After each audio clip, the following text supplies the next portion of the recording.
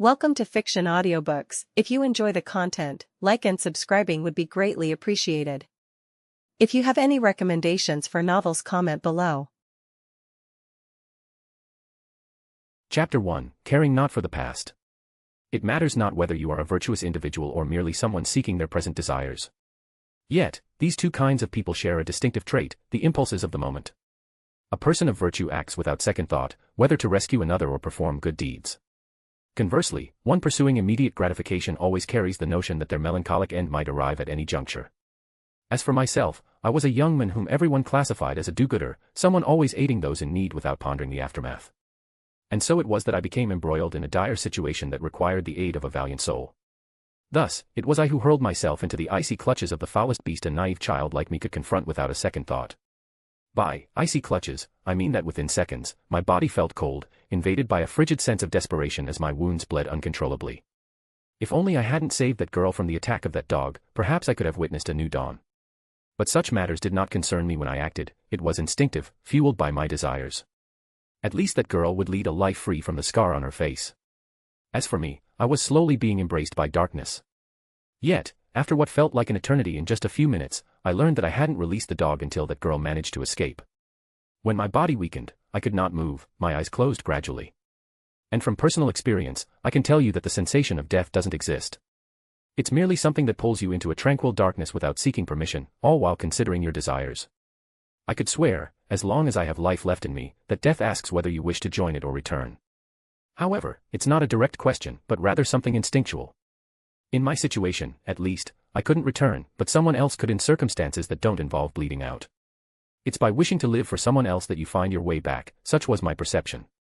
To die at the age of 13 isn't what one would call life, I hadn't even experienced my first love. At least now, I know that I cannot best a wolf in a one-on-one fight. All I want now is to sleep.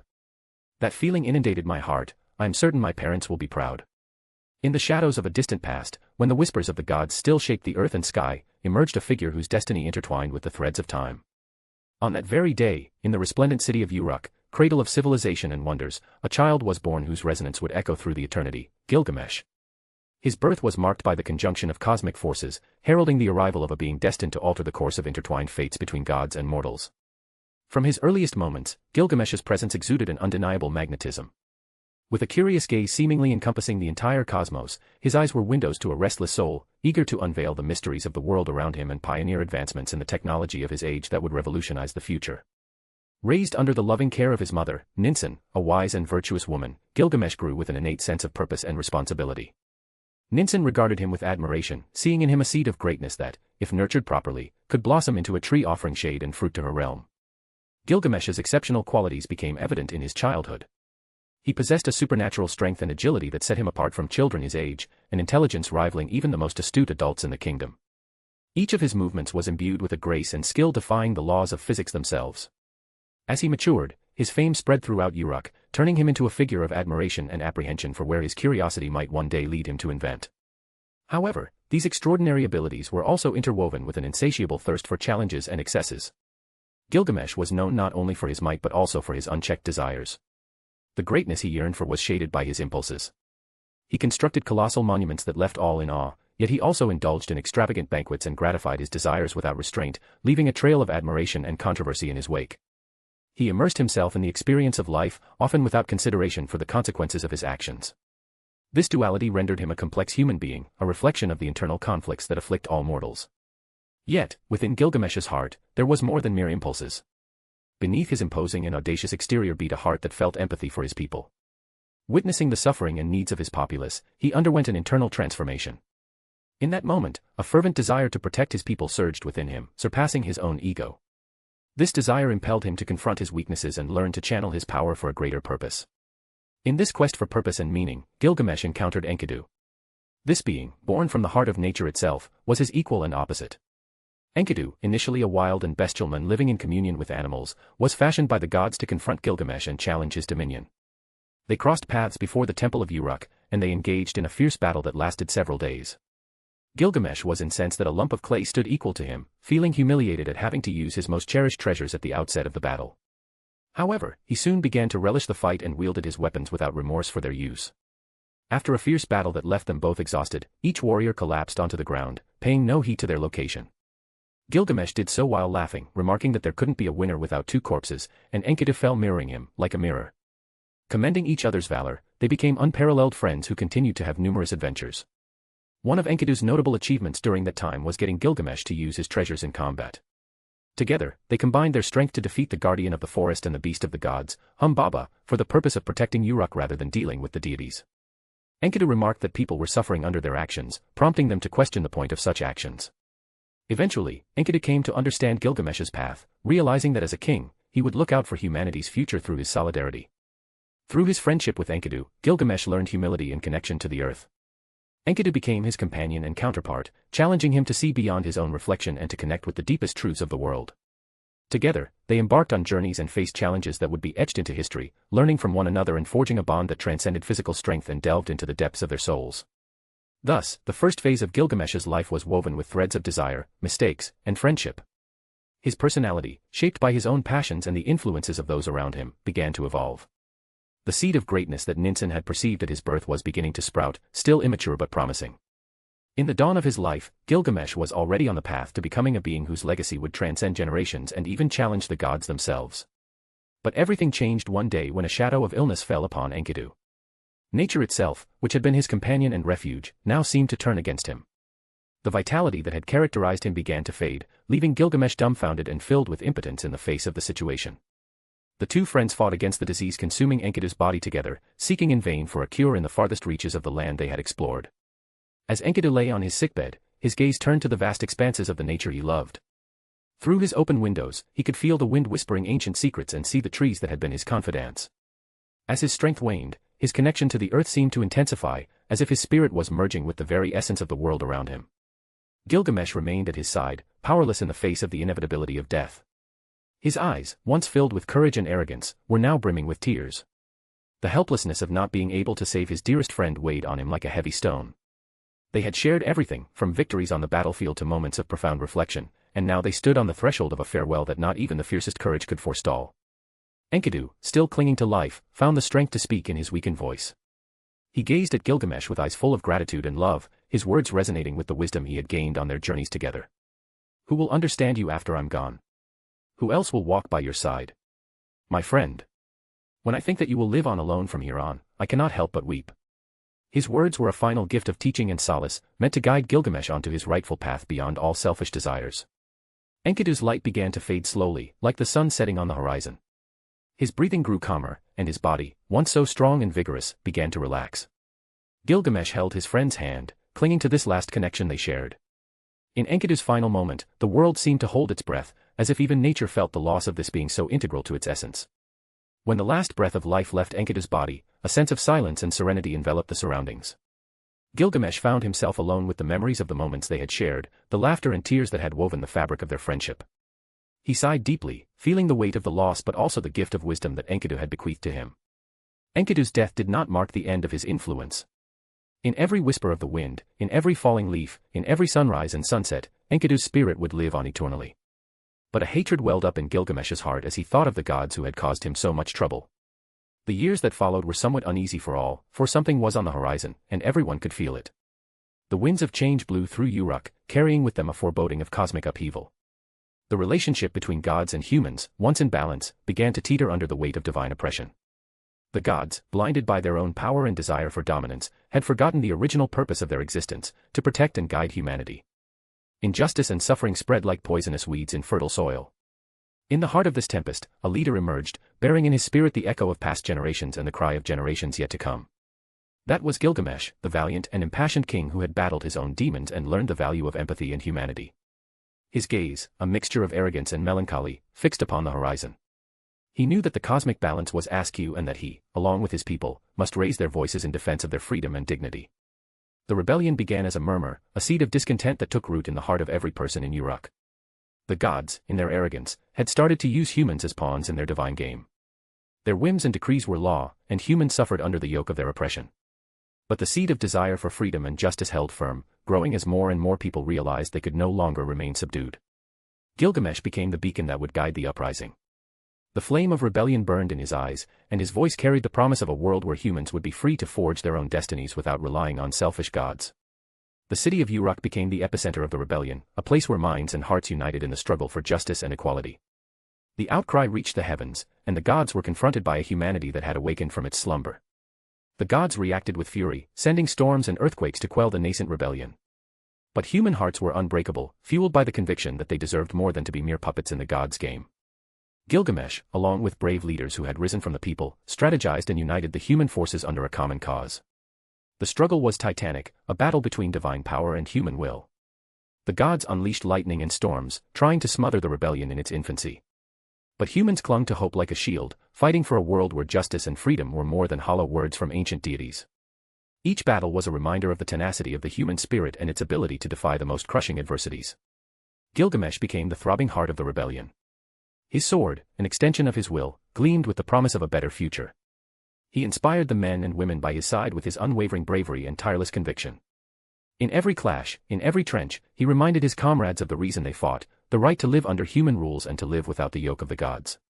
The struggle reached its zenith in an epic battle that would resonate in the annals of history. Humans faced the gods in a confrontation that shook the very foundations of the world. On the battlefield, Gilgamesh confronted the last apostle of the gods with the same passion and courage he had shown at every step of his journey. His sword rose like a symbol that humans could shape their own rules. In a fierce showdown, Gilgamesh and the humans defied divine powers. With every blow, they recalled the human flaws and desires that had shaped them. The battle was a whirlwind of action and emotion, a clash of forces that mirrored the internal struggle of every human being for their own dignity and purpose in the world.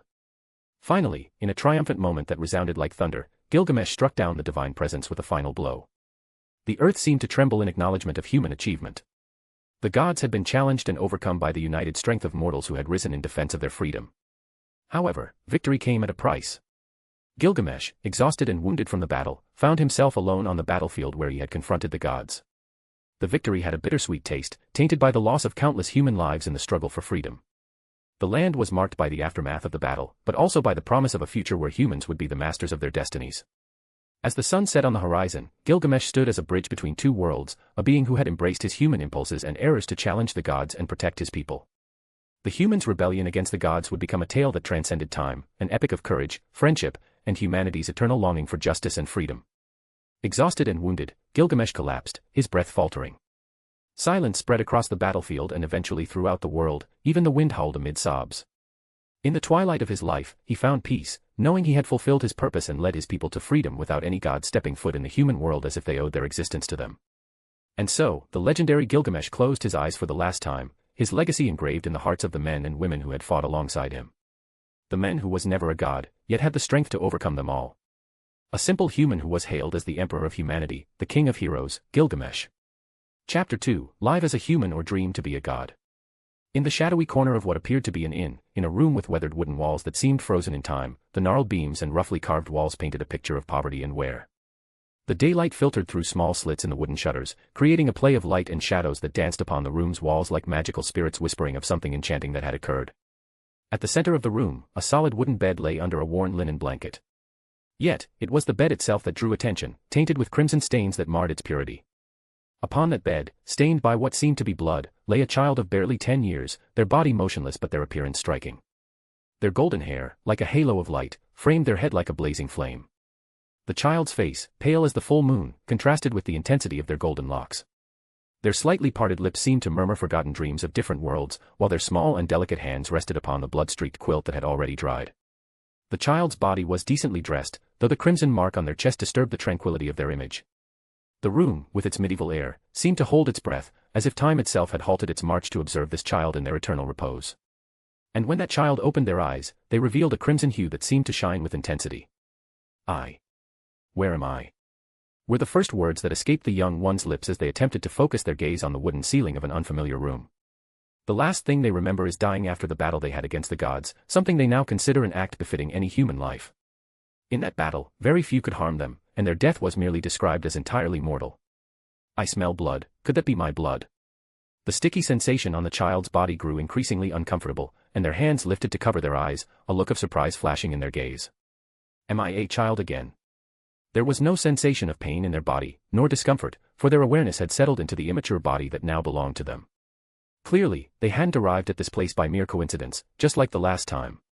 The blood on their body had to belong solely to their body, but the strangeness of it all was that there wasn't a single open wound. Perhaps someone had healed them after injuring them, and that meant they were not in a safe place now. With these concerns in mind, the child struggled to get up from the bed and, still dizzy, made their way to the window of their room. There was nothing out of the ordinary, normal people walking civilly at this time of day. The medieval touch was quite evident. The way people dressed and how they carried swords at their hips. Along these cobblestone streets, the facades of houses leaned toward each other, creating a sort of architectural embrace that provided shade and a sense of proximity. The windows were small, framed with carved wood or hewn stone, allowing only glimpses of the bustling life within. The scent of freshly baked bread mingled with chimney smoke and the sweetness of dried herbs hanging from doorways. The clinking of blacksmiths and the chants of wandering vendors filled the air, creating a unique symphony that enveloped every corner. Prince Gilgamesh. Has anyone seen Prince Gilgamesh? That's my name, yes, the very name of my previous life. Gilgamesh let out a faint sigh and stepped away from the window to avoid being seen. As he had heard, he was a prince, and it seemed they were looking for him.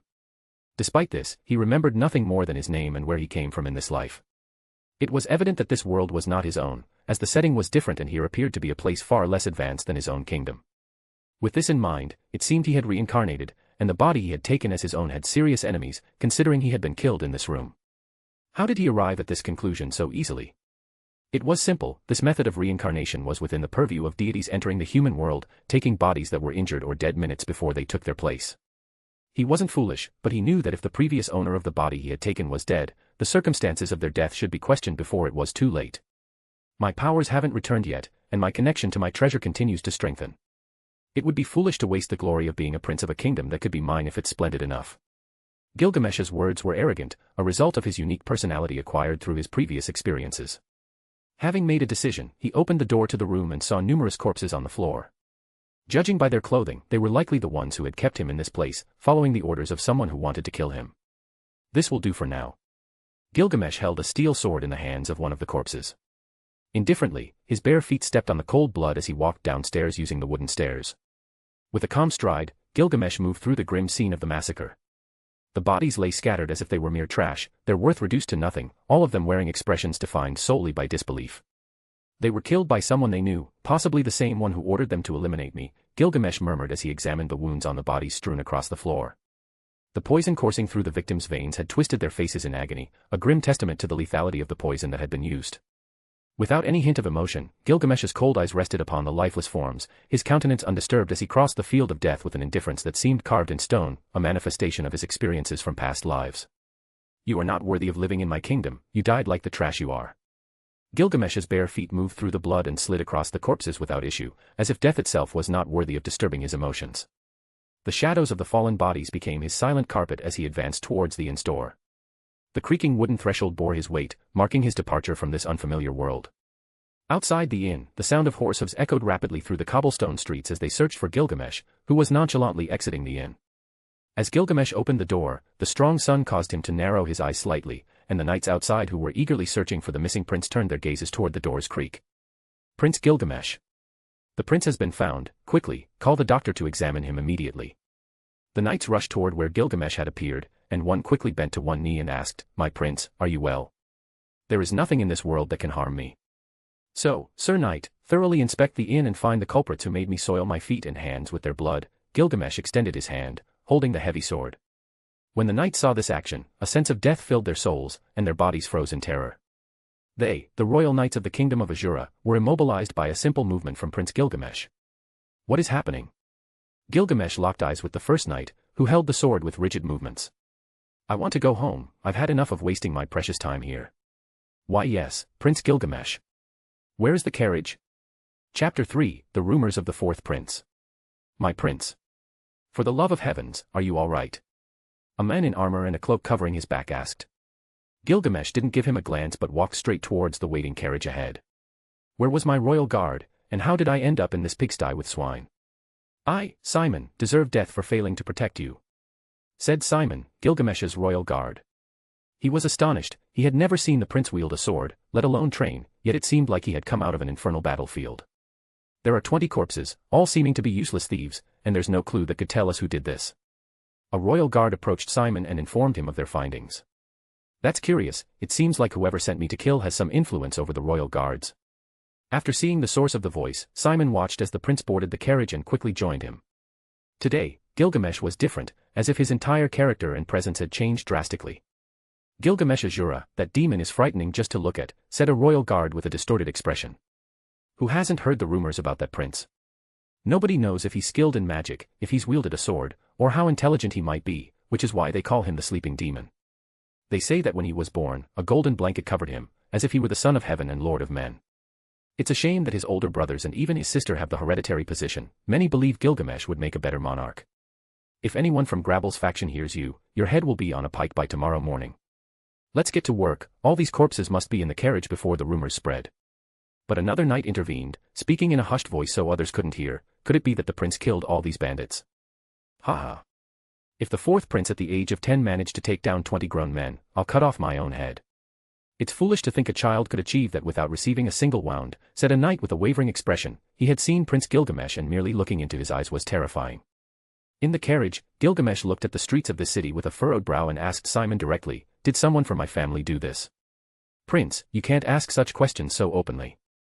Simon didn't know how to respond to Gilgamesh, this prince who wasn't supported by any noble family.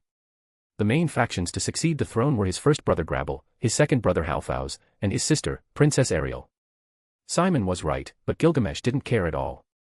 Nor did he care about what happened before he took over this body as his own. All that mattered now was seeing what there was to see in this world, so new yet strangely familiar. This kingdom didn't matter to him, nor did the succession of the throne. He had ruled as a king before, and that was enough for him. What he wanted now was to travel, maybe find one or two wives who piqued his interest and deserved his love.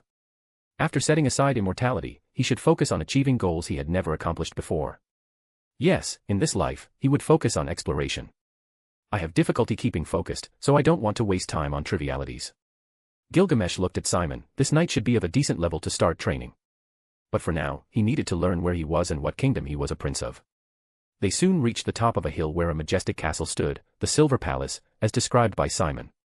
Surrounding the palace were enormous mansions belonging to the high nobles. Boulevards extended beyond the city's surrounding walls. As he understood it, he would be staying in this place for some time until he regained his powers. Gilgamesh. A woman shouted and quickly made her way to the carriage's door. Princess Ariel, the fourth prince, asked for rest in his chamber as he's still feeling a bit dizzy. Simon, who saw the princess approach Gilgamesh, intervened immediately as he had been instructed. "Are you all right, brother?" Ariel didn't care about the words of a knight, she just wanted to know if her brother was well. "You're a princess, behave like one, or people behind your back will think you're weak." Gilgamesh looked into Princess Ariel's eyes and told her, "Furthermore, I'm fine. From today onwards, there's nothing in the world that can think of killing me."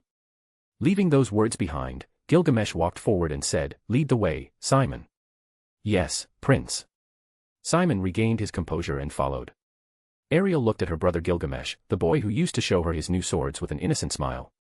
Now her brother had changed. She didn't know if Grabble's faction had wanted to get rid of her younger brother, but she would find out. Do they still not know who kidnapped Prince Gilgamesh? Ariel asked in a cold tone, letting go of her noble composure. Her servant said in a doubtful tone, "Princess Ariel, the reports say it was a group of bandits identified in the search and capture reports. They were all killed by a violent and deadly poison, so there's no evidence."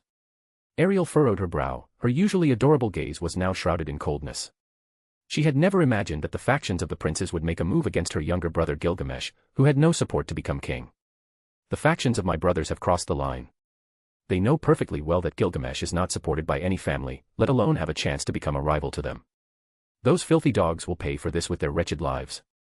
Ariel's servant quickly said, "Princess Ariel, regain your composure. First, we should be thankful that the fourth prince survived. It's not good for you to lose control in that manner, it could lead to problems." Ariel nodded as she regained her calm demeanor. To be honest, she had lost her composure, and that wasn't something that should happen if she wanted to appear in control. This way, at least she wouldn't appear weak, as her little and adorable brother mentioned. Chapter 4, Surroundings of Nobility. Asura Kingdom, capital Rs, Silver Palace. It was a chilly night. Gilgamesh sat on the balcony of his room, sipping on hot tea. Though he would have preferred a fine wine from his special cellar, he was but a child, and the alcohol his young body could handle did not currently satisfy his desires. "It has already been a week," Gilgamesh mused, taking a sip of black tea. The memories of this body were never granted to him, so he had to learn everything from scratch. It turns out he is the prince of the Asura kingdom and is in the third position in line for the throne of this realm, considering only his brothers. If his sister entered the line of succession, she would be second, leaving him in the fourth position. As he had researched, the Asura kingdom is a human realm with the largest national power in the world, located in the western area of the central continent. It is one of the most abundant and prosperous regions globally, thus, becoming the king of the Asura kingdom is equivalent to becoming the richest person in the world. However, none of this mattered to Gilgamesh, as both the nobles and many of the inhabitants of this kingdom were worse than scum. None of them deserved to have him as their monarch, and he had no interest in taking the throne from the man who was now his father. Despite the abundant resources found in this region and the relatively few monsters that appear in the vicinity, which makes the Asura kingdom flourish with its people, Gilgamesh held his previous reign in high regard, and only a few individuals were worthy of living in his realm if it still existed. In this capital of the Asura kingdom, named Ars in honor of a hero who led his comrades to victory in the first great human-demon war, it was also the largest city in the world. The headquarters of the water god sword style could be found here, where knights trained. Ars also boasted a massive colosseum, a beautiful knight training ground, exquisite temples for the Saint Meles religion, an aqueduct system that spanned the entire city, and the headquarters of the world's largest commercial enterprises. However, even though it was the largest city in the world, it was a challenging place for adventurers to make a living. This was due to the fact that knights were regularly dispatched to exterminate monsters in villages and towns, leading to very few extermination missions being organized. In its vicinity lies the Fatoa region. The Boreas Greyrat family governs that region and is famous as the land of perfume. Gilgamesh mused, stirring his teacup with great interest. As for the Nodos family, it's famous for being considered the land of alcohol. I hope their praises are worthy. Gilgamesh had developed a strong desire for wines, which is why he had collected hundreds of thousands of bottles of the finest quality according to his taste. But he had heard from his recently hired history teacher that most of the wine consumed in celebrations was produced in Milbits. I'll end up with the Donati and Wishiri families, neither of them really interests me. Gilgamesh then looked at the names he had written down on a sheet, and these were his brothers, the princes of the Asura kingdom. What a bunch of misfortunes, none of them is worthy of becoming a monarch, but considering the state of this kingdom, I didn't expect any less. Gilgamesh shook his head, left the balcony of his room, and went straight to bed. He was slowly getting accustomed to the rules and power divisions in this world. He had heard interesting things, so he just had to wait until he regained some of his powers. The next morning. Boom. Boom. Boom. The wind blew as Gilgamesh struck a woolen dummy over and over again. His wooden sword moved swiftly, and the strength hidden in each of his attacks was highly abnormal. Next to him were some broken wooden swords and pieces of training dummies on the ground. All of this demonstrated how hard Gilgamesh had been working to sharpen his senses and gain better control of his body. The first in the line of succession is your brother, Prince Grabalzofen Asura, who will ascend to the throne if the succession line is considered. His desire to claim the throne is great, and he is very skilled in politics. A middle-aged man in neat and high-quality attire stood beside Gilgamesh, who was vigorously swinging his wooden sword. The history teacher and advisor looked at the young prince and broke into a cold sweat after getting a closer look at his character. You may continue. Gilgamesh said without even glancing at the elderly man. The second in the line of succession is your sister, Princess Ariel Anamoy Asura. She hasn't shown her desire to rule, but she's the second most supported after your elder brother, the first prince, and she's your father's only daughter. As for your second brother, Halfaus, he is the third in the line of succession and possibly has the most support from the noble families of the realm. All of this information, of course, comes from personal research I have conducted over the past few years. Standing beside the elderly man was Simon, who stood like an unmoving structure. He had curly, unusual hair and wore a robe over his silver armor. His eyes were fixed on Prince Gilgamesh's swordplay. How had his prince become so fierce with a sword? As for the alliances supporting your two elder brothers. Before the teacher could finish his words, Gilgamesh swung his sword, shattering the woolen dummy into 1,000 pieces. Boom. Since the incident at the inn, my two brothers haven't shown up to check on my condition. Of course, they must have heard the results without coming here, but that's rather suspicious, Gilgamesh said in a disdainful tone, accompanied by an ironic smile. Prince, please mind your words. Simon said, a little worried about the repercussions Gilgamesh's words might cause. This knight worries too much about nothing. I suppose it's because he has no idea how far I can go if I set my mind to it. But that's a boring idea. I've already ruled what I had to rule, so being a king in my new life is not up for discussion. Prince, you've been training intensively for 2 hours, I recommend you take a break. However, no matter how much fear Simon felt toward the current Prince Gilgamesh, his job was to protect him, and he didn't want to fail again. You're right. Looking at his hand, which was rapidly healing, Gilgamesh agreed. He had been maintaining this training pace to adapt to the size of his body, and it must be said that it was more challenging than he had imagined. May I continue? The teacher hesitated about what to do after his narrative was interrupted. Gilgamesh frowned, feeling a pair of eyes staring at him through the window. He walked slowly to the wooden sword rack, took one in his right hand, and approached the window. "You're quite far away, but if you let your guard down, you'll die." Having said this, Gilgamesh launched his sword at a terrifying speed. The disturbance of the wind caused the window curtains to flutter, and books along with empty teacups flew to the sides. "This is..." The teacher had a pale expression. What was happening with Prince Gilgamesh? "Is there something I should know?" Simon asked, genuinely confused. Gilgamesh's attitude was very difficult to predict, so whenever he didn't understand something about what he was doing, he would ask directly. "Not at all, it was a bat that seemed to be rabid. I just scared it away as it could infect someone with its disease." Gilgamesh waved his hands and looked at the teacher, who appeared to be paralyzed. "You can continue, pay no mind to my demeanor." "Oh, yes, I'll continue." The teacher adjusted his tone and said, "Those are your two brothers and sister who are in the line of succession, so you, being the third of your siblings, would make you fourth in line." After hearing the introduction the teacher had prepared for his request, Gilgamesh displayed a satisfied smile. This realm was as decadent as any other, with princes and a princess engaged in an intense battle to claim their father's throne while factions sought a foothold for future gain. As he correctly understood, he was the youngest of the princes, so the factions supporting those who aimed to become rulers did not see him as a potential threat. He was indeed an obstacle, but no one knew him well enough to reach such a conclusion. However, the blatant assassination attempt against him must have been orchestrated by someone from his siblings' faction. As for who the culprit was, as long as they didn't trouble him further, Gilgamesh would let the matter go for his peace of mind. While still debating what to do, Gilgamesh realized he had an easy path to do as he pleased. After seeing for himself what this kingdom had to offer, he would begin visiting other historically curious places. Chapter 5, Magic and Swords. Regarding magic. The teacher wanted to start his explanation on magic when he was abruptly interrupted by Gilgamesh. "That's enough for today. Tomorrow, I'll start with my magic class if I feel like it, after my sword training," Gilgamesh said as he turned to Simon and instructed, "Inform the royal knights in training that I'll visit them tomorrow. They'll be my warm-up rivals, and I'll test what the future royal guard is made of." "Yes, my prince. I'll convey your message." Simon had learned one thing, and that's why he remained Gilgamesh's knight. He couldn't contradict or underestimate the prince's abilities under any circumstances, or he knew he would lose more than just his head. He was unaware of what kind of experience Gilgamesh had during his abduction, but to come out unscathed and without any psychological issues, he was definitely a demon that no one had the slightest inkling of. "Very well, then you both may leave." "Then we shall take our leave. You can ask me anything at any time as long as you inform any guard in the vicinity that you are looking for me." Simon bowed, and he and the teacher left the room. Once they were gone, Gilgamesh snapped his fingers, and a golden ripple materialized in the air. Without any surprise, he reached his hand into the shimmering space and pulled out a ring with a pearl embedded in it. This ring was anything but normal. By possessing it, the user could see hundreds of meters without the need for a telescope. Undoubtedly, a magical item that would be very useful to Gilgamesh, as he found it tiresome and irritating to exert more effort than necessary to solve the problems he was being dragged into. "I suppose I'll have to pay my brothers a visit, because if they don't ease up on their surveillance around me, I'll have to make one of them disappear without a trace." If someone were to hear Gilgamesh's words, they would undoubtedly think he was lying or it was a simple joke made by an immature child. However, someone experienced in life and with superior power would take Gilgamesh's words as a warning of his future actions. For Gilgamesh, it was easy to solve these problems. It simply involved killing one of his brothers, and that would be the most troublesome of the two, not considering his sister.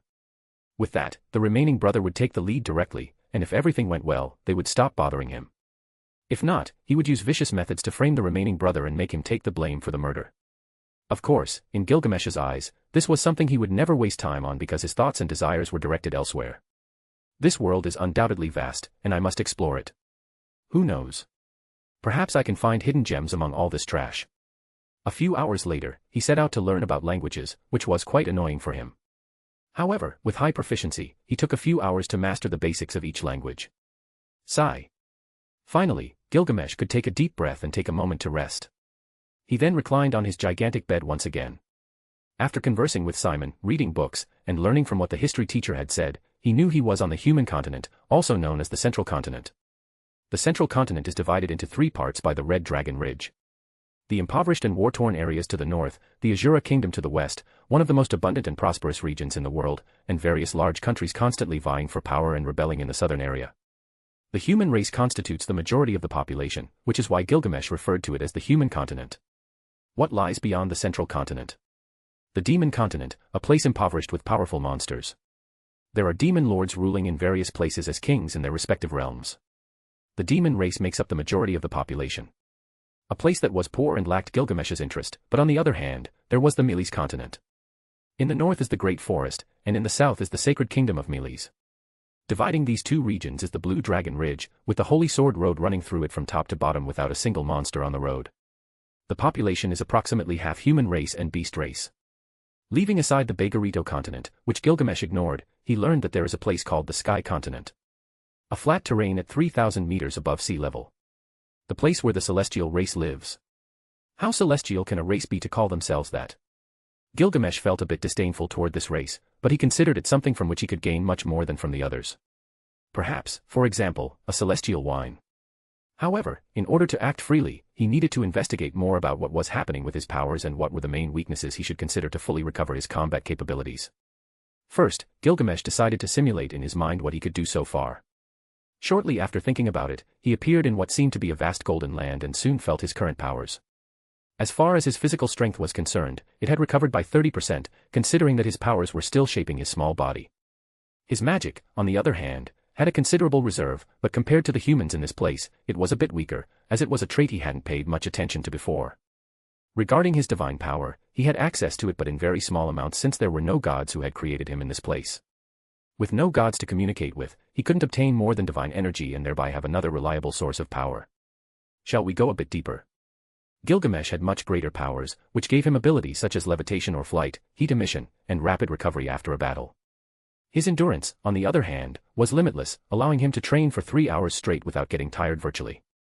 In this world, there was no one who could have at least this ability, and that gave Gilgamesh a superior status comparable to that of the gods. After all, he had eliminated them on Earth with his abilities at their peak. After a week, his initial concerns about not having full access to his powers had caused him some frustration. However, now that he could summon any of his treasures, like Enkodu or Ea, which had accompanied him in this world, and what he liked most was having his golden armor intact.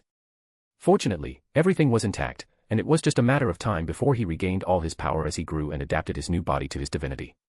So, any gods or strong enemies in this world did not fall within his immediate concern, as a battle against them would inevitably happen eventually. The rankings of swordsmen in this world are very annoying, something that only exists to satisfy the egos of the strongest and create a clear division to look down on those who aren't officially evaluated, Gilgamesh mused as he toyed with an extremely precious dagger in his hands. I should gain some fame so that the insects stop buzzing around me. In addition to that, Gilgamesh, who seemed much more passive than usual, thought about what he could do and murmured, I could certainly gather all the treasures of this world. That could be a fun goal. Although he had collected the treasures of his previous world, the need to keep doing so gave him an exciting tingling in his stomach. The Gate of Babylon, where he kept all his most precious treasures, had accompanied him in this life, making his ambitions smaller. He had everything, practically in the last war he had participated in, he had taken countless weapons, and they all were in the Gate of Babylon. He had legendary sheep, weapons that could destroy the largest city in this world, and spears that could pierce even gods. With this, the new enemies who might direct their attacks toward him would become child's play. Every passing hour, his super strength and speed continued to increase. If compared to swordsman's strength, he could now easily, without using his divine weapons, have the strength surpassing that of a sword king, although his proficiency with other weapons might be lower. After all, he wasn't known for being a master with every weapon in his treasury, his power relied on the powerful weapons he had collected throughout his life. That's why even if he set his mind to it, in his current state, he could defeat any enemy below a god. As he understood it, there was a dragon god walking in the world, and if he ever got bored, maybe he could pay a visit and test the gods of this new world. But back to the main topic, Gilgamesh was very powerful. So much so that he didn't know what to do in this world. There was nothing that could drive him to achieve brilliant goals, let alone toil to reach the pinnacle in this world and see how far the strongest could go in this new world. Chapter 6, The Enigmas of Life. Early the next morning, Gilgamesh woke up, and after a morning workout to further improve his physical skills, he was ready to visit the knight's training ground. But before that, he needed suitable clothing, not those supposedly high-quality garments and jewels that had no value in his eyes. As a personal preference, he chose the most advanced and fashionable attire in this world. However, it still didn't quite meet his discerning tastes, so he made some modifications to his outfit and smiled when he was satisfied. Among all the clothes they brought, this one is better. What do you think, my lady? Gilgamesh looked at himself in the mirror, and a servant standing nearby, who happened to be human, trembled a bit at his question. That style of clothing befits your great features, Prince. The Famali servant replied with a slight bow before stepping aside. The servant's response, of course, satisfied Gilgamesh, who, after wearing a necklace with golden fangs and 2 matching bracelets on his wrists, looked at himself in the mirror once more. In addition to that, his ensemble consisted of a white long-sleeved shirt and black pants, accompanied by a matching belt and discreet boots to complete the outfit. The body jewelry complemented his hair and eye color, giving him a truly desirable appearance. His life since waking up in this world had been very busy. More than once, he had tried to take a break and let things unfold as they may, but that didn't last long. Living without purpose was something he despised in people, and he would not become one of them. "Hello, Prince Gilgamesh." Gilgamesh looked up, greeted Simone in front of him, and smiled. "Is everything ready?" "Without any problems, we can set off whenever you wish." Simone, in his characteristic heavy and bulky armor, walked behind Gilgamesh as they headed toward the carriage. Judging by his appearance, he should be around 30 years old at most. A long sword and a short sword hung quietly on both sides of his waist, and the sharpness of their edges indicated that they were high-quality blades. From his appearance, he should be among the mid-tier warriors on the knight's power scale. As Gilgamesh walked towards the carriage, he picked up a small stick from one of the bushes, all the while being observed by Simone. With Gilgamesh's recent changes, his true personality had clearly been revealed without any restraint. Simone had seen him only a few times, as he always remained locked in his room either reading or training silently, which he had only recently discovered as his routines had become more active. At first, Simone thought Gilgamesh was a complete useless individual, far removed from all the rumors and mysterious movements surrounding him. But that image disappeared after witnessing the strength and training he went through every time he saw him. If everything continued without any issues, Simone was certain that Gilgamesh would become one of the strongest in the new generation. That's why he remained steadfast, following every one of his orders, no matter what they entailed. He knew that his future would be influenced by the prince he had chosen to protect, and he would press on regardless of the consequences. As a powerful knight who had risen to the position of guarding one of the princes of the Asura kingdom, Simone had a unique ability. He could see a person's talent with just a glance. Yet, in all his years of experience, it was rare to witness someone grow so strong in such a short span of time. Previously, from his past conversations with Gilgamesh, Simone could sense that the young prince wasn't humble or tyrannical. He was arrogantly confident and always carried a trace of humanity in his actions. Simone had heard from Princess Ariel that, although the young prince had never displayed his talents, he had the potential to be as powerful as he set his mind to be.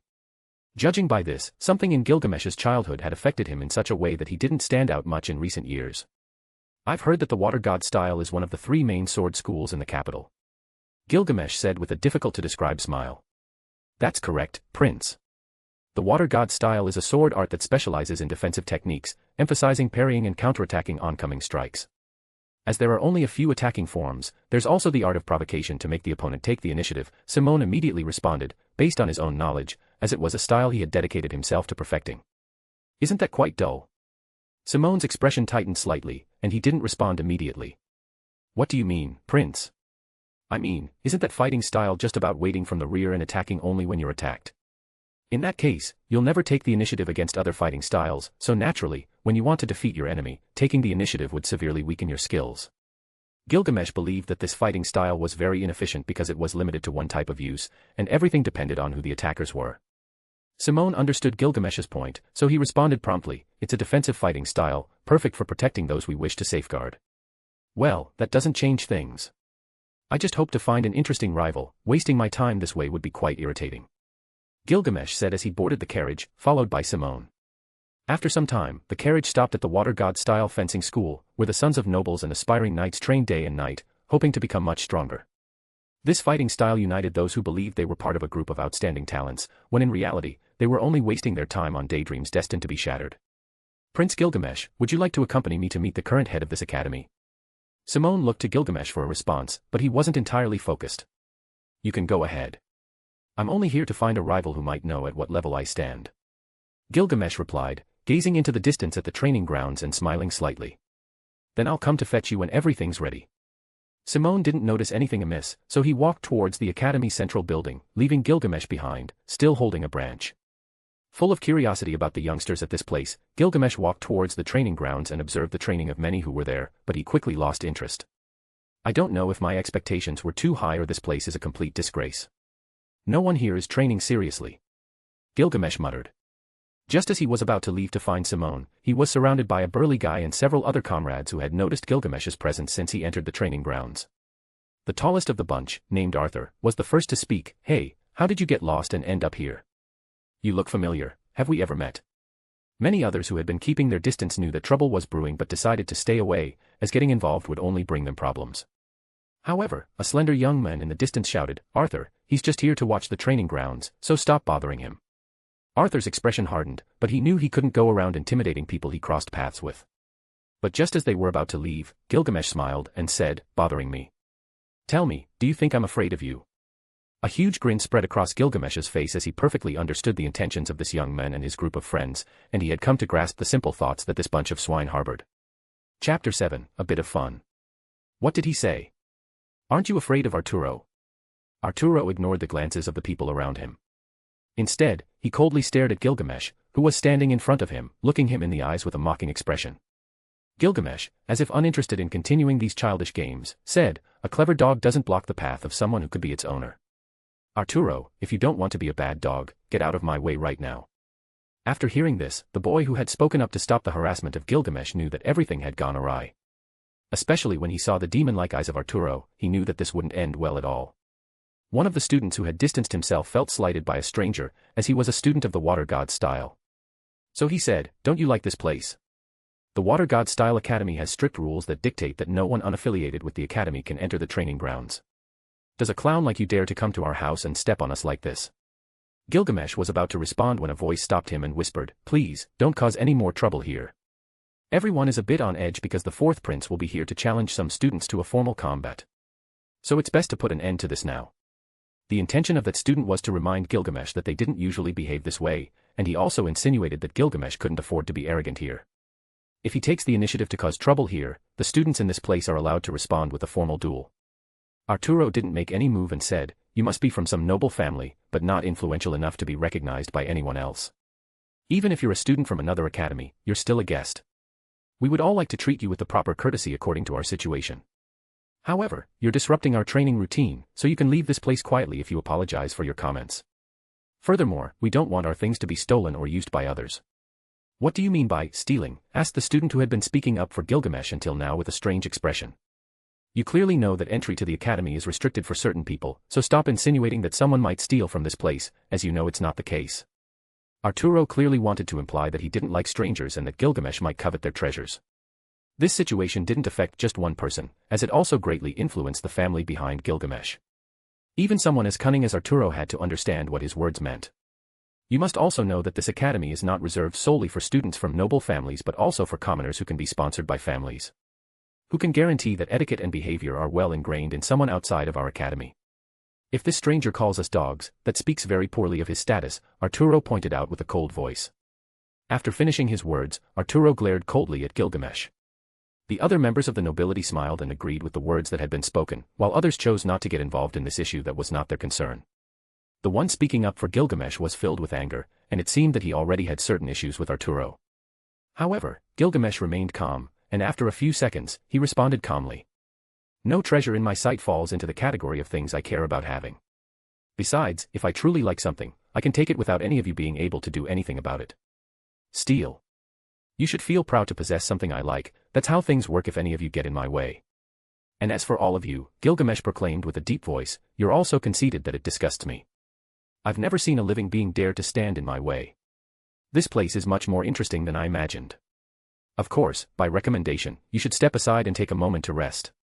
You damn idiot. If you wish to be arrogant, then I'll teach you to respect me by force." Arturo, infuriated by Gilgamesh's words, unsheathed his sword. "Arturo, if you want to fight someone, fight me," said the boy next to Gilgamesh. Having witnessed Gilgamesh's arrogance, he knew that Gilgamesh was not an ordinary person, so he decided to step forward and stop this problem that had escalated to incredible levels. At the same time, he believed that Gilgamesh had never held a sword before, so he took a step forward and assumed a defensive stance. Fury exploded in Arturo's eyes. Being called a dog and having his possessions called trash were things he could not accept under any circumstances. But Gilgamesh in front of him dared to insult him in this manner, so he would give him an unforgettable lesson. Gilgamesh slowly pushed the boy next to him, who seemed ready to fight for him, so he calmly said, "Your name is Arturo, right? I can see those eyes ready to kill, so you must be prepared to die as well." Well. This is excellent." Arturo, who seemed to have heard a joke, burst into laughter. "This is the funniest thing I've ever heard. Can a stranger like you kill someone who is in the advanced standard stage of the Water God style, like me? So be it, I'll give you that chance to prove otherwise." Knowing that Gilgamesh was just a stranger who had come to insult them, they knew they could do this, while other students lamented the outcome of this battle. Do you want to fight as an advanced standard practitioner against someone whose strength you don't know? You don't even know who he is. Your arrogance is certainly a testament to the titles Arturo has received. Gilgamesh didn't seem upset. On the contrary, he was being entertained in this way, so he said, "Very well, everyone can bear witness to this battle." After saying this, Gilgamesh headed toward the combat stage. Listen. This is impossible. Arturo is just steps away from leveling up in swordsmanship. Even if you're here to assess his skills, you won't be able to do anything if you accept a formal duel with so many witnesses. It's okay, he's just an advanced standard practitioner. However, even a sword saint in this place dares to challenge me. Depending on my mood, I might run them through with a sword as well. Gilgamesh pushed the kind-hearted young man who had spoken up for him from the beginning and asked, "By the way, what's your name?" "My name is Lorien, no last name or affiliation other than being a student of this academy." Lorien had recognized Gilgamesh, but since he hadn't introduced himself as the prince, he decided to remain silent. A good name, so just watch from the sidelines what true desperation looks like for people who can't recognize the strong. Lorien's head began to buzz. His first thought was that this prince had gone mad. Gilgamesh wasn't recognized for strength or appearance, but he definitely wasn't stronger than Arturo, who had been training in the water god style for over 7 years. At most, Prince Gilgamesh could be in the early stages of an advanced standard practitioner in some martial art, but he wasn't comparable to someone who surpassed him in experience and age. Lorien immediately regained his reasoning and went to find an instructor. He knew that if this fight continued, someone would likely be seriously injured, and there was even a danger of death. Chapter 8, Gilgamesh's Strength. The fight between Gilgamesh, a boy nobody knew, and Arturo, an advanced standard practitioner about to take a ranking test, was intentionally spread by the disciples of the Royal Water God Style Academy. The word about this quickly spread through the academy without any instructors intervening, as the higher-ranked ones were in a meeting with Simon. Arturo held considerable influence and popularity within the academy for achieving a stage that very few had reached, being recognized as a sword saint at the age of 18, which was a significant achievement considering he had trained within the academy for less than 8 years. In this month, he would be officially recognized as a sword saint, so everyone already knew of his strength. Here, he was considered a genius, whereas in other places, he might have been seen as unattainable. However, in Gilgamesh's eyes, he was nothing more than an incompetent. Even the adults who heard about this duel were surprised. They challenged Arturo. He's a nobody. It said he came to disrupt the training of the younger ones and even called them dogs. Despite his unknown skills, Arturo possesses incredible combat physique. Does anyone have any idea if that boy stands a chance against Arturo? Some of the academy students who had never heard of Gilgamesh were highly intrigued. It was normal. Not just anyone could enter the academy, let alone challenge one of the most promising swordsmen here with such confidence. No matter how crazy one was, they wouldn't face someone who could easily leave them crippled. On the other hand, no one really knew Gilgamesh, as only a few had seen him in recent years. Furthermore, Gilgamesh's current appearance differed greatly from the previous owner of his body. Taking this into account, it's also worth considering that he had never been presented to the public at noble banquets or birthdays like his other two brothers. Everyone is worrying too much. No matter who this boy is, if he's someone who accepted a formal duel, it doesn't matter if he's from royalty.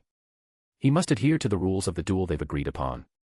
But since nobody knows him, he's probably just a piece of trash from a noble family. By looking at his hands, we can tell he hasn't practiced any sword usage because of them. One student replied mockingly. Could he be a wizard? After hearing this question, the older individuals who knew nothing about Gilgamesh became even more perplexed. A wizard facing a swordsman in a confined setting. If that were the case, that wizard either didn't value their life or was severely misinformed. Not only was the water god style one of the strongest combat styles, but it was also specialized in dealing with wizards and defending against various types of attacks. Should we interfere if things get bloody? Arturo is known not to stop attacking until his opponent surrenders completely. He's like a rabbit that has lived its whole life in a burrow, a complete idiot. A significant number of people lost interest, believing that the fight would end after just one move. In their eyes, a single move from Arturo was enough to defeat Gilgamesh. This news eventually reached the ears of some instructors who were not present at the meeting and guards from various locations. They ignored the issue, considering it a child's game that would be resolved through the formal duel. One of the instructors who was well informed about the situation remarked, "The fourth prince must be completely insane. Maybe this is for the best to prevent him from causing trouble in places where he can't be protected. Leaving someone crippled is nothing to be proud of, but if that prince, who hasn't left his room since birth, tarnishes his family's name, let this be a lesson." This comment caused some instructors to furrow their brows. After all, it was still the fourth prince. In the present, they could kill you for anything, and if it turns out that this prince is a hidden talent who has concealed his strength since birth, the one who might end up in a bad state is the boy named Arturo. After all, they had heard about the incident at the inn where many had died, and the fourth prince emerged unscathed. There are three factions supporting the princes and the princess, all vying for the throne of the Asura kingdom. These three had been paying attention since Gilgamesh showed his teeth, waiting to see if it was wise to attack or better to stay on the sidelines. Realistically, Prince Gilgamesh was just a boy destined to die at the hands of one of his siblings at any moment before the true Gilgamesh arrived in this world.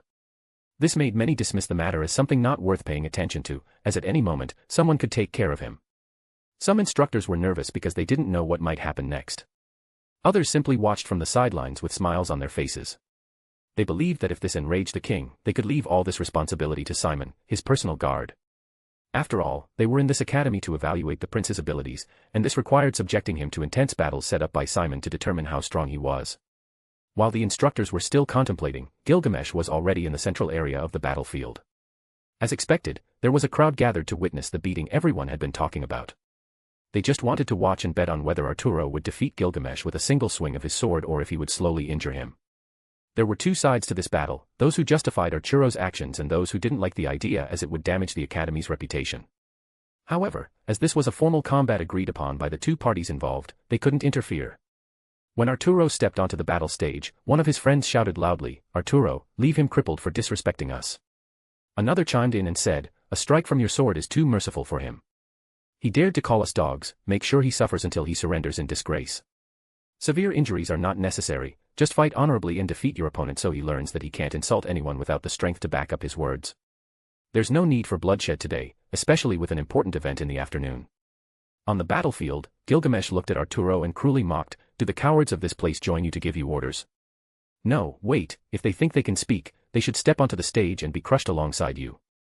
I'm disappointed, I never imagined there would be such trash in a knight's academy. You damn fool, I only need one swing of my sword to take your head from your body." In an icy tone, Arturo raised his head proudly and looked down at his opponent. "Ha ha ha, you're a damn bad dog.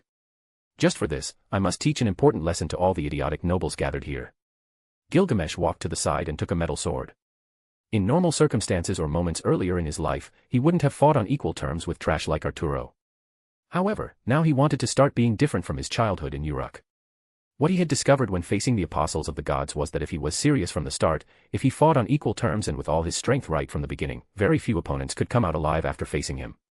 Plus, he enjoyed seeing their expressions when he severed their limbs with his sword. "Come on, my dog, if you want to fight, let your skills speak and stop spewing so many useless words." Gilgamesh responded with open disdain for his opponent. His left hand gripped his sword tightly, pointing the edge toward Arturo, and with a cold tone, he proclaimed, "Make your move. Die." Enraged by the contempt Gilgamesh had shown him in front of everyone, Arturo made his first move without knowing his enemy's capabilities. With his fighting energy, a sword strike capable of cutting through anything materialized in the air, as fast as lightning. The fighting energy coalesced at the tip of the sword and aimed straight for Gilgamesh's heart, accompanied by all the fury Arturo had mustered. Gilgamesh restrained his strength to toy with Arturo, so instead of retreating, he took a step forward. With each step he took, the sword in his left hand glowed with a golden hue and spun like a vicious serpent. With a simple sword movement, he completely deflected Arturo's furious attack. There was a scraping sound, indicating the contact of a sword's edge with clothing, and it reached the scene. Arturo's sword cut a small piece of Gilgamesh's clothing, narrowly avoiding any harm. Though it didn't injure him, it had damaged his attire, which meant a lot to Gilgamesh, who had matched his strength to Arturo's. Damn it. Arturo smiled coldly until he realized that his still advancing sword had veered off, beyond his control, and his opponent's right hand began to move. With his vision obstructed, Gilgamesh's left hand, which held his sword, disappeared from Arturo's field of view. In just one exchange of attacks, Arturo lost sight of what Gilgamesh did next. Well. Gilgamesh's sword attack was ruthless and ferocious. Those who noticed it opened their eyes in horror. This attack doubled Arturo's speed, and with flexibility, he moved and appeared at his enemy's sword in the blink of an eye. Those who didn't know what was happening cheered for Arturo, believing he had landed a hit on Gilgamesh's shoulder. However, in the same second Gilgamesh appeared on Arturo's back, his sword still spinning, several high-ranking instructors arrived.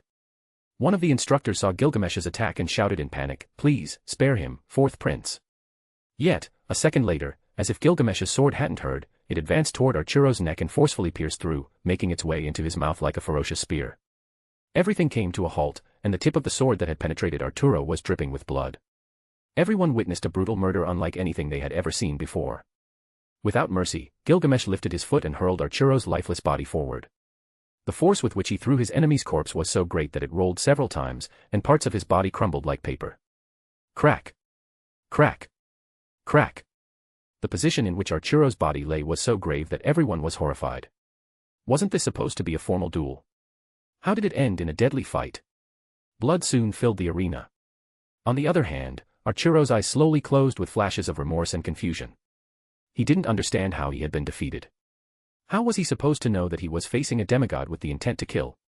What a joke, even the gods themselves avoided fighting Gilgamesh. Although Gilgamesh was considered a god even by his own people, it held no sway in this world. Furthermore, Arturo didn't maximize the potential of his water god-style technique, which involved waiting for the opponent to attack. Instead, he had rushed towards Gilgamesh with the intention of harming him. At this moment, the entire battlefield was completely silent. Laughter and mockery had vanished. It seemed as though time had frozen. It seems I pushed my strength a bit more than I should have. An attack ended up damaging my clothing. Recalling what had just happened, Lorien, who had alerted the higher-ups, was incredibly stunned. They had fought on equal terms, and Arturo had lost. As for the disciples of the Water God-style Academy, their souls had not returned to their bodies. Arturo had stood out greatly among his peers, but he had been mutilated with a single attack by the mysterious fourth prince. Simon, as Gilgamesh's royal guard, was the first to appear by his prince's side, confused by what he had just witnessed. What had happened here for the prince to engage in combat with a student from this place? It's not that big of a deal. That idiot thought he could overpower me and had clear intentions to kill me, so I responded with the same strength and coldness he displayed. Gilgamesh smiled contemptuously, as if the death of someone had not affected him in the slightest. Chapter 9, Gilgamesh's Cruelty. While Arturo was not someone who shook the world, he was not lacking in skill either. Otherwise, he wouldn't be on the verge of becoming a sword saint. Many witnessed what happened from start to finish, and they all understood that it was a death that could have been avoided if only there had been dialogue. Arrogance can be a good trait, but when you don't know how to use it and, on top of that, misjudge your opponent, it can cost you your life. Many felt uneasy as they realized that life could end at any moment. In their eyes, Gilgamesh was merely a member of some noble family who was a fool, but in the end, he turned out to be the fourth prince. Simon carefully observed Gilgamesh. As a person who had seen the world, he could discern a person's characteristics and emotions with just one glance. However, Gilgamesh, 10 years his junior, was unreadable. 10 years old was quite advanced for someone to understand the intricacies of swordplay, duels, and death. But the young Prince Gilgamesh was impossible to have comprehended all of this while confined to his room. Therefore, Simon began to believe that a master had trained the young prince from an early age. The current Gilgamesh possessed a calm aura as deep as the ocean, and the sensation he evoked in others was hard to describe. Outstanding sword skills, heightened senses, superhuman strength, a battle aura, an unknown sword style, and much more deliberate movements made everyone doubt the fairness of the battle. Initially, everyone had wanted to tease Gilgamesh, who was incredibly attractive and seemed exceedingly arrogant. However, in these recent days, Gilgamesh's calmness and arrogance were, naturally, a part of who he was. This is a terrible disaster. Simon panicked as he didn't know how to act in this situation. Your evaluation is over, we need to go back home. Staying at this moment was like being prepared to face any kind of backlash, as the young man who had just died at the hands of Gilgamesh could have been the child of a great influence. And the one responsible for all these events stood by, wiping the blood from his hand with a disgusted expression. Afterward, he said calmly, "My evaluation is not over yet, my official rank has not been announced." Simon glared angrily at Gilgamesh, truly wanting to give him a beating and drag him home regardless of his opinion. However, he thought about the consequences of leaving in that manner, and all his energy drained away. None of this matters, you're worried because you fear the repercussions we would face from this. But he's just a sorry fellow, and no one will seek justice for his death. Do you think you're invincible just because you killed a swordsman in the early stages of becoming a sword saint? With all due respect, I seriously doubt you understand the true strength a person can wield. Not to mention other swordsmen, there are countless things that could end our lives. I won't be able to protect you this way, Prince. Simon's words were humiliating but realistic. In reality, there was a possibility that the boy he had just killed was the child of an influential figure. And if that man was stronger than them, they would simply be corpses buried 6 feet under. No one could stop a man driven by grief over the loss of a loved one. My dear royal guard, there's nothing to recover from. Gilgamesh said indifferently. If there's something you can't face, I'll handle it without any problem. I want to see with my own eyes who would dare to kill whom. Titled men, crowned nobles, or influential organizations, those fools can't reach the pinnacle of this world and can never dream of killing me. Royal Knight Simon was at a disadvantage when it came to reasoning with Prince Gilgamesh. This child had just insulted so many individuals with national titles, noble families in the Asura country, and hidden organizations. If they hadn't reached the pinnacle of this world, he couldn't imagine who could. You. At that moment, a deeply cold voice echoed from a distance. Simon's expression changed abruptly, and he instantly broke into a cold sweat. He hurried outside to see what was happening and found many disciples armed with swords. It seems things are getting much tenser, my prince. It appears you've killed someone complicated, Simon worriedly realized. Only now did he regret not summoning more royal soldiers. At the same time, a crowd entered the training area, led by the most powerful figure present. Senior Elian, your son, and the fourth prince had a fair duel. I suggest you maintain composure to resolve this matter as best as possible. Seeing Elian's expression, Simon knew they couldn't avoid the responsibility that both of them bore. So, as Gilgamesh's royal guard, he had to step forward while remaining on high alert. Explanations. Then you can explain it to my son, who is dead right now. His name was Arturo. Elian pointed to his son's lifeless body, his expression incredibly grim. No wonder. Gilgamesh walked slowly toward Elian, locking eyes with him with a cold expression. Northwest wondered this place was so turbulent and divided. It's because of fools like your son who believe that coming from prominent families makes them someone in this life. Both Simon and the other instructors grew nervous. There was no one stronger above the king rank, so if Elian attempted to harm the Prince Gilgamesh, they would have to hold what they could even if they didn't last long. Well, for heaven's sake, a prince like you turns out to be so arrogant towards someone who does nothing but bolster the might of the Asura kingdom. Did you take this stance out of sheer capriciousness? Merely addressing me in that tone is more than enough reason to kill you 1,000 times over, consequences be damned. Elian's killing intent multiplied several times, and a battle aura enveloped his body, causing the people nearby to hurriedly step back. After all, Elian was a mighty sword king, likely on the verge of ascending to a rank that few could achieve in a lifetime. This time, Simon stepped forward, placing his arm on Elian's shoulder to prevent the situation from escalating further. Knight Simon, do not make a mistake. Elian channeled his energy throughout his body, causing his entire being to shine with a battle aura that pressed down on Simon, who showed resistance. Elian, the Bone Crusher, are you willing to go so far as to throw your life away for these actions? Without displaying any emotion, Elian declared, if you decide to step in to defend that demon, then I will take care of both of you, no matter if I have to give my life in the process. Do you speak in that tone to a prince of the Asura kingdom? Although I don't care what you do, I could crush you right now for uttering those words without any fear in the process. Gilgamesh, who was being protected by Simon, chuckled lightly and said, it seems the Water God-style academy has become arrogant with royalty. I wonder what my father would do if he found out that a member of this academy took such a stance. Chapter 10, Overwhelming Power. Gilgamesh took a step forward, not bothering to look at Elian. He turned his head as if surveying the area and said, I don't care if you're a king-rank swordsman, I don't care who's behind you, or if my father shares my thoughts. A god of the sword or of magic, it matters not to me. If you wish to step forward, be my guest. But expect to receive twice the cruelty in return, for I will not only kill you and all those necessary but also ensure that future problems are dealt with regarding those who are part of your family. Well.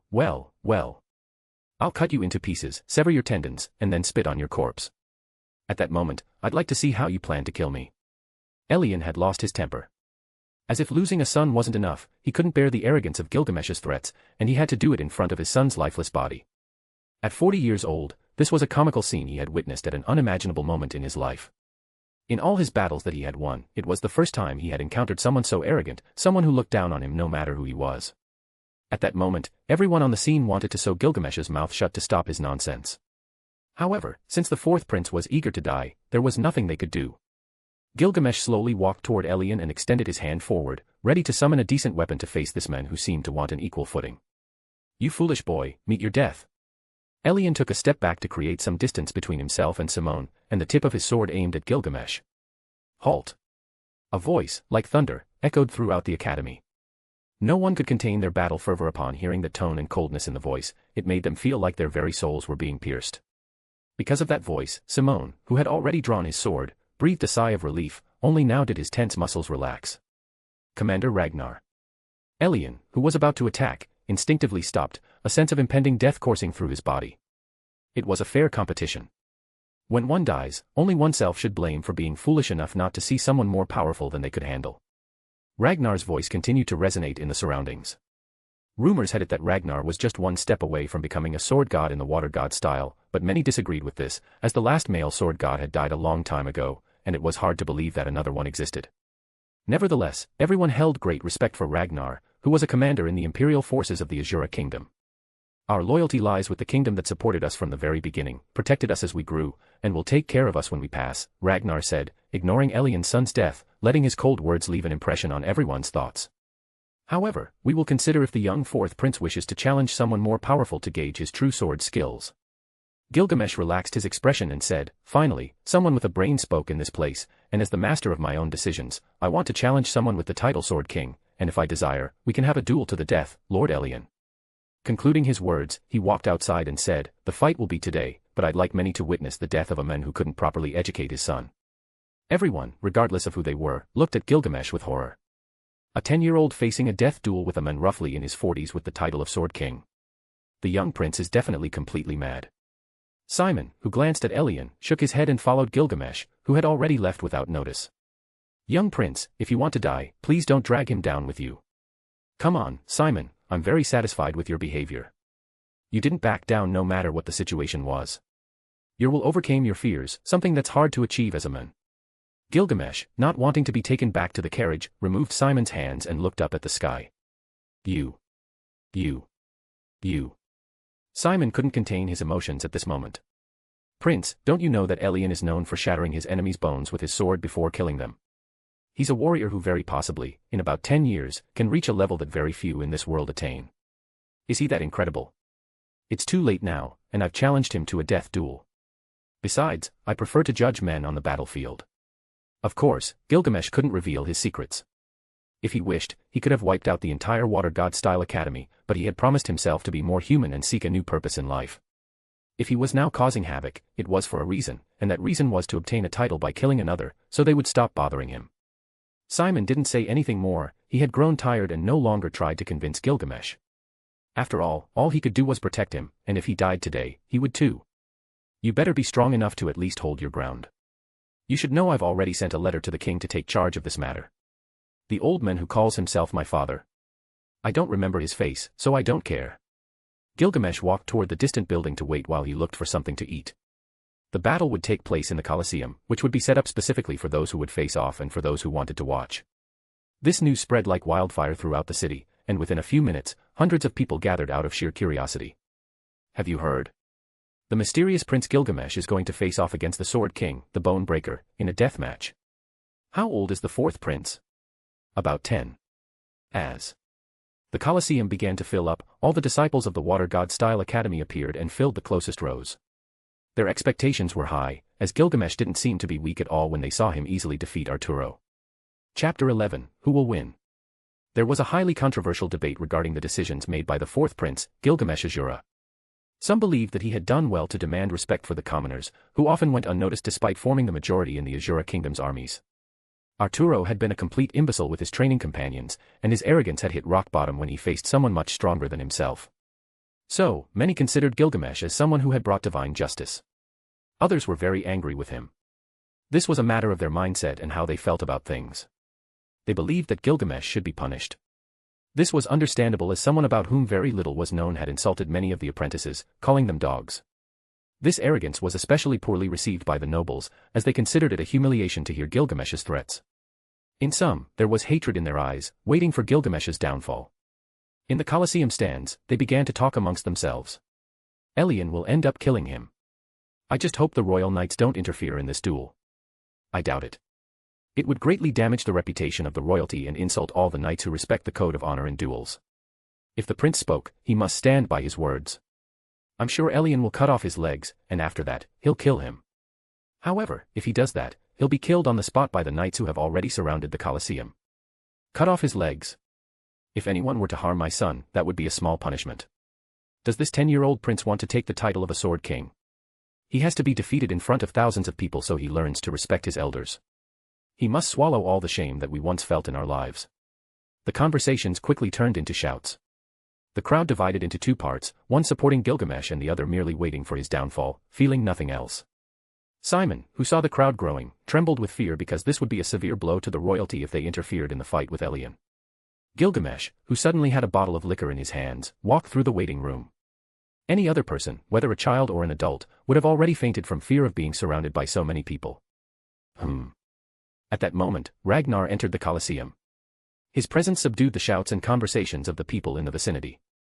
No matter how noisy the surroundings were, everyone stopped talking instantly when they saw him. The aura of a sword emperor enveloped the surroundings, leaving everyone in absolute silence. At that moment, Ragnar began to speak and said, "We warriors respect formal duels. These duels are meant to resolve conflicts and put an end to many other problems that both sides may create for others. The fourth prince defeated someone who would have soon become a sword saint, so no one should underestimate his strength. Therefore, this duel is valid, and under the authority I represent, I attest that no one will interfere until one of the two surrenders or dies." Gilgamesh sat in a chair as he listened to this well-delivered speech that silenced everyone. Then he turned to Simon, who was beside him, and said, "In a man's life, he will face numerous challenges, many of which can end the life of whoever confronts them. I don't know which faction among my older siblings is determined to kill me, so I will send them a very clear message today." Gilgamesh looked at the entire crowd that had gathered around and said, "Today, I will show them that anyone who wants to come to me must at least be worthy of facing me, otherwise, I won't even give them the opportunity to speak to me." Fourth Prince. Simon was left speechless, not knowing when or how he had come to feel that he was in the presence of someone incredibly powerful. "From now on, do not question my decisions, do not deny or approve of what I do. If you want to stand by my side and reach the pinnacle of the world, then accept that I am someone invincible," said Gilgamesh with a penetrating gaze towards Simon. "Yes, your highness, forgive my imprudence for doubting you." Simon knelt on one knee, his impassive gaze directed at the Prince Gilgamesh, whom he had cared for over 3 years. Gilgamesh was now tolerating Simon's behavior a bit more, as if he hadn't acted this way to protect him, he would have long been in a different place. Then, Elian and Gilgamesh stepped forward. Ragnar shouted as he watched Elian advance slowly with a somber expression. "This idiot has no idea what he's gotten himself into. He's in the presence of the Prince Gilgamesh, whom His Highness considers the most capable of becoming the future king of the Asura kingdom. His strength was already noteworthy before he was kidnapped, but afterward, it seems that the desire to excel awakened within the Prince Gilgamesh." Ragnar was well acquainted with the king, who lamented Gilgamesh's attitude of avoiding standing out and showcasing all his abilities, talents in magic, and intelligence. But now, that had changed since he had experienced a near-death encounter. It seemed that everyone saw this as a warning. "Gilgamesh, it seems you planned everything carefully since that letter arrived at the Water God Style Academy. Did you foresee it all from the beginning, or was it just mere coincidence?" Ragnar looked at Gilgamesh, who approached with an arrogant smile, a gaze that radiated superior authority toward everyone. Even Ragnar had never seen someone so haughty and arrogant as Gilgamesh. He could see in his gaze that he enjoyed instilling fear in others, and from the beginning, he manipulated things so that everyone would eventually witness his battle with a king-rank swordsman. Very few knew, but if Gilgamesh could truly defeat a king-rank swordsman, it could be said that few would believe it to be true. And when that happened, the fourth prince's name would be accused of plagiarism, so by foreseeing this from the start, he desired to fight in front of thousands of people. This was terrifying. No, it was something more than that, and only the most discerning could perceive it. Now that both of you are in the arena, remember once more the rules. This will be a confrontation to assess Gilgamesh's strength and quell internal conflicts. The battle doesn't end until one surrenders or dies, so may the best man win. Ragnar stepped back, and as he did so, everyone in the vicinity held their breath. "I still can't believe you feel no shame, old man. Haven't you looked around?" Gilgamesh asked with a calm look and said, "Here, it no longer matters whether I killed your stupid son or not. Now, everyone is looking at you as a coward and not as someone seeking revenge for his son's death. Shut your mouth, Prince Gilgamesh. No one here will interfere in this battle that you accepted anyway. So when I break your bones, I want to see that same expression of disdain on your face." Elian had lost all traces of anger, so he concentrated and drew his sword. He had sensed it, Gilgamesh was a damn demon hiding his strength from the beginning. His demonic eye warned him that there was a big predator in front of him, so in this battle, he didn't have the advantage. "Aren't you underestimating me too much?" Gilgamesh snapped his fingers with a smile, and behind him, the gate of Babylon was opened. Chapter 12, You Are Not Worthy. Is that magic? It's possible the prince plans to use magic at the start of the fight to weaken Elian, but that idea is quite bad since the water god's fighting style is prepared to counter any type of magic. What kind of magic could that be? This was the first time the Babylon gate would open in a fight in this world, but he didn't want to attack at least at the beginning of the battle. At least Elian wasn't worthy of making him use his precious weapons, so he only opened his Babylon gate to draw a weapon. A golden ripple soon revealed the hilt of a crimson sword. This sword was cursed, and its magical ability was to release a blood slash at regular intervals. When Gilgamesh drew this sword, the golden ripple behind him eventually closed, and everyone felt that what they had just witnessed was something incredible. Gilgamesh ignored the commotion around him and looked towards Elian, who hadn't moved an inch since summoning a weapon. "When someone shows me a bit of respect, then I'll treat them the same way. But if someone dares to disrespect me, believe me, I'll repay them tenfold," Gilgamesh said with a calm gaze. You arrogant bastard. In the battlefield, surrounded by spectators, Elian was determined to crush Gilgamesh. He wanted to tear him apart in front of everyone, even if it was the last thing he did in this life. Simon and many others wanted to believe in Gilgamesh. Although the chances of winning were slim, he seemed to have some skill with the initial display. Can the fourth prince really defeat Elian? Since the rumors that the Prince Gilgamesh had eliminated dozens of men, killed someone close to being a sword saint, and then displayed that strange magic, the disciples of the Water God Style Academy considered him a worthy opponent. An older man in the crowd said with absolute certainty, the difference is still colossal. Prince Gilgamesh is just a child of no more than 10 or 11 years old. He wouldn't be able to win unless he's extremely proficient in magic or has some kind of blessing, but that's not realistic. Even if he's the reincarnation of some kind of legendary hero or warrior, he wouldn't have enough strength to defeat a sword king. That's right, a child can't beat an adult in swordsmanship, as that's something unheard of considering these kinds of strength disparities. The Water God Style is known for not bestowing many Sword King titles, unlike the Northern Style, so we can imagine how difficult it is to attain that rank and how strong Elian must be. I agree, a life-or-death battle with an opponent like Elian is a guaranteed defeat. However, we shouldn't dismiss the fact that it was the Prince Gilgamesh who challenged a Sword King. He must have something hidden up his sleeve to have that kind of confidence.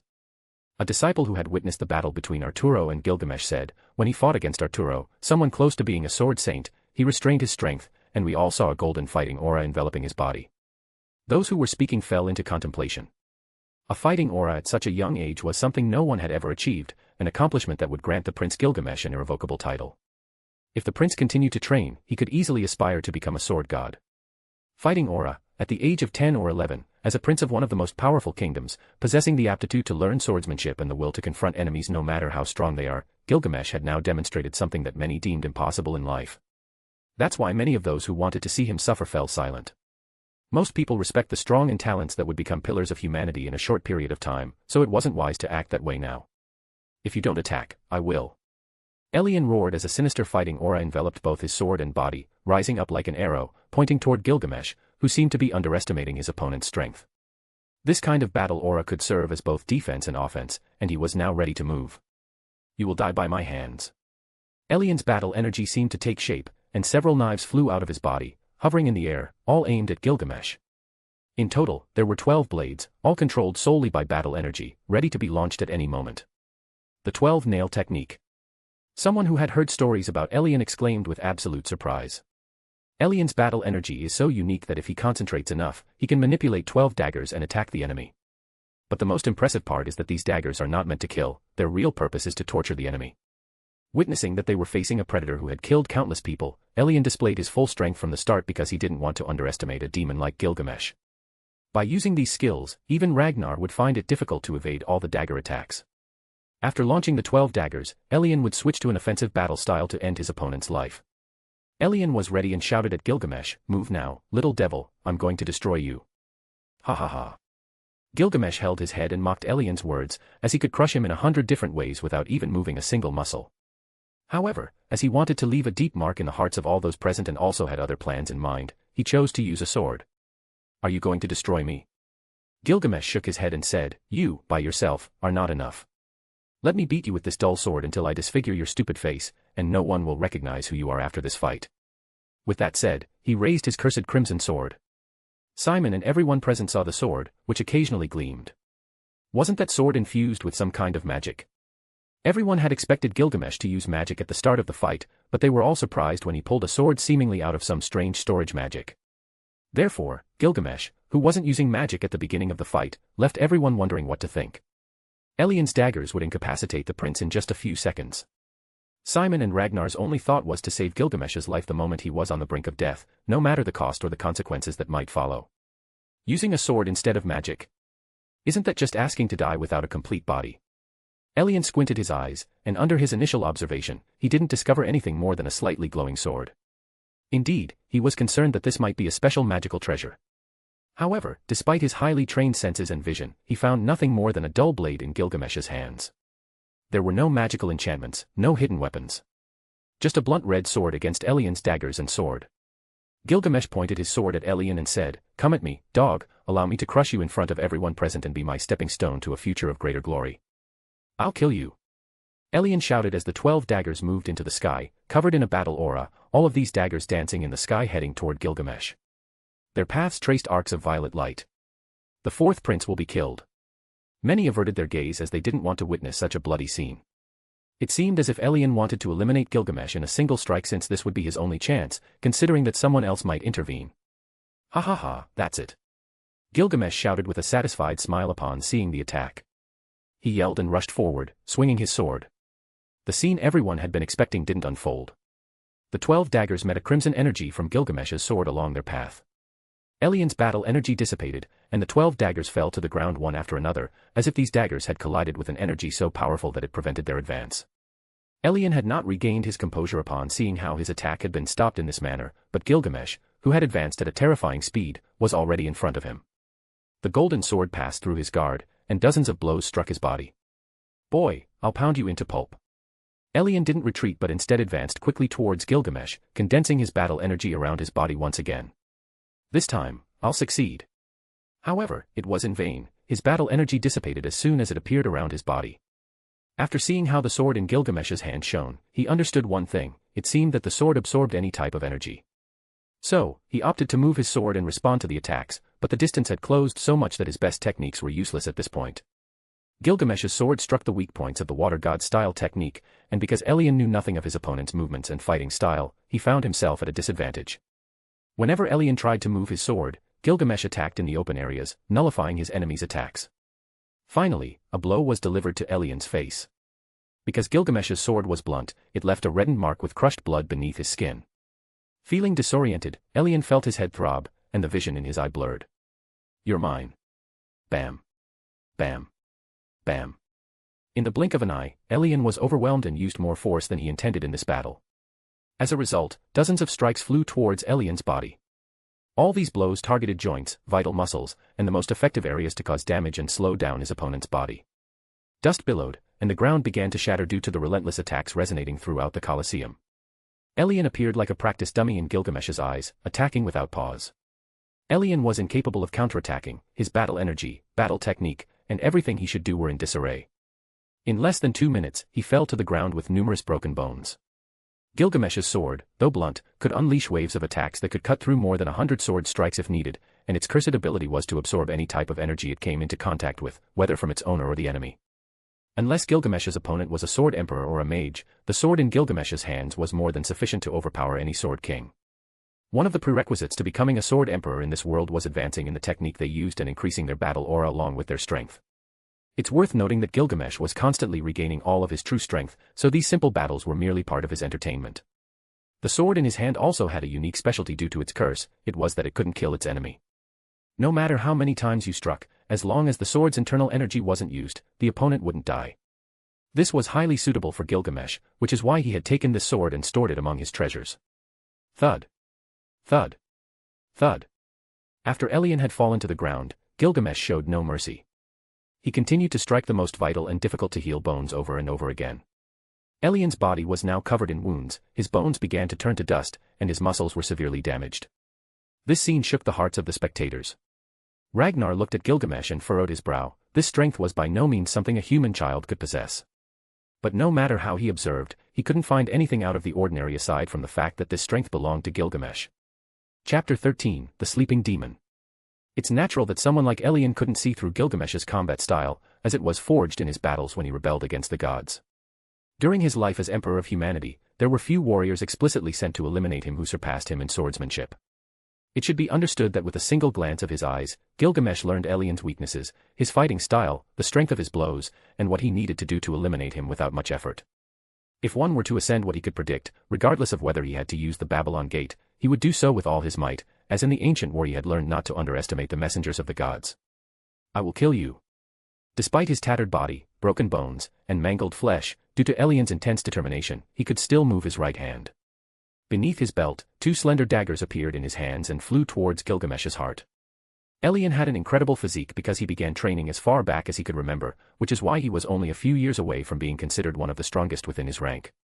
The pair of hidden daggers in his clothing was his last resort. He couldn't do more than that after receiving a beating from someone he considered inferior. Thud. Thud. Gilgamesh's sword in his hand deflected the daggers, anticipating Elian's intentions. If you want to die quickly. Gilgamesh said this in a cold tone. Upon seeing the daggers deflected, he swiftly grabbed them with his hands and hurled them towards Elian. Whoosh! Whoosh! These same two daggers pierced Elian's shoulders and firmly pinned him to the ground, immobilizing his body. Gilgamesh continued to strike Elian's body over and over again, feeling angry that this man had resorted to such a dishonorable move. That's enough. At that moment, Ragnar could no longer bear to witness this bloody and ferocious scene. He leaped into the Colosseum arena and stopped the battle. Gilgamesh looked at him and said in a questioning tone, "Now what, Ragnar? Since I defeated a Sword King, I didn't plan on an Emperor of the Sword deciding to join the fight. Young prince, you've already proven to be as strong as a Sword King, so from now on, that will be the title you deserve." Ragnar was taken aback by Gilgamesh's confidence, so he immediately clarified what he meant. Gilgamesh stepped away from Elian, looked at Ragnar, and then said, "What would you do if a Sword King had bone-deep intentions to kill you?" "What? I was going to let him live, but..."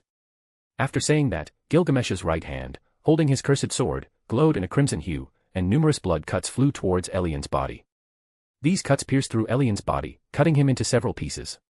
The energy cuts that hit the ground created a rain of blood. That's how problems are ended. Elian, the bone-crushing Sword King, had died in combat against the fourth prince, Gilgamesh Asura. No one could react for a long time, and the silence was so suffocating. "Now that you're finished, it would be an honor to have a private conversation with you." Ragnar bowed slightly and then looked at the crowd. "The battle is over, the winner is the Prince Gilgamesh Asura, the youngest Sword King in the history of humanity. Well done, Prince. Incredible swordsmanship. Gilgamesh. Gilgamesh. It's been a long time since I felt this sensation." Gilgamesh looked at all those who praised him, some were unaware of what had happened here, and others cheered out of fear. That's how life was, the losers were trampled upon, and the winners wrote their own version of events accepted by all. Gilgamesh didn't care about this because he had never lost. So, after looking at Elian's lifeless body, he addressed the crowd, "My desire is to explore the world, so I plan to create a group to accompany me on this journey and in other exciting battles. If you're interested, don't forget to come and see me, and I promise you'll be 10 times stronger than you are now." Ragnar looked at Gilgamesh and gestured for him to accompany him. The more he looked at this young prince, the more fear he felt. This 10-year-old child was too terrifying. The room Gilgamesh entered was a special one at the top of the Colosseum, the most luxurious in this place. People of high status usually watched the tournaments from this location, and it was an important gathering point for those of high social status. Of course, Simone or any other knights couldn't enter as Ragnar had prevented it, and only Gilgamesh entered alongside him. At that moment, there were very powerful knights in the hallway leading to that room who looked at the Prince Gilgamesh with a look full of respect. Compared to the other two princes, Gilgamesh's future was very promising, as he was one of the strongest within the royalty. Since ancient times, there have been very powerful beings, and even today, there is a god who walks our world without being stopped. Saying this, Ragnar looked at Gilgamesh and continued, "The 7 great powers. When the second great human-demon war came to an end, a person known as the Technique God came up with the name. At that time, the Technique God was considered one of the strongest people in the world. The Technique God selected 6 more people and declared them the strongest in the world. The title of the 7 great powers was well known until the Laplace War. All of the original 7 powers participated in the Laplace War, except for the Technique God. Among them, 3 were killed, 1 disappeared, and another was sealed. The Dragon God was the only one who emerged from the war with an unchanged state of life. After hundreds of years, with the newcomers taking their place in the top 4 in an unknown state for the people, the title fell out of use. Ragnar didn't explain the reasons for saying this now, he simply began speaking without pause. Gilgamesh understood Ragnar's intentions. This man who had met the strongest of his time was very observant, so he believed that the true Gilgamesh's identity had been taken by someone else. An interesting story. I suppose the human king of your time wasn't very intelligent, or the human side was weak. But if I were king, I would have made sure that the human race completely eliminated those who were their enemies. Gilgamesh was not lying when he said this because as the king of humanity, he marked a before and after for humans who regarded the gods as religious figures. He commanded all humans in the world, united all the divine beasts, and banished the beliefs that had been forged in the hearts of humans. The war against the beings created by the gods to eliminate them was tough and very long. Therefore, he knew firsthand what it meant to wage a war against 2 different species. You speak as if you have no idea, Ragnar said as he moved his hand and rested it on the hilt of his sword.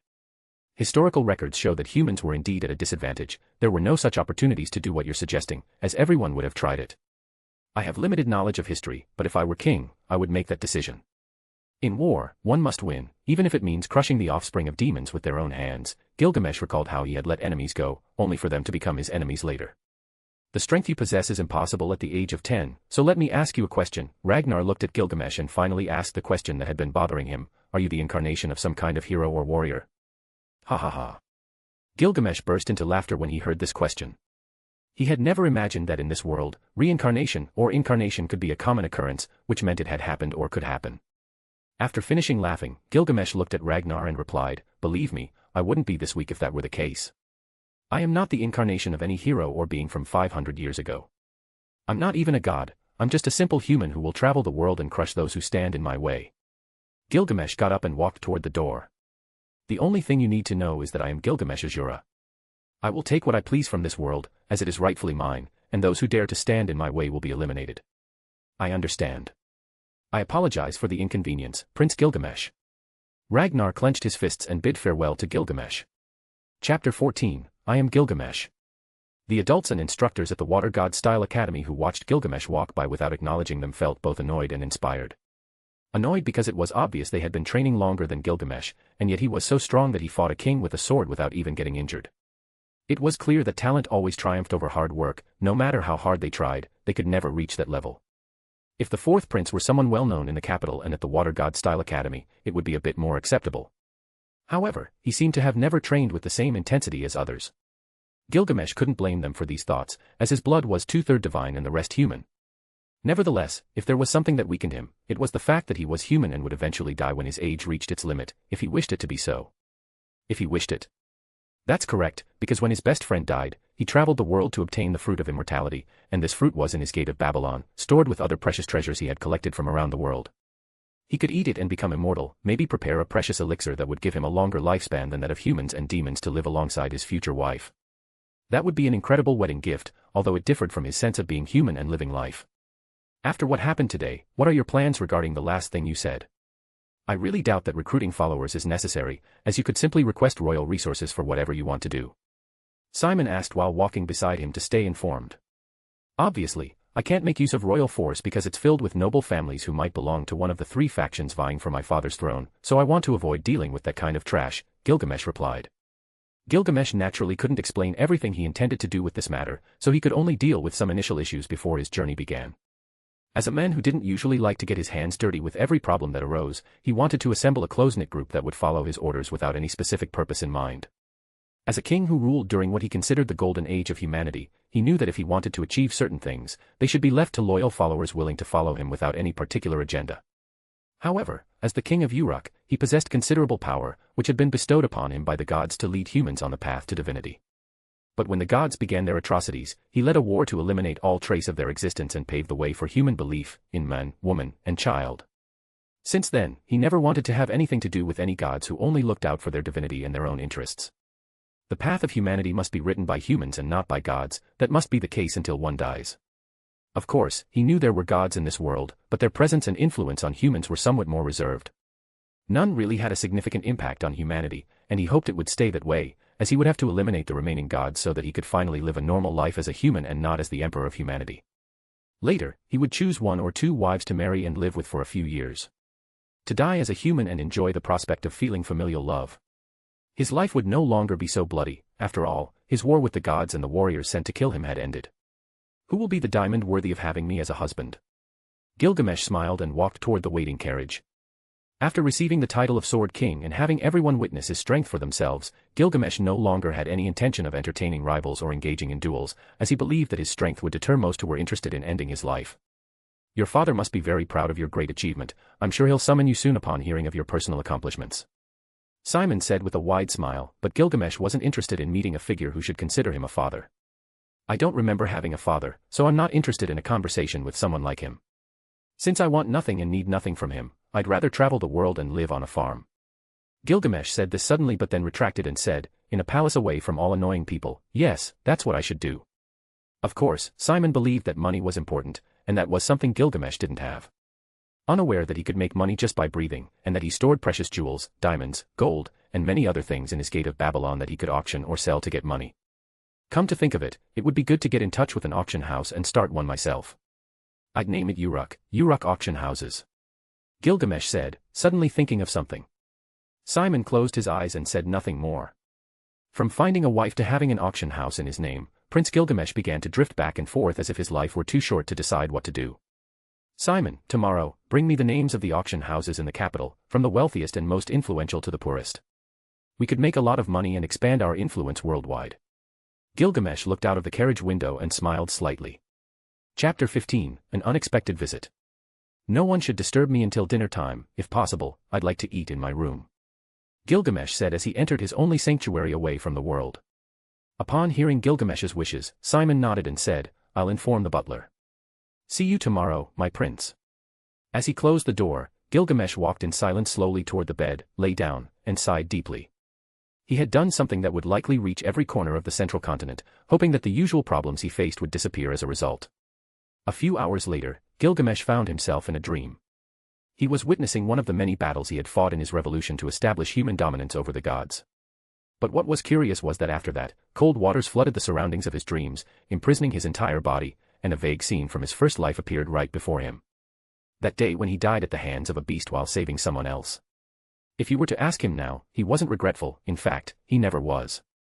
He always took responsibility for his actions and responded with complete honesty to his most human desires. Since the first time he died, those memories had been slowly erased. There was nothing left of them in his new life as Gilgamesh, and he found it hard to believe that this could be just a dream since there was nothing from his first life that he regretted.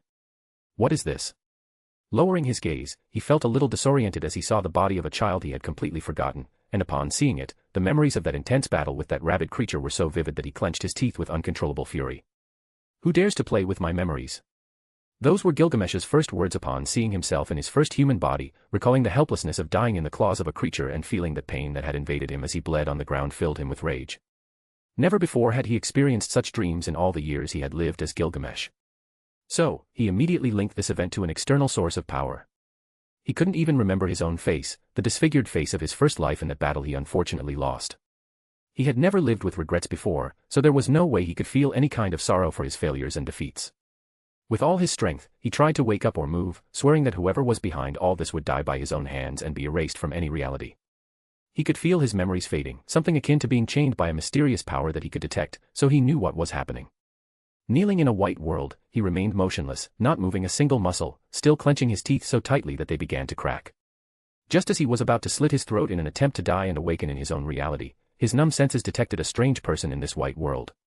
The features of the person's face were almost non-existent, except for a huge mocking smile. No other feature caught his attention enough to leave any impression. Immediately, Gilgamesh catalogued him as the culprit of what was happening to him, so he looked at him without any emotion on his face, as if this being who had visited him were just another insect he had encountered throughout his life. That charismatic aura of that being Gilgamesh had sensed in divine beings like God's messengers or even the gods themselves who communicated with him. A damn god. Well, it seems this is the first time we've met. Greetings, Aya. My name is Gilgamesh. Gilgamesh's calm gaze showed no fear, depression, or full of thoughts of doubt. His eyes, still fixed on this being with a neutral voice, didn't waver, as if learning every detail of this being would give him some advantage in what was happening to him. Gilgamesh. I'm sure that's your second name. No matter what you call me, what matters here are the words that will come out of your damn mouth before I decide what I'll do from now on. A bloody tone overflowed in Gilgamesh's words, as if he had seen all the intentions of this being. I didn't expect any less from you, you adapted in just a few seconds. Gilgamesh smiled openly, without considering for a second the current appearance of his body. What is a god doing visiting my dreams? I'm impressed that you recognized me. It's no wonder you're the killer of gods, the one who was once the emperor of humanity. I see, in this world, there are indeed gods with such authority. I wonder where you hide and what your twisted desires are. Gilgamesh's last action would be to trust a god. In fact, if he had the chance, he would have torn this figure apart using all his strength. Of course, you better than anyone know the gods since you're a child of them, or rather a tool. Yes, but I am different from the ones you know.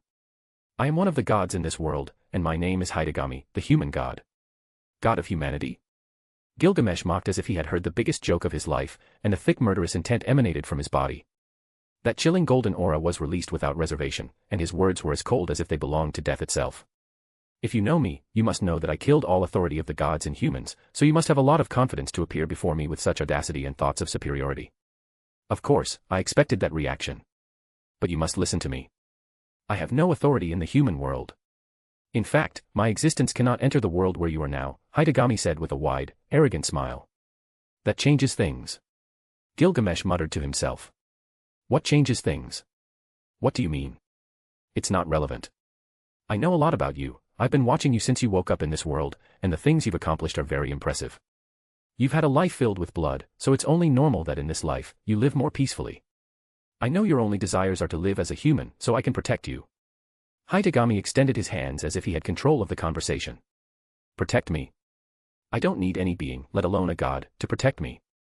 You've already exposed your damn face by trying to intimidate me using my body for my first life before my death as a means to oppress me, but I want you to know that in any of my lives, I've lived and died as someone much better than a god. Gilgamesh was slowly regaining his senses, reclaiming full control of his body. Don't get worked up, in the future, you might have problems with a particular person, so I came to talk to you. Hitagami wasn't intimidated by Gilgamesh's words and continued speaking as if they were on good terms. Any problem I have, in this life or any other, I will take it upon myself to solve, regardless of whether my death is at stake. There is nothing in this world that can stop me, including you. But I am on your side. Gilgamesh smiled. Indeed, this god was a fool to think that he, Gilgamesh, would trust a god and all. His words. I want to help you, but with everything you've told me, you've made it difficult. But well, in any case, I'll just give you advice. I don't need it, I don't need anything from the gods.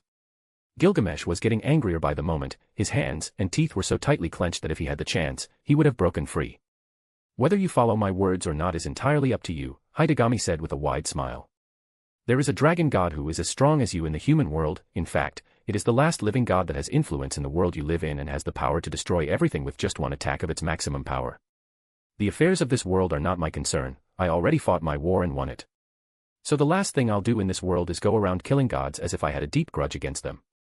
Gilgamesh's response was resolute and filled with his character. He was getting closer and closer to regaining full control of his body. This is not a matter of humiliation, we are in an astral place, so it's natural that your first body reflects your soul. I just want to tell you that your future wife may be in danger from a certain peculiar person who can conspire with a certain dragon god to end your life. Hitagami smiled broadly, waiting for a response. Have you heard me? Whoever may become my wife will be in danger. Hitagami widened his eyes upon seeing a golden aura shine in this place.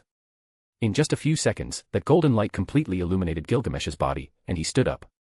It seems that my life won't be so peaceful in this world because of you. If you hadn't intervened in my life, someone else might have killed you. What are you saying? Come on, I told you, my name is Gilgamesh. As if Gilgamesh's words had authority, his body, the body of his previous life, slowly transformed into that of the adult Gilgamesh, covered in golden armor. My name is Gilgamesh, Emperor of Humanity, King of Heroes. I swear to you, if I have the chance, I will go and kill you. No one has ever dared to mess with me in this way.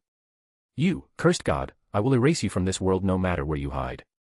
Gilgamesh raised his right hand, and this made Hitagami completely change his expression.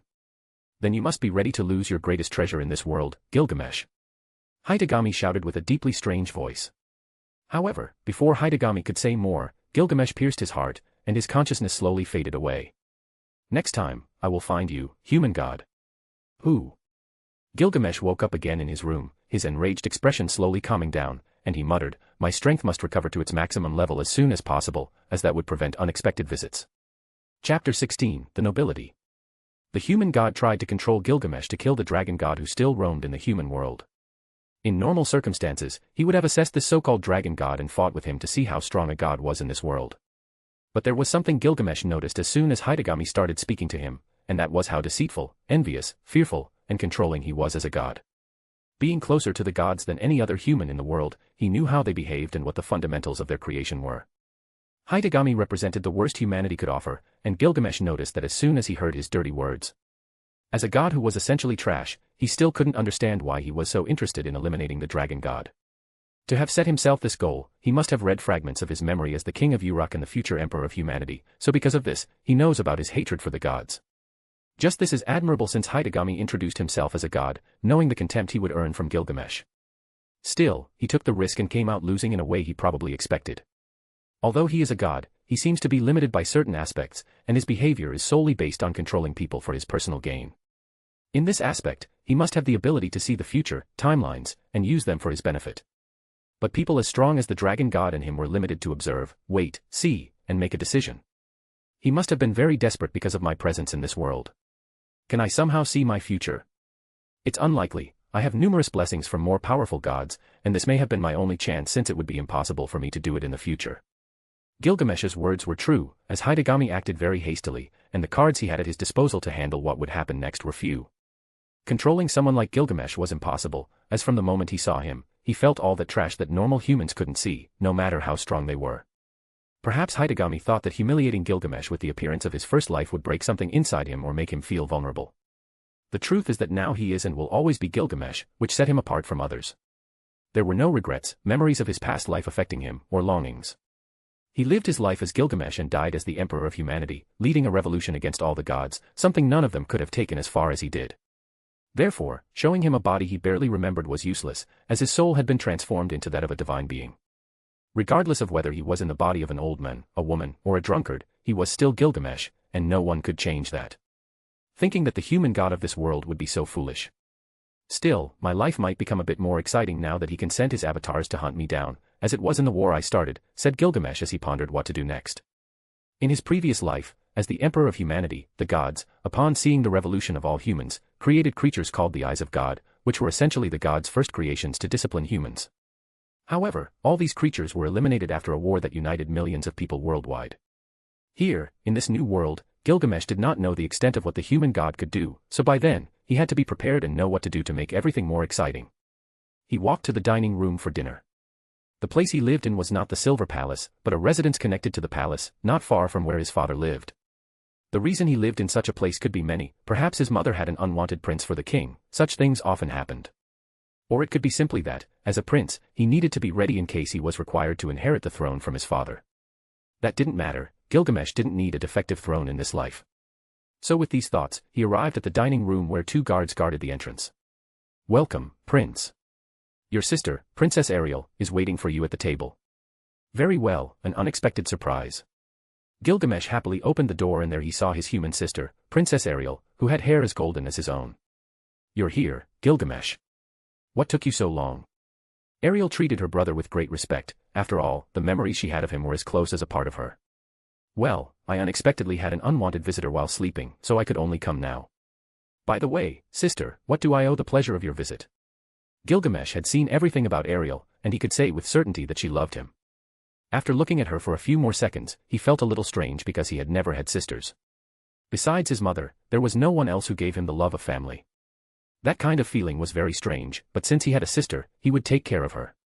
"It must have been tough for you to contain yourself all these years." It was still surprising that you could become a sword king at the age of 10, but knowing how incredible you were, it wasn't a surprise. Ariel smiled at Gilgamesh, but this was actually a surprise filled with pity. "It seems that the past still imprisons you, sister. Tell me, who was I in your memories?" Gilgamesh, with a natural, sweet, and charismatic tone, directed this simple question to his sister. "Let me think." Princess Ariel was surprised to see her brother's maturity. After spending years locked away, not wanting to see anyone, she knew that somehow he had overcome the past. So she said, "You were incredible in magic, talented enough to defy any logic. So good with a sword that there was no instructor capable of teaching you since you mastered everything after just one look. If it weren't for the envy of those born with below-average talent, they wouldn't have made those comments. Actually, it doesn't matter. I'm glad you took a step forward." Ariel stopped when her words were getting to a sensitive topic, so she shook her head and ate with a happy smile. Seeing Ariel's reserved tone, Gilgamesh understood the whole truth without delving further into the past. What happened to the previous owner of his body was something sad that often occurred because it was something that could not be controlled. As he had come to understand, the former Gilgamesh, possessing the future Gilgamesh's abilities, was a talent in anything he did. Over time, he was seen negatively by everyone, teachers, instructors, mages, and even friends. Envy turned people away from learning anything from Gilgamesh, and with the death of his mother, everything in his world came to an end. He had no one else to confide in about his sorrows, so he ended up locking himself in his room with no desire to move forward. Still, his talent was so great that it was seen as a threat as the current king's succession drew near. Everyone had the same question: if we let him grow even more, how strong will he become by the time Gilgamesh decides to take his father's throne? It was foolish, but that was politics. Gilgamesh knew that maybe his mother was killed because of the talented son she had given to the king. No one could afford to have royalty with so much power in their ranks, something that could possibly disrupt the balance of the kingdom. Since they kidnapped us, I decided to change. Becoming a sword king by killing another was a message to appease the faction that acted to take my life, Gilgamesh said as he sliced through his steak on his plate. You knew? Ariel asked, surprised. Given that Gilgamesh was her primary source of information, her knowledge was likely limited. One would have to be a complete fool not to know something like that, wouldn't they, sister? Gilgamesh smiled strangely, growing more amused by the moment. All the royalty in this country was incredibly repulsive, which didn't exempt his sister, but she was tolerable. There might not be much to focus on with Ariel, but she certainly had a dark undertone beneath her sweet and morally presentable words. The real Ariel was hidden beneath the standards that her entire faction demanded of her, which genuinely displeased Gilgamesh. But he didn't care about those tastes and behaviors, so after finishing his dinner, he told his sister, "You can sleep in my room this time. It's already night, and you should rest because lately, assassination attempts are becoming more frequent, and you are not beyond their reach." Chapter 17, Auction House. You're right about that. After Ariel's surprise turned into deeper thoughts, she smiled and said, "Our older brother is obsessed with our father's throne, that's no surprise. This time it was you, tomorrow or perhaps in a few years, it might be me who becomes the target of assassination." Ariel spoke these words in a calm tone, as if it were the fate she had been dealt. She certainly had her dark tendencies, something that characterized her as a noble in this morally corrupt country in Gilgamesh's eyes. That's precisely why he didn't desire this kingdom, as acquiring it would mean wiping out most of the nobility, leaving very few standing. The bloodshed would be so immense that his legacy in this world would be tarnished, as very few understood what went on behind the noble facade they all put up. "But don't worry, I won't die so easily, so I'll retire after dessert," Ariel insisted, concerned that her faction might involve her brother in the war for the throne of this kingdom. Gilgamesh was a master at reading people, knowing their deep secrets with just one look. It wasn't that he could read memories or see into the future, on the contrary, he judged a person based on their actions and whether what they said was true. This strange ability of his told him what kind of person he was dealing with. In the past, Gilgamesh had eliminated those he believed would be a problem for his reign and drew his own conclusions through this observation. So, after finishing his drink, he said, "I'm not making a request, sister. If I tell you to stay here, you must do so, period. If you disobey my orders, I won't bother protecting you." Ariel, who had a smile on her face, froze. She looked into Gilgamesh's eyes, and the image of the little brother she remembered disappeared beneath his now cold gaze. She knew that she was now in the presence of a completely different Gilgamesh, and if she didn't satisfy her brother's desires, he would pay her no more attention from this point onward. She didn't understand it, but she nodded without the possibility of saying a single word. What would terrify most filled her with delight, something she unsuccessfully tried to suppress beneath her eyes. "Well, I have something to attend to, so you can sleep wherever you like." Gilgamesh waved his hand and left the dining room, his cheerful demeanor fading into the slightly dim corridor. The presence of guards had diminished, so much so that there were only a few in the hallway. Gilgamesh smiled at this and said, "I want the names of all the guards who aren't present. Bring them to my room when you're ready. If they can't handle that task, they better not appear before my sight tomorrow morning." "Yes. Yes, Prince Gilgamesh." The guard who seemed the most nervous felt death staring at him and nodded before hurrying off to the other hallway. "Prince Gilgamesh, what's the matter?" A guard who came with Ariel asked. He seemed different, likely part of her faction. "Prevent my sister from leaving the mansion. It seems we will have visitors tonight," Gilgamesh said. Upon hearing those words, the guard's eyes widened, but after understanding the message, he nodded and said, "Don't worry, Prince. I will ensure Princess Ariel's protection with my life." Gilgamesh nodded and walked towards the mansion's second floor. Once he had disappeared, Ariel's guard let out a heavy sigh and muttered, "He's a damn demon, unlike his sister." In an unknown location within the capital of the Asura kingdom. Humph. I can't believe Elian spared trash like Prince Gilgamesh. Now everyone calls him the youngest Sword King. I wonder how he survived after I poisoned him. Damn that bastard. That boy is a disgrace to the future of this kingdom. I must kill him, and this time, do it so thoroughly that not even his corpse remains intact. The voice of a fat, balding elderly man dressed in lavish clothing barked like a dog as he beat a woman writhing on the ground. "My lord Darius," Ariel went to visit her brother Gilgamesh. "Should we kill them both tonight?" A voice from the darkness spoke after the fat old man paused, exhausted. Wasn't he supposed to have died a long time ago from the poison we've been administering? Oh, he was certainly supposed to die, but that assassination attempt failed too. How could a boy who never leaves his room become a damn Sword King? It's like he's living in a damn dream, so we must kill him as soon as possible, Darius said, his saliva flying everywhere as he spoke. We must prepare. When he's asleep, he and his sister, Princess Ariel, must be killed. It must be quick and precise, no room for mistakes. Darius was eager to kill Gilgamesh since he had heard from a certain source that with every passing second, that bastard was getting stronger. So, this was his only opportunity to kill him, as in the future, it would be impossible to do so through his own means. Everyone will die tonight, and only then will I be able to sleep soundly. Yes, I must do it today, no matter the cost. Darius looked at the moonlight with a disgusting, sinister smile on his lips. It seems like it was a good idea to have my sister stay in my room. Are these guys so foolish as to ignore my warning? Gilgamesh wondered to himself as he closed his eyes. He had observed the stars and knew that one of Hidegami's apostles was in the Asura kingdom. Following the sequence of events about to unfold tonight, he was certain that the same person who had acted to kill him before was about to do so once more. If he was lucky, that same person might be a follower of the human god. After the mansion had calmed down, Gilgamesh no longer feigned ignorance. He walked through the dark corridors and closed his eyes as he tried to concentrate. Every god had their emissary in the human world. This had happened even with him, who had once been an apostle to the human world to bring with him the words of the gods. Although this world was very different, the gods remained the same when it came to the human god. If history repeated itself, he would have to embark on a path to seek out that dragon god if he couldn't obtain information from the emissaries of the human god to end his life. Gilgamesh knew that this god could see the future, so he understood perfectly what he had to do to change certain outcomes in history. Still, the path he took remained the same no matter how many times it happened. Now, being able to kill someone like Gilgamesh, who had been through wars as long as an entire winter, he knew was a foolish decision. But he matched wits with the human god and understood that the human god believed this to be one of his best opportunities to do so. After all, the only thing he would lose would be a puppet he could replace as many times as he wanted. In the past, Gilgamesh had led the gods to a future they never would have expected. He united the entire human world against them, so this time would be child's play. This time will be very different. Gilgamesh smiled as his eyes gleamed with intensity in the darkness of the night. Chapter 18, Are You Arrogant or Stupid? Gilgamesh stood in the hallway, his nostrils detecting a foul stench of sweat, and he knew they had arrived. 1. 3. 12. 15. That's 15 assassins, quite a sizable number. I'm glad they didn't underestimate me, but they will all die in this place and won't have the honor of keeping their bodies intact for that. In the darkness, several figures with twin daggers in their hands stared at Gilgamesh with murderous intent.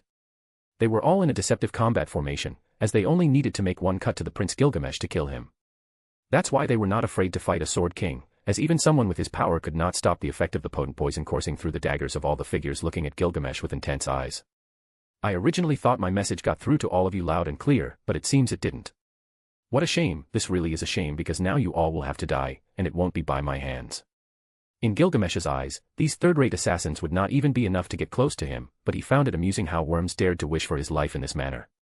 Since he arrived in this world, he had developed a certain fondness for the peculiar way things worked. In his previous life, he was an absolute king, and there was no one who wished to kill him because his own people knew it was futile to entertain such a grand idea that would never happen. Here, on the other hand, it was very different because no one understood Gilgamesh's true strength. Target confirmed. Amen declared, immediately hurling several poison darts towards Gilgamesh's body.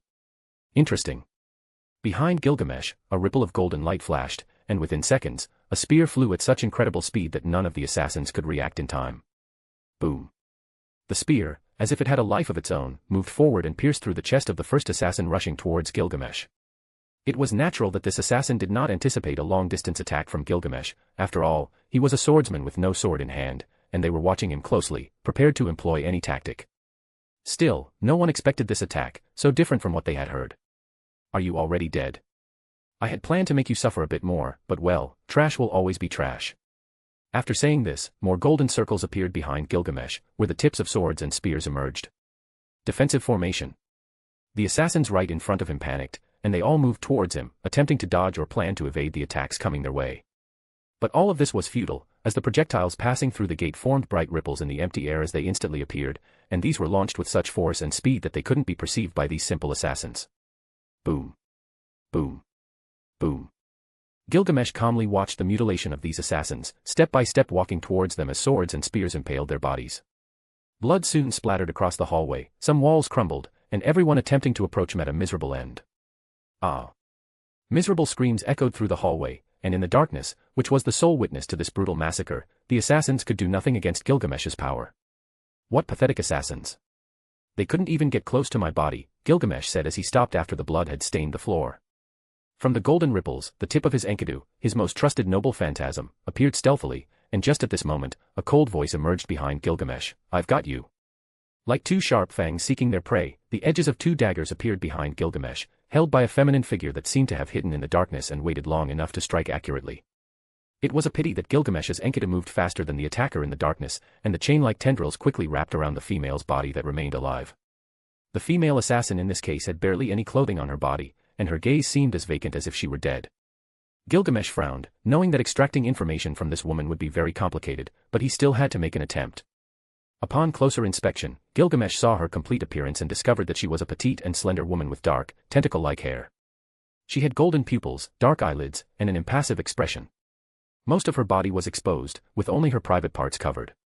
Her chest was connected to something that wrapped around her neck, and she also wore a pair of boots. She still tried to move, now showing panic in her eyes, but it was impossible to escape Gilgamesh's grasp, so he said, "Resistance is futile. You'll not only hurt yourself but also waste your energy." Gore. A fierce growl escaped from the woman's mouth, and after a few minutes, she stopped moving. "What is your title?" Gilgamesh asked as the swords that had emerged from the gate of Babylon disappeared from the floor. "Can't you hear me?" Gilgamesh asked once more as the chains extended with increasing force in 4 different directions. "Night's Eye Crow. You dared to come here with such confidence that now all that awaits you is a slow and painful death. But you can change things, you still have much life ahead of you, so you can redirect your path as there is no turning back." The smell of blood filled the place, and Simon, along with several guards, approached, their eyes widening when they saw all the blood and mutilated corpses on the floor. "Prince, how is she?" Simon had no words, so he asked the first thing that came to mind. Gilgamesh extended his hand and said, "Guard, be silent and observe. I don't want anyone to speak. I can heal all your wounds, make the impossible possible. Ask me a wish, and I can grant you whatever you desire. I can kill whoever your enemy may be, give you another name and life, so just tell me a name." Gilgamesh's words were soft, his charismatic tone filled with seriousness was sincere. He was not lying, and if the woman in front of him told him the truth, he would protect her even if it meant destroying half of this kingdom. "No one is my rival, so you must know how far I can go to fulfill my words. Even if it's the very king who ordered my death, you can trust me as I will ensure to eliminate the problem at its root." Gilgamesh sighed, and several golden ripples appeared behind him, from which several slender swords emerged, all pointing towards the female assassin with the title Night's Eye Crow. "You have only 1 minute before you die. If you answer my question, I am willing to take you as part of my family and give you a new life. Listen very carefully, it's highly likely that the man who sent you to this place is the puppet of a very evil man. Let me remove him from this world and give a warning to all those nobles who believe they cannot be touched. Dar. Da. Darius. Chapter 19, A Name. Darius Silva Ganius. Impossible, the Prime Minister of the Asura Kingdom would never order something so vile. Simon shouted, causing everyone to fall silent and bow their heads. A deathly silence enveloped the surroundings, making every passing second without anyone saying anything feel heavier. Gilgamesh's ripples disappeared one by one, leaving only the chains still holding the female assassin. Night's Eye Crow, a woman who only knows murder. You will be under my protection, and no being will dare to touch you without my authority. So long as you remain by my side, no man or god will dream of harming you. Gilgamesh's words carried the authority of a king, a monarch who had ruled the heavens and the earth, lived through wars, and slaughtered enemies. Everyone, regardless of who they were, accepted these words in silence, regardless of the real meaning behind them. Even Simon, who had been about to protest, remained silent, fearing being erased from this world. "Now, tell me, woman, what is your desire?" Gilgamesh asked as he looked into the eyes of the assassin who had sought to kill him just moments ago. No other girl should suffer. Night's Eye Crow, ever since she was sold to that horrible man, knew that there was no path for her except death, torture, and abuse. To be honest, she had stopped feeling emotions. She had hidden so much of what she felt that she only did what she was ordered without resistance. Since she was so tainted and weak that she couldn't take her own life, her existence had eventually become involved in numerous noble assassinations. What comforted her about all her murders was that they were nobles, the disgusting and twisted nobles she despised so much. Now that she thought about it, that was the real reason she continued to endure her life, as killing nobles reduced the number of people causing suffering to others. "Done, no one who shouldn't suffer today will die," Gilgamesh said as the golden chains withdrew from Night's Eye Crow's body, and she fell to the ground, powerless. Her joints were broken, so she couldn't move even if she wanted to. Simon approached Gilgamesh and asked with a respectful salute, "My lord, what do you plan to do now?" "Kill." Gilgamesh exclaimed as a sword materialized in his hand, and with a single sweep, the wall on one side shattered. Boom. The strong wind lifted the debris, sending it flying and creating a huge hole in Gilgamesh's mansion, revealing a beautiful moon in the sky. But right now, everyone was terrified of what was about to happen. "My lord, I urge you to reconsider what you are about to do as this will paralyze the kingdom. Killing a prime minister is not something you can do with such freedom. I advise you to discuss this delicate matter with your father, the king." Simon, as Gilgamesh's advisor and personal guard, presented the best course of action he could think of to resolve this issue. In common sense, it's easy to understand that killing the prime minister could be considered treason. Even the mere thought of it would shake the entire kingdom, especially if they learned that one of the princes was the perpetrator. But of course, Gilgamesh doesn't care about that. What comforts him now is knowing that he will kill a rat that dared to target him with such confidence. I like it even more now. Gilgamesh showed a smile illuminated by the moonlight and said arrogantly, I like to kill in the moonlight because I share tastes with those who want to kill me. I prefer to kill this way so that everyone understands that if they anger me, I will take this kingdom as easily as their lives. After saying this, Gilgamesh licked his lips, and a part of his armor appeared in his hands. He looked at Simon and said, Tell me where the Prime Minister lives, and I want you to take care of things here. Also, I want you to protect this woman who is under my protection. Night's Eye Crow remained silent, gazing at the moon while the warm blood still trickled across the floor towards her. Prince, reconsider. Simon met Gilgamesh's gaze and eventually told him Darius's address. Then, he looked at the woman on the ground and picked her up. Very well, when you're done here, I want you to get going because you need to handle some things that will happen at the Prime Minister's mansion. After saying this, Gilgamesh leaped from the top of the building and flew through the sky at a speed that few could perceive. Simon and everyone who saw Gilgamesh fly shivered. As knights, they had seen winds and waves raging, and they had even been in life-or-death battles with magical beasts. However, they had never before witnessed a magician or knight flying. The only beings that flew were animals and creatures with wings, not humans. After the day when Gilgamesh had been kidnapped, all the knights guarding the mansion, especially Simon, the personal guard of the third prince, knew that nothing could instill fear in Gilgamesh. The image of a 10-year-old licking his lips after killing more than 10 assassins who sought to kill him filled them with a profound sense of strangeness. At that moment, they imagined that Gilgamesh could stand on mountains of bones and blood without flinching. When they heard that the third prince was going after the head of Prime Minister Darius, they all fell silent and pretended not to hear. The guards behind Simon were at a loss for words. With the new turn of events, even if they wanted to intervene, it was impossible to stop the third prince now. Simon, who had regained his composure, said, What are you waiting for? Search the mansion for other assassins and make sure Princess Ariel is safe. Keep your mouth shut, and nothing of what you heard today will come to light. Otherwise, I will personally take care of killing every one of you. Understood, Sir Simon. The knights had a very peaceful life and had no desire to get involved in what was about to happen. After receiving their orders, they made sure the assassins were dead before continuing to search the mansion. Chapter 20, The Red Knight. How old is that girl from the Boreas family in Fatoa? She would be 8 years old this year, my lord, but it would be very troublesome to snatch her from the hands of a family like the Boreas who are very well protected. Replied the butler standing beside Darius. We must find a way to kidnap her. I am willing to pay a generous reward for her. It must be quite delicious to have my claws on such a delicacy. Besides, I managed to kidnap Prince Gilgamesh. It's a pity he didn't die, it would have saved me all these problems. Darius was very upset, but what comforted him was the thought that soon he would hear the news that this child had been murdered. He was only waiting for that moment with a glass of wine in his hand, savoring his masterpiece. However, just as he was dreaming of how incredible the days ahead would be, a loud explosion that shook the mansion where he was made Darius furious, and he asked, What was that sound? Boom. Boom. Boom. I will go check. The butler's expression changed, and he quickly ran to the main door when once again a powerful explosion rocked the ground and the foundations of the mansion.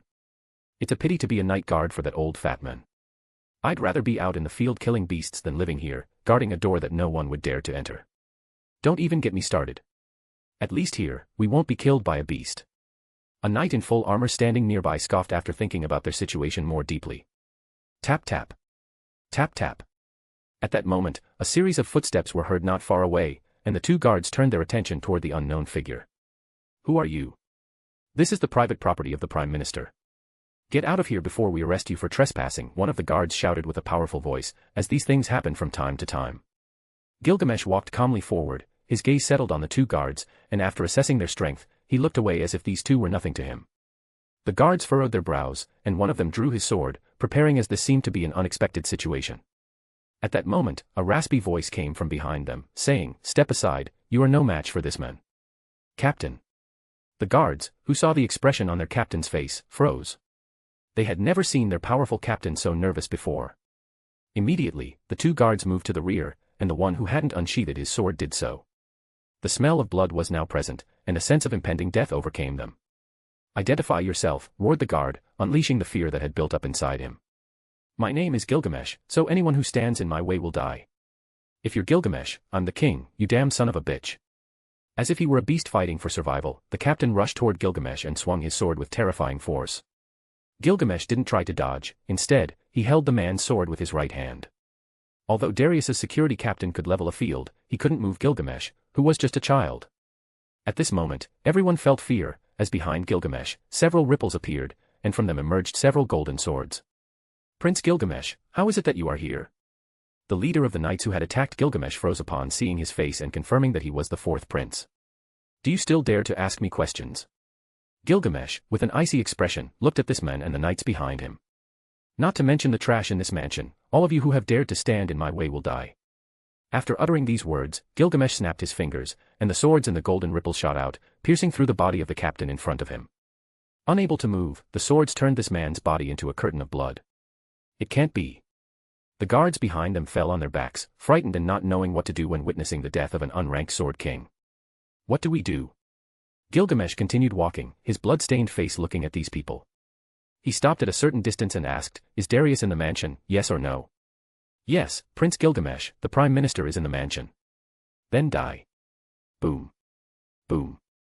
Two deafening roars echoed before Gilgamesh's swords ended the lives of these knights. If they follow his enemy, they must all die without exception. Gilgamesh didn't know how many enemies were in this place or how many he had to kill, but anything that moved would be murdered, and only then would he be at peace. These guards are known to come from noble families, so if they are in this place, they are of utmost importance to Darius, making them more than just enemies. Furthermore, Gilgamesh doesn't mind killing, as it is like a second nature to him. We're under attack, alert the guards. Several rigid figures approached, but as soon as they were a few meters away from Gilgamesh, they were killed. However, it seemed that no one could comprehend the gravity of the situation.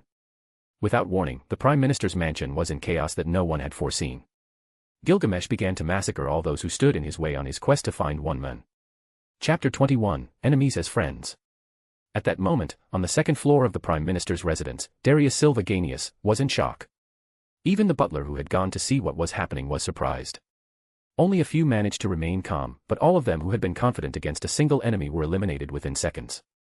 On the other hand, some servants who witnessed the massacre and those golden ripples felt that this was a natural flow of events. The time had come for the Prime Minister to pay for all the atrocities he had committed, so with maniacal smiles, those who did not belong to the mansion's guard stepped aside. Everyone had heard rumors that Prince Gilgamesh was incredibly powerful, but they had felt that no matter how powerful he was, it would be challenging to engage in battle with his short stature, even if he was a sword king. However, after witnessing this carnage, no one would forget the figure of Prince Gilgamesh. Boom. Two explosions echoed at the main entrance of the mansion. Two of the guards who had arrived at the scene were like two meteors crashing into the walls as they were expelled by Gilgamesh, creating two enormous holes. Who is doing all this? Many of the guards approaching to investigate froze as they saw golden ripples appear in the air, expelling golden swords that ultimately pierced the bodies of other guards running from the scene. Don't kill me, I'm sorry, I didn't know it was you, Prince Gilgamesh. Boom. Many people were horrified as they saw heads roll, especially those considered the strongest in their group. One of the guards who had formed a formation at the mansion's entrance shouted upon seeing a figure enter, it's Prince Gilgamesh. Suddenly, everyone saw that figure wearing parts of his golden armor, but these were only his gloves and various accessories on his body. The younger guards couldn't stay still, some dropped their swords, and others knelt on the ground. My lord, what caused your anger? Asked one guard who was more intelligent than the rest. Gilgamesh noticed his intentions, looked around, and finally said, I've come to kill a pig hiding in this place. Anyone who stands in my way will die with their head detached from their body. Gilgamesh's words stirred the hearts of everyone present, as they had heard how this young prince had killed a well-known sword king. None of those who hadn't witnessed it believed that this young man had such power, but now, everyone in his presence could only lower their heads and accept that fact. The guard who had asked furrowed his brow, knowing these words were true. However, as a guard of this place, he had a significant commitment to protect it. If he failed, he would die by decapitation for failing in his duty. My lord, I deeply regret your anger and beg for mercy. None of those present here are guilty of whatever happened. But as guards and royal knights, our duty is to protect the Prime Minister. Mercy. My enemies show no mercy, so decide very carefully what you want to do. Die alongside a pig who betrayed his humanity or die at my hands. What better honor is there? That leaves me in a difficult situation, Prince Gilgamesh. Whoosh. At that moment, two figures emerged from the darkness, holding sharp daggers, both of them aiming to attack Gilgamesh, one from the front and one from behind. Despite having been beaten before, they had only minor injuries. With a loud noise, a surge of battle energy enhanced the sharpness of the daggers wielded by these two figures rushing toward Gilgamesh. The guard in front said, it's better for everyone to grab their weapons, we'll die tonight or tomorrow if we can't kill that demon. But sir, we're talking about Prince Gilgamesh. One guard hesitated at the words he had heard. We'll pretend we never saw him in the darkness. His death will be attributed to his recklessness in coming to the Prime Minister's mansion. Tension filled the air as these two figures in the darkness headed toward Gilgamesh. Their eyes seemed bloodshot, moving like bullets toward him. Damn brat, you shouldn't have come to this place alone. Even if you're Prince Gilgamesh, only death awaits you. Boom. At that moment, two double-edged swords appeared in Gilgamesh's hands in the blink of an eye. With astonishing speed, he rotated his body, and his sword struck with such force that the first figure rushing toward him was split in two. Impossible. The pupils of everyone present contracted as they witnessed this chilling scene. Simultaneously, Gilgamesh's Enkodu chains emerged from the golden ripples and ensnared the second enemy who was coming head-on. It was then that everyone understood what they were facing. The golden death was right before them. Those who had the strength to move did not, they simply collapsed on the ground, powerless. Fear was the only response to this event, a terrible fear that could not be countered by anything. You worthless fools, get up and fight. The butler emerged with two hooded figures and saw the bloody scene in front of him in disbelief. One of the mages who had arrived and witnessed the enemy they had to attack cried out, Song of the Saints of Fire, Lord of Light, grant me power to face whomever my enemies may be. Fire Spiral. This was the first time Gilgamesh had faced a mage in this world, so he became more interested in this confrontation. In the next moment, two huge spirals of fire surrounded him, and the temperature rose so high that many others would have died amidst the raging flames. But for Gilgamesh, this was nothing, as his body could withstand astonishing temperatures even without using flames. So, to his eyes, this attack was nothing more than fire swirling around him without causing any harm. The two mages who had appeared were quite impressive, capable of casting King's magic, a level that very few could achieve. However, because their enemy was Gilgamesh, there was nothing they could do to harm him. At that moment, as the fire erupted with great force, a burst of wind emanated from within the fire spiral, dissipating the mage's spell. The strong wind caused by Gilgamesh sent nearby guards flying against the walls, debris was sent flying, and the fire was completely extinguished. The butler, who witnessed this, could only murmur, this cannot be possible. Chapter 22, Unstoppable. In a single second, the ground beneath Gilgamesh's feet turned into nothing. The attacks of two mages capable of casting King's magic were nothing compared to what royal knights could inflict.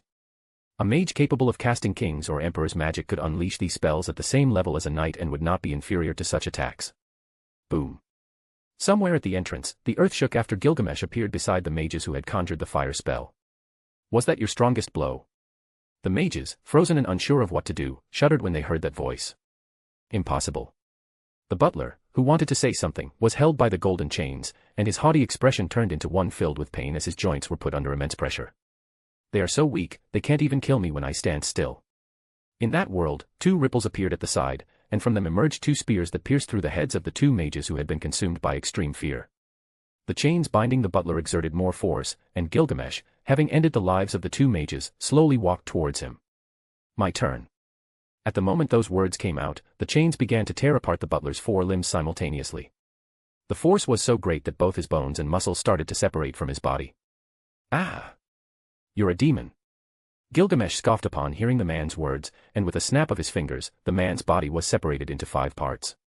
Because this man would die in a matter of seconds, he was no longer of interest to Gilgamesh, who continued ascending the stairs toward his true target. As he walked down the hallway, there was some resistance, but they were all easily dispatched by Gilgamesh using his precious swords. Although he was disgusted by this, he preferred to do it because these were potential formidable enemies, individuals who might have powers worthy of his attention. The sooner he finished, the better. As Gilgamesh approached that room, it seemed that the people around had realized what was happening in the Prime Minister's mansion, so they surrounded the mansion, awaiting orders. You, bitches, must protect me from whoever enters that door. A deeply sinister voice was heard by Gilgamesh, who furrowed his brow. As he approached the door, he sensed 2 weak presences, so he opened the door, and what he saw left him surprised. Those in front were holding 2 knives with their weak hands and frightened expressions, but these were 2 young individuals with brutal injuries on their bodies. At the back of the room, there was a fat man holding a dagger who looked attentively at the one who had opened the door. When he saw who it was, Darius shivered and murmured, "Impossible, you should be dead right now." What's even more incredible is that a prime minister of a country where my Asura family has the highest privilege of existence is being attacked by orders of an old fool like you. Where did you get such pusillanimous courage? Gilgamesh looked at this man with high-quality jewels and shook his head. How foolish you are, Prince Gilgamesh. Even if your father is the king, you are committing treason by entering my mansion in this manner and killing all the innocent guards who were protecting me. Darius Silvaganius showed a triumphant expression as he saw guards arriving from outside his mansion. Gilgamesh laughed at the intentions of this man before him. Then he said while narrowing his eyes, "Do you think those guards outside can save you? Even if all the knights in this kingdom come to your aid, you will die in the worst way possible within my tolerance. Haha, your damned head has turned you into a retard. Just wait for me to kill you in your brother's name. A bastard like you should not be alive for one more day, you cursed usurper."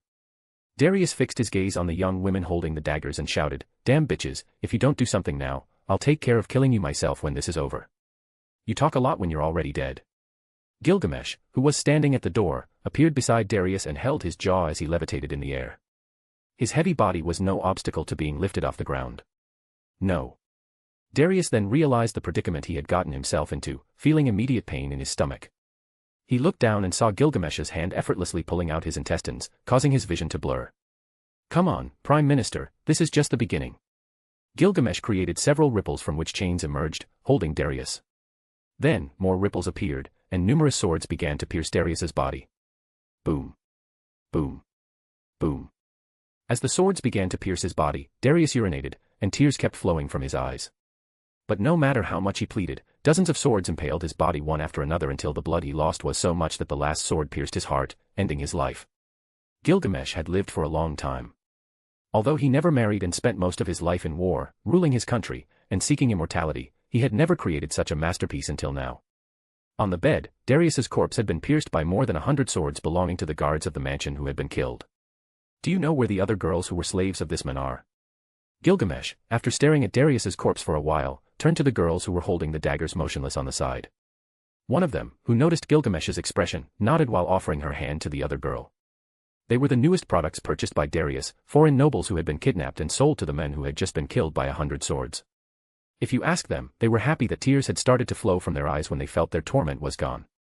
Although their scars and traumas had not disappeared and might never do, seeing the men who had ruined their lives die brought them a happiness they had never felt before. "Then take me to that place, I will make a decision when we get there." Gilgamesh gave one last look to Darius and smiled. Those swords would serve as a strong warning to both his brother Grabble's faction and the nobles. This kingdom was a cesspool, no different from other kingdoms in this world, but compared to Uruk, this place was a complete disgrace. Although he found sense in all things, from slaves to widows, seeing these scenes filled him with a deep hatred that he hoped to eliminate after this day. If not, he would make sure to give them a strong warning or eliminate them if they were entirely unnecessary. Looking at these girls, Gilgamesh thought that there might be something good for them if they chose to follow him. If that were the case, he wouldn't mind managing their future movements because he had found loyal subordinates willing to go through hell and back with him. The knights had surrounded the place, but leaving would be complicated for others. However, that was nothing for Gilgamesh, who possessed treasures that no one in this world could imagine. Upon arriving at a kind of basement, there were numerous cages and cells with figures huddled in the darkness. They were all females, some of whom would be considered girls by modern standards. Apparently, Darius cultivated them as if they were strawberries to be eaten when they were ready. Others, who were older, seemed to be sick and dying due to severe depression and sadness. When they heard someone descending, their bodies trembled, and they hoped not to be chosen because no one ever returned once they were taken. Chapter 23, Live or Die. The scene before Gilgamesh filled him with disgust, but there was nothing more to it. In life, if one didn't learn to control their emotions and let them control you, they could cause harm to others as well as to themselves. For Gilgamesh, someone so powerful in the world, what would be the result of his anger? Would it be a good outcome if the perpetrator were to die? Yet this could easily be happening in other noble families. Considering this, he could only blame the parents of these affected individuals. It might not entirely be the fault of the parents, and these girls may not have parents or families who cherish them as treasures, but there were so many ways to escape that it was unthinkable to end up living in this hell. Gilgamesh would have tried to get out of this place until the nails on his fingers broke, waiting for the moment to sink his teeth into the neck of the first person who stood in his way. And if he didn't have the strength to do that, biting his own tongue would be enough to win this battle of torture. It wasn't something that represented him now, and it never had. Most likely, he would wait for the moment to take his revenge while enduring all the damage to his body. But since the affected ones were not him, they might have opted for those outcomes worthy of their lives. Descending the stairs, all those cells where girls with scanty clothing and dirty faces were held, saw a figure in parts of golden armor. They all thought it was a noble coming to take them according to their preferences, but no one expected him to be so young. That place is a mess. Gilgamesh shook his head and sighed. Seeing a group of keys on the wall, he took them and said, "Release all the prisoners, remove their chains, and have everyone stand in front of me. Those who can't move, have others drag them, as quickly as possible." "Yes." With a submissive voice, one of the girls took the keys with trembling hands and began to unlock the doors of each cell. One by one, each of the imprisoned girls in this place stood before Gilgamesh, and no one could look him in the eyes out of fear. However, there was one girl who seemed unafraid and dared to stare at him. "What are you going to do to us?" A young woman with golden hair looked Gilgamesh in the eyes. Gilgamesh raised his eyebrows in surprise, then smiled and said, "Now that you're all gathered here, I'll give you two paths to choose from going forward. Either become my property or die in this place." They all shivered upon hearing his words, each interpreting what Gilgamesh meant differently. However, compared to Darius, this young man seemed like a better option. Gilgamesh understood what they were all thinking, so he said, "Don't misunderstand me. Just now, I killed everyone in this mansion. You're the only ones left alive, and I want to get out of here without being discovered." To be honest, he didn't care about being discovered by certain people. All he didn't want was to be bothered and have to continue cleaning up the mess in this kingdom without stopping. Now, he could possibly leave this place without being discovered, but if anyone here survived, the outcome might not be the same. When Gilgamesh voiced his words, he didn't require the bodies of the girls in this place or anything of the sort. What he was looking for was people to be under his ownership, useful in any aspect of his life, and in return, he would give them a better life. Upon closer consideration, all the girls here would have died if it weren't for his intervention. By giving each of them a new life, he was not only fulfilling the request of the woman who had tried to assassinate him tonight but also gaining better cards. He didn't plan anything grand, he just wanted to keep his surroundings clean of trash and not have to personally get involved in every problem life threw at him. Sooner or later, he would have more subordinates who chose to follow him by their own free will, but for now, this was the only way out these girls had ahead of them. "Are all of you deaf?" They all felt a chill run down their spines. Then, with the moonlight filtering through the small windows in the walls, they saw the blood still dripping from Gilgamesh's hair and realized that he didn't even have red hair but golden. "I forgot to introduce myself. My name is Gilgamesh Asura, the fourth prince in the line of succession of this filthy kingdom, and the strongest man in the world whom you will have the honor of meeting. Now choose, end your path here, or decide to follow me and see the light of a new day." Gilgamesh smiled, then added, "I know what concerns you, but you have my word that nothing in this kingdom will be able to touch the things that belong to me. I will kill anyone who tries to be my enemy, so make your choice." Not wanting to waste any more time in this dark place, Gilgamesh waved his hand, and a massive golden ripple appeared in the large basement. From it emerged a kind of ark with a throne at its center. None of them had imagined something like this, none of them believed that this thing could get them out of this place. But Gilgamesh, with the aura of a ruler, acted as if this action was natural and said, "Those who want to leave, get on, hold on to whatever you can, and let's get out of this place." With lingering uncertainty in their movements, the girl who seemed more intelligent than the others began to help those who hesitated. She gave everyone the chance to trust, and one by one, they sat beside the throne. Gilgamesh smiled slightly as the 12 girls, women, and teenagers who had been imprisoned in this place climbed aboard. After all, none of them had endured this hellish existence to die. Southwest they decided to place their trust in him, and they all settled onto the magical throne. "Hold on to your lives and don't fall off, we'll fly as slowly as possible," Gilgamesh said as the last girl boarded and sat at his feet. This throne of Gilgamesh was a golden and emerald-colored ark, one of his numerous high-tech noble phantasms from Hindu mythology that would make even technologically advanced countries seem insignificant. This ark was powered by a solar crystal, rutilated quartz crystals, which burned mercury as fuel. It defied the laws of physics, traveling at the speed of thought, and could easily surpass speeds that no other aircraft or person could achieve. It had a pilot's seat that could be removed in emergencies, and a control column, unused due to interference with the operation of the Gate of Babylon, placed directly in front. "This won't work." Gilgamesh noticed that the grasp of the enslaved girls was weak, so he conjured a golden ripple, and his chain, Enkodu, wrapped around the bodies of all the girls. After that, the ark was controlled from the throne where Gilgamesh sat, and a magical shield condensed around the central area. In the next moment, 2 swords from the golden ripples caused a powerful explosion that destroyed half of Darius's mansion. Then, the ark shot off at speeds never before seen in this world.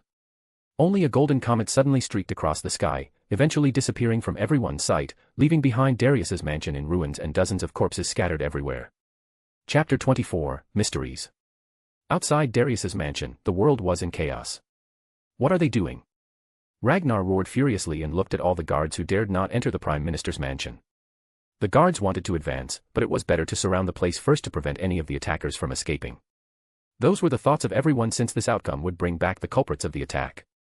Ragnar, as the first and closest to the Prime Minister's mansion, was sent to check what had happened. Lately, attacks had been happening one after another in the kingdom, causing great instability in security and people's trust. "Lord Ragnar, the attack began approximately 5 minutes ago. The other noble families near this place have reported hearing loud screams and explosions, but all those sounds ceased when we secured the area," one of the knights who had arrived first said. "The situation is critical. We've just received a report that Prince Gilgamesh's mansion was attacked, and the worst part is that Princess Ariel was in the same mansion. Everything seems to indicate that the attacks were coordinated. Follow me immediately, and let's find out what happened in this place.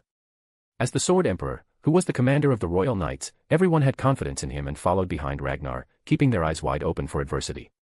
A knight who was Ragnar's aide said with a cold expression, "Sir, there are records that in the mansion, there is a Sword King, 2 mages capable of wielding king-level magic, and more than 50 royal guards. No need to report it, the guards are here." Ragnar, who had advanced ahead, found numerous corpses on the ground. Their wounds were all very similar, but there was no pattern to suggest that a known technique had been used, so they were currently without clues. They're all dead. In Gilgamesh's mansion. The corpses had been collected, and the blood had been cleaned to the best of their ability, but Simon was worried that Gilgamesh had not yet appeared. The best part of all of this was that Princess Ariel had taken charge of everything in Gilgamesh's absence, which made suspicions about the prince's whereabouts disappear. Boom. At that moment, a sound struck the rear of the mansion right where the rarely visited courtyard was. But this simple sound was enough to send all the guards running to search for any enemies. Simon, who was the quickest, saw Gilgamesh surrounded by many figures and furrowed his brow but didn't ask any questions. "He's back, my lord." Gilgamesh had noticed Simon's presence as he walked towards him and nodded. "Take care of these girls, they are now part of my property, and no one should touch them. Ensure they receive the best treatment and prepare some rooms for them to sleep together." "Understood." "There won't be any issues," Simon replied, and quickly summoned some of the mansion's maids. "I'm going to take a shower and then get some rest. Handle this for me," Gilgamesh said as he waved his hand and walked away from the scene. "You will all be fine now, don't be afraid and follow me in silence," Simon said, addressing all these girls, teenagers, and women of considerable age. He didn't know what had happened, but he could assume that the Prince Gilgamesh had a plan behind all of this. Initially, all those who chose to follow Gilgamesh believed that their lives wouldn't be much different, but seeing that he paid them no attention and seemed uninterested gave them the reassurance they needed for the night. On the way to the baths, Simon, who had sworn loyalty to his prince, had to ensure that nothing tarnished his prince's reputation. So he said, "First, you won't be able to move around the mansion as you please. You will be placed in the dormitories until the prince decides what to do with you. Second, don't scream or cause any trouble. Besides that, whatever you hear, keep it to yourselves, and don't speak about anything that happens in this mansion." Simon could see that they were slaves, as common as bread on this continent. But unlike other slaves, these seemed to have been kidnapped, judging by their fine faces hidden beneath all the dirt on their bodies. Perhaps nobles, but it wasn't known for sure, and Simon wasn't interested in investigating. The girls, especially the smarter ones, knew who the princes of the kingdom they were in were. There were only 3 men and 1 woman. If they were under the care of the Prince Gilgamesh, who had proven to be extraordinary, no one would complain, and they wouldn't be so foolish as to anger him.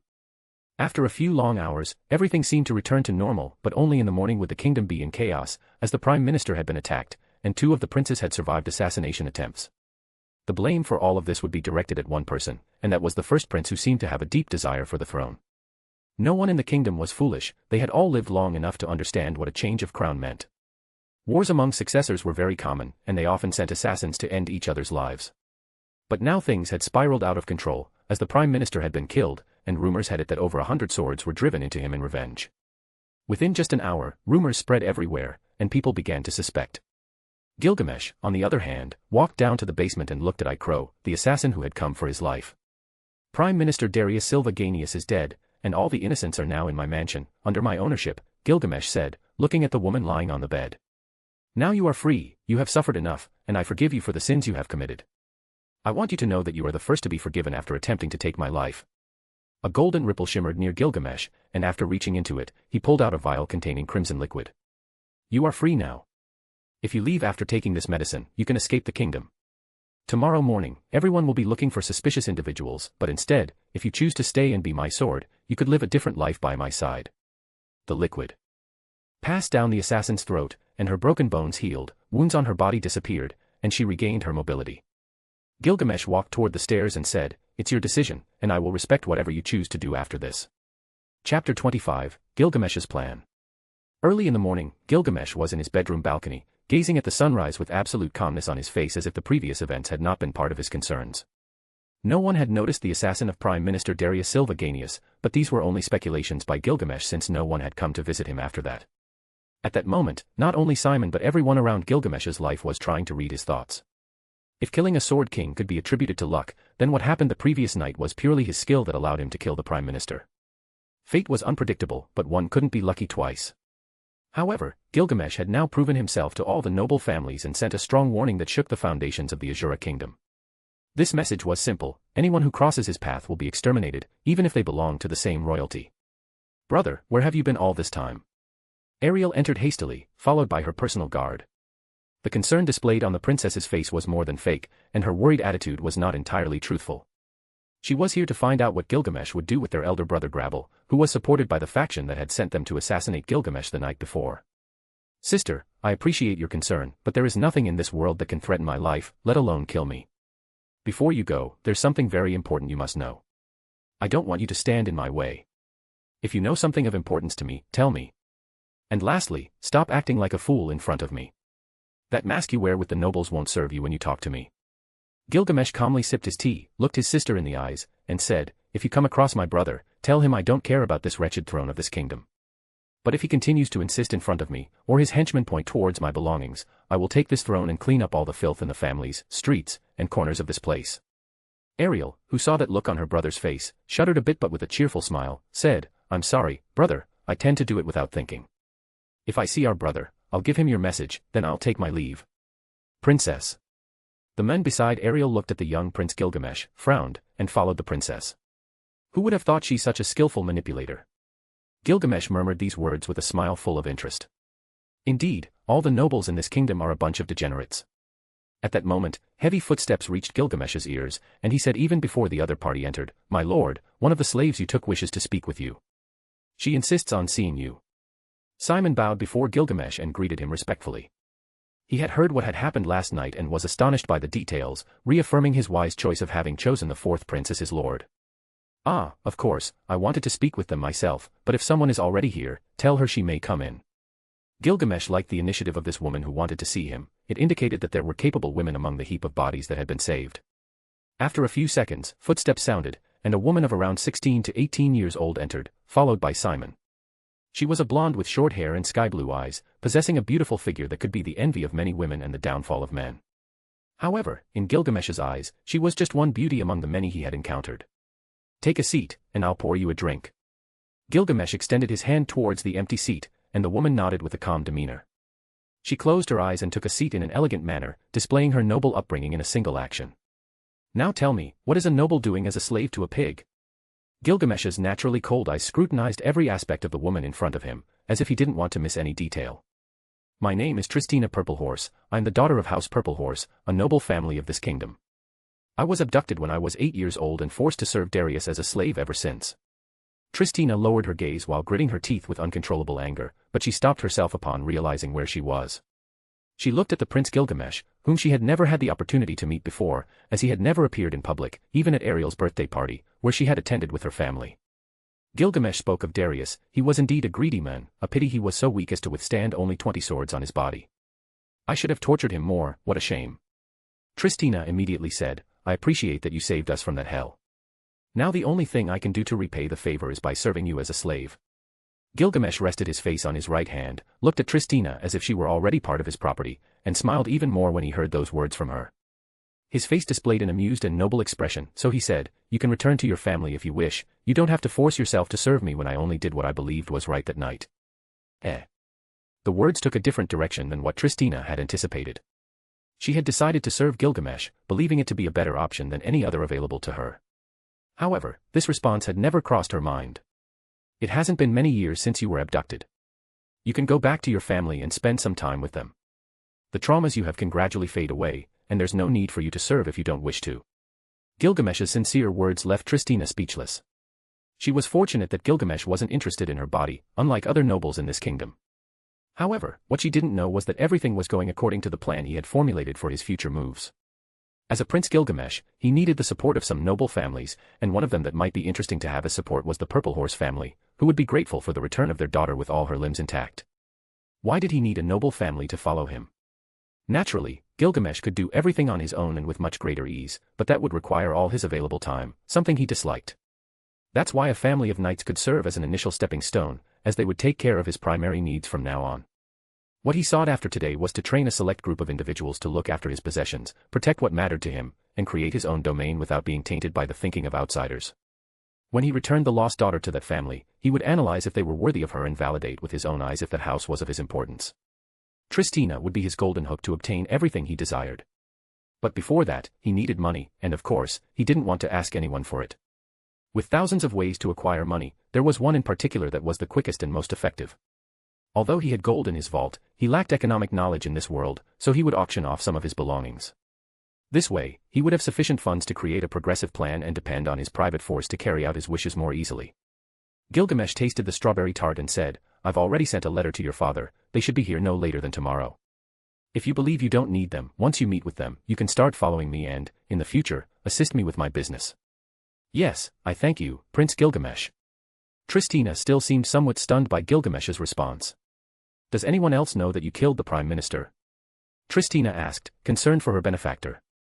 "Choose your words carefully, girl," Simon said with a fierce expression on his face.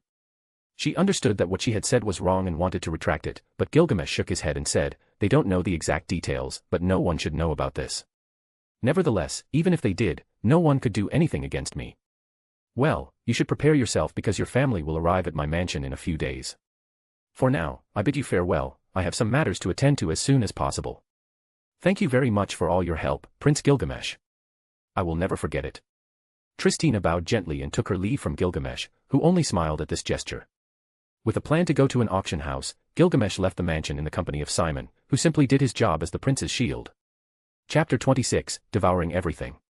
We are now heading to the Black Pearl's auction house. It holds the greatest influence when it comes to auctioning items of extreme quality, no matter what they may be. Their items are exclusive to people of power and those who have enough money to bid on the items they sell. They hold an auction every 3 months, and what they sell is the result of purchases they make externally in other continents. Do you think it's reliable to sell my products there? Gilgamesh raised his gaze and asked. There were very few people who could accurately evaluate his most valuable items, but even within his vault in Babylon, he had tons of the purest quality gold, exotic armors, magical and non-magical crystals, weapons, potions, and anything else that a human could imagine. My lord, if they cannot evaluate your items correctly, you have every right to refuse to sell to them. Moreover, they would be delighted to do business with someone like you. Gilgamesh fell into silence. He seemed to be contemplating the idea of selling an item from his possessions, as evidently, all the items he possessed were of great value and importance. If he decided to sell a powerful item, it could generate chaos, so he had to make a wise choice before arriving at that place. Gold might not be of much importance in this world, he wasn't sure if diamonds held any value either, but what he was sure of was that the weapons and magical objects in his possession could offer him enough money for the beginnings of his plan. Before arriving, he had selected some lower quality items and chosen some precious gemstones that he was sure nobles would like to flaunt as a symbol of their wealth when buying a precious jewel. Besides that, if gold didn't hold high value, he would sell some magical stones and low-level potions he had in his possession. He wasn't certain if there were potions in this world, but since he needed money, he wanted to improvise, and there was no better way to do it than this. Simon didn't know what Gilgamesh had in his possession to sell, but considering his new behavior, it wouldn't be something small. When they got out of the carriage, the gazes of everyone had already fallen on the carriage's markings, and it was known in advance that it belonged to one of the princes. To come to a place like this with such class, only nobles or royalty would make such an entrance. Gilgamesh took a few steps forward, and immediately an older man had appeared at the door and bowed slightly in a show of respect. Prince Gilgamesh, welcome to the Black Pearl's auction house. What brings you here? I've come to buy some things and do business. Gilgamesh walked into the building without caring about etiquette, and immediately, transparent glass display cases appeared before his eyes, showcasing a variety of weapons and gleaming armors. There were very few people around, demonstrating the exclusivity of this place in selecting its clientele. As was well known, this place mainly benefited from the auction and sale of high-quality items that mostly nobles purchased. Prince Gilgamesh, I am Raphael, the manager of this auction house. I recently heard that you had become one of the youngest sword kings in the history of our kingdom and possibly the world, so it is an honor to have you in this place. Raphael's eyes sparkled at the sight of someone as reserved as Prince Gilgamesh deciding to visit his shop, so he did his best to please him and find out what he wanted. Before we move to a more private area, is there anything in our presentations that interests you? These are the newest items, so I'm sure something will catch your eye. Raphael's shrewd eyes observed Gilgamesh and noticed his interest in an innovative set of clothing displayed in a separate showcase from the weapons area, so he performed his professional duties as best as he could. Other than that set of clothing, there is nothing in this place that catches my attention, so let's proceed to the negotiations. Gilgamesh shook his head and pointed to the clothing set, which perfectly combined comfort and elegance. Click. Then it shall be yours. Raphael snapped his fingers, and a pair of young women began to remove the clothing from the showcase while he led the young prince to a secluded room. As Gilgamesh and Raphael climbed the stairs of the building, other people and workers who had heard rumors of the cruel prince felt a chill just from being in his presence. Even if others had no direct relationship with him, they felt the need to bow and greet. So, Prince Gilgamesh has finally deigned to leave his mansion. He's still so young, I doubt he's truly a sword king. Another onlooker commented after seeing Gilgamesh, still, he's frightening. Being in the presence of this prince is truly intimidating. The Black Pearl's auction house contained anything one might be looking for as long as one had enough wealth. However, in both the past and the present, not everyone was privileged enough to access all the privileges this place could offer. Gilgamesh looked coldly at all the people surrounding him on his way to the private room where he would discuss the things he needed with this man named Raphael, who was the manager of this place. Simon, right by his side, was deeply concerned that things might spiral out of control. Others might not know, but it was clear to him that Gilgamesh was an executioner who could kill with such ease that it didn't even make him flinch. Even the prime minister and highly formidable guards had died at his hands without receiving a single scratch. A young woman with good intention said, "Prince Gilgamesh, what would you like to drink? If you have a fine wine that can impress me, I'll accept it with gratitude. If not, simply a lemonade or something refreshing." Gilgamesh replied to the woman who was attending to him. Then, "Prince Gilgamesh, what matters would you like to discuss now that we are in a more private setting?" Raphael asked without rushing, finding the exact moment to pose this question. He had been in the presence of the most influential people in this kingdom, and none of them had given him the sense of oppression that Gilgamesh did. As a merchant, he traveled frequently, so he had a lot of experience in getting to know people and could sense what they were thinking with just a few sentences exchanged. However, the Prince Gilgamesh, about whom everyone knew so little, gave him an entirely new sensation. Most nobles came to this place for magical accessories, high-quality swords, and, in rare cases, armor. Therefore, he had some anticipation of what the Prince Gilgamesh might want before he spoke with him, but now there was nothing but mystery in his words. Prince Gilgamesh. Raphael saw the bottle of wine being brought by one of the servants of this place and personally opened the bottle, took a crystal glass, and poured a glass for Gilgamesh. "Do you think you can auction off some magical items in the upcoming auction to be held here?" Gilgamesh swirled the wine glass in his hand and looked at Raphael, whose expression momentarily went blank. "You're planning to auction something?" Gilgamesh nodded and said, "Before I show you the items I want to auction, I'd like to know the commission for any items you wish to auction. If the deal is fair, I'll require a lot of what you have in your store, and we could potentially establish a good relationship in the future." Raphael was no fool, he knew exactly about business and what Gilgamesh meant. He must be looking for more than just selling, he might also be interested in buying. In normal situations, the auction house takes a 30% commission on the value of the auctioned item, but for prestigious members, the auction house only takes 15% of the final bid value in an auction. In this situation, it wouldn't hurt to suggest that they could take 15% of the profits from the items prestigious members might auction. However, he was dealing with the Prince Gilgamesh, so Raphael adjusted his collar and said, "If it's for the Prince Gilgamesh, as long as the deal is intriguing, we could come to an agreement of 90% for you and 10% for the auction house, which is us. You're no fool, but my deal is much larger, so I'll be keeping 95% of the profits." Gilgamesh, who was sipping the medium-quality wine they offered, smiled and proposed his terms. Chapter 27, Partners or Enemies. This proposal to Raphael was non-negotiable. Firstly, he was already being very generous by offering Gilgamesh a 90/10 split of the profits. It would be foolish to lower that 10% to 5%, it wouldn't be smart at all. Gilgamesh flashed a smile that made everyone in the room uncomfortable, took a sip from his glass, and said, "The Black Pearl's auction house only holds influence in this realm from what I've heard, so my deal will be very favorable for you if you listen to everything I want.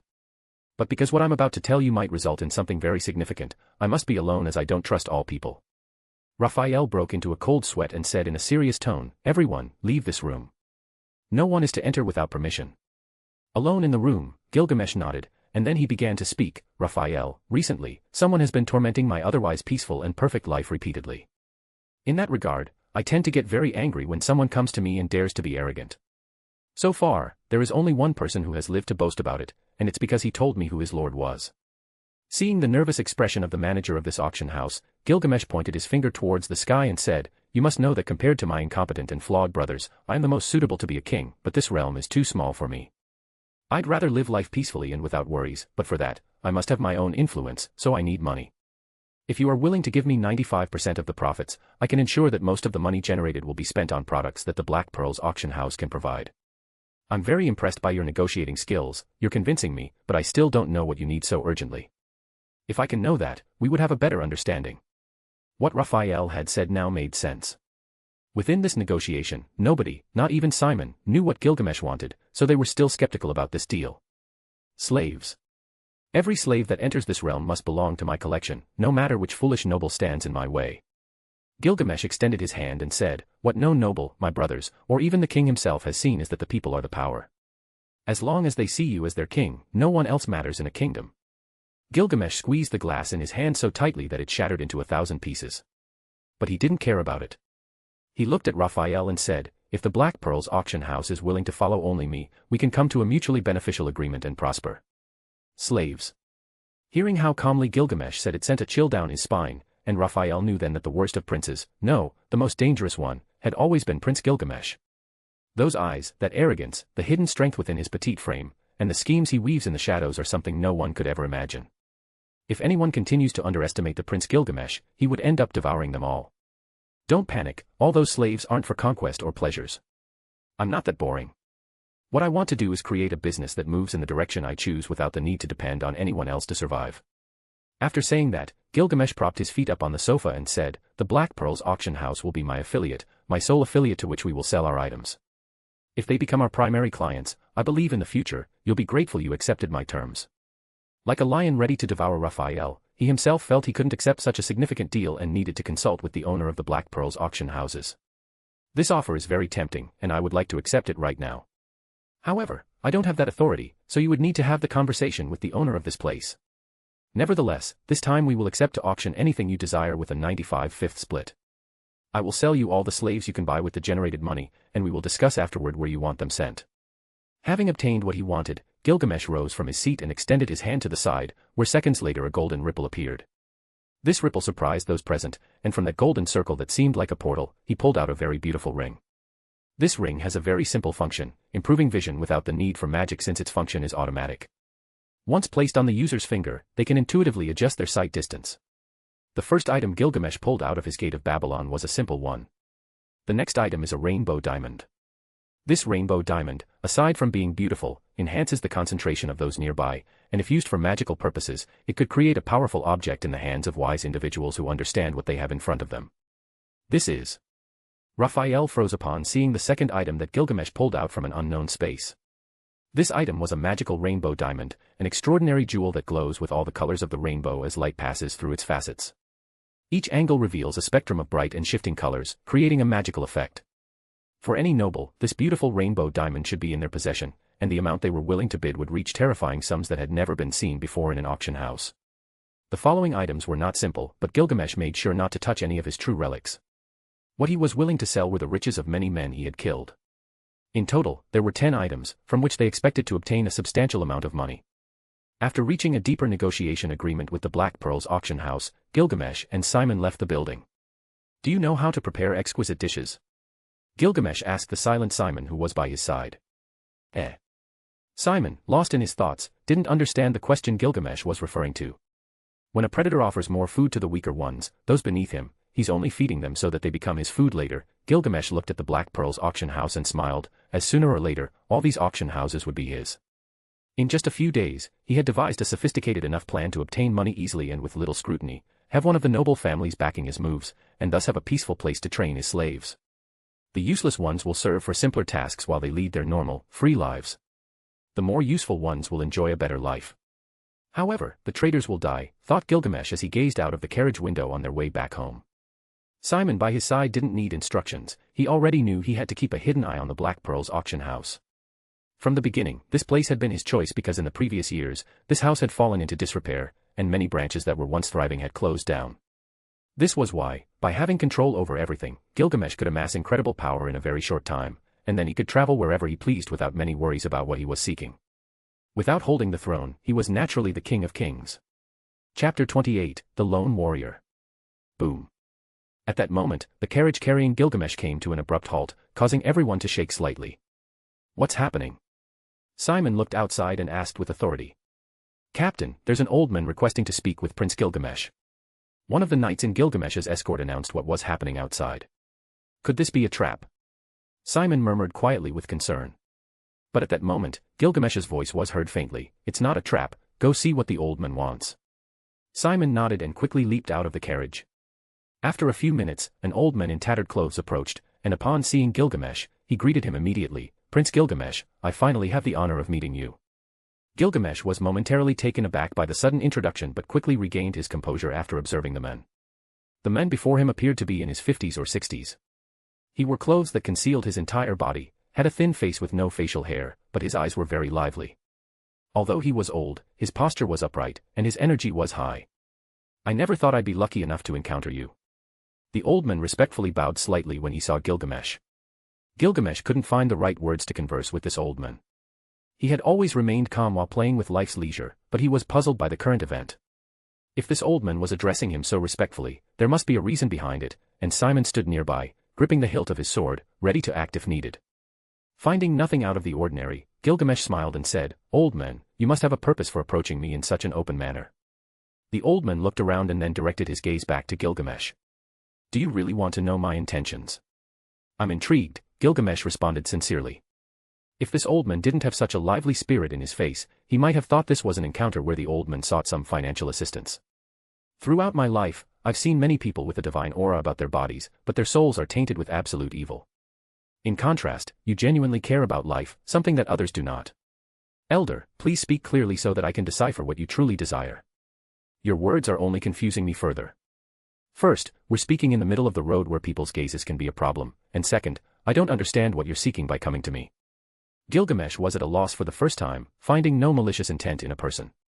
What he saw behind the old man's gaze represented only a longing for strength. However, under Gilgamesh's impatient gaze, the old man only smiled. "My sword told me I should follow you if I wanted to become stronger in this life.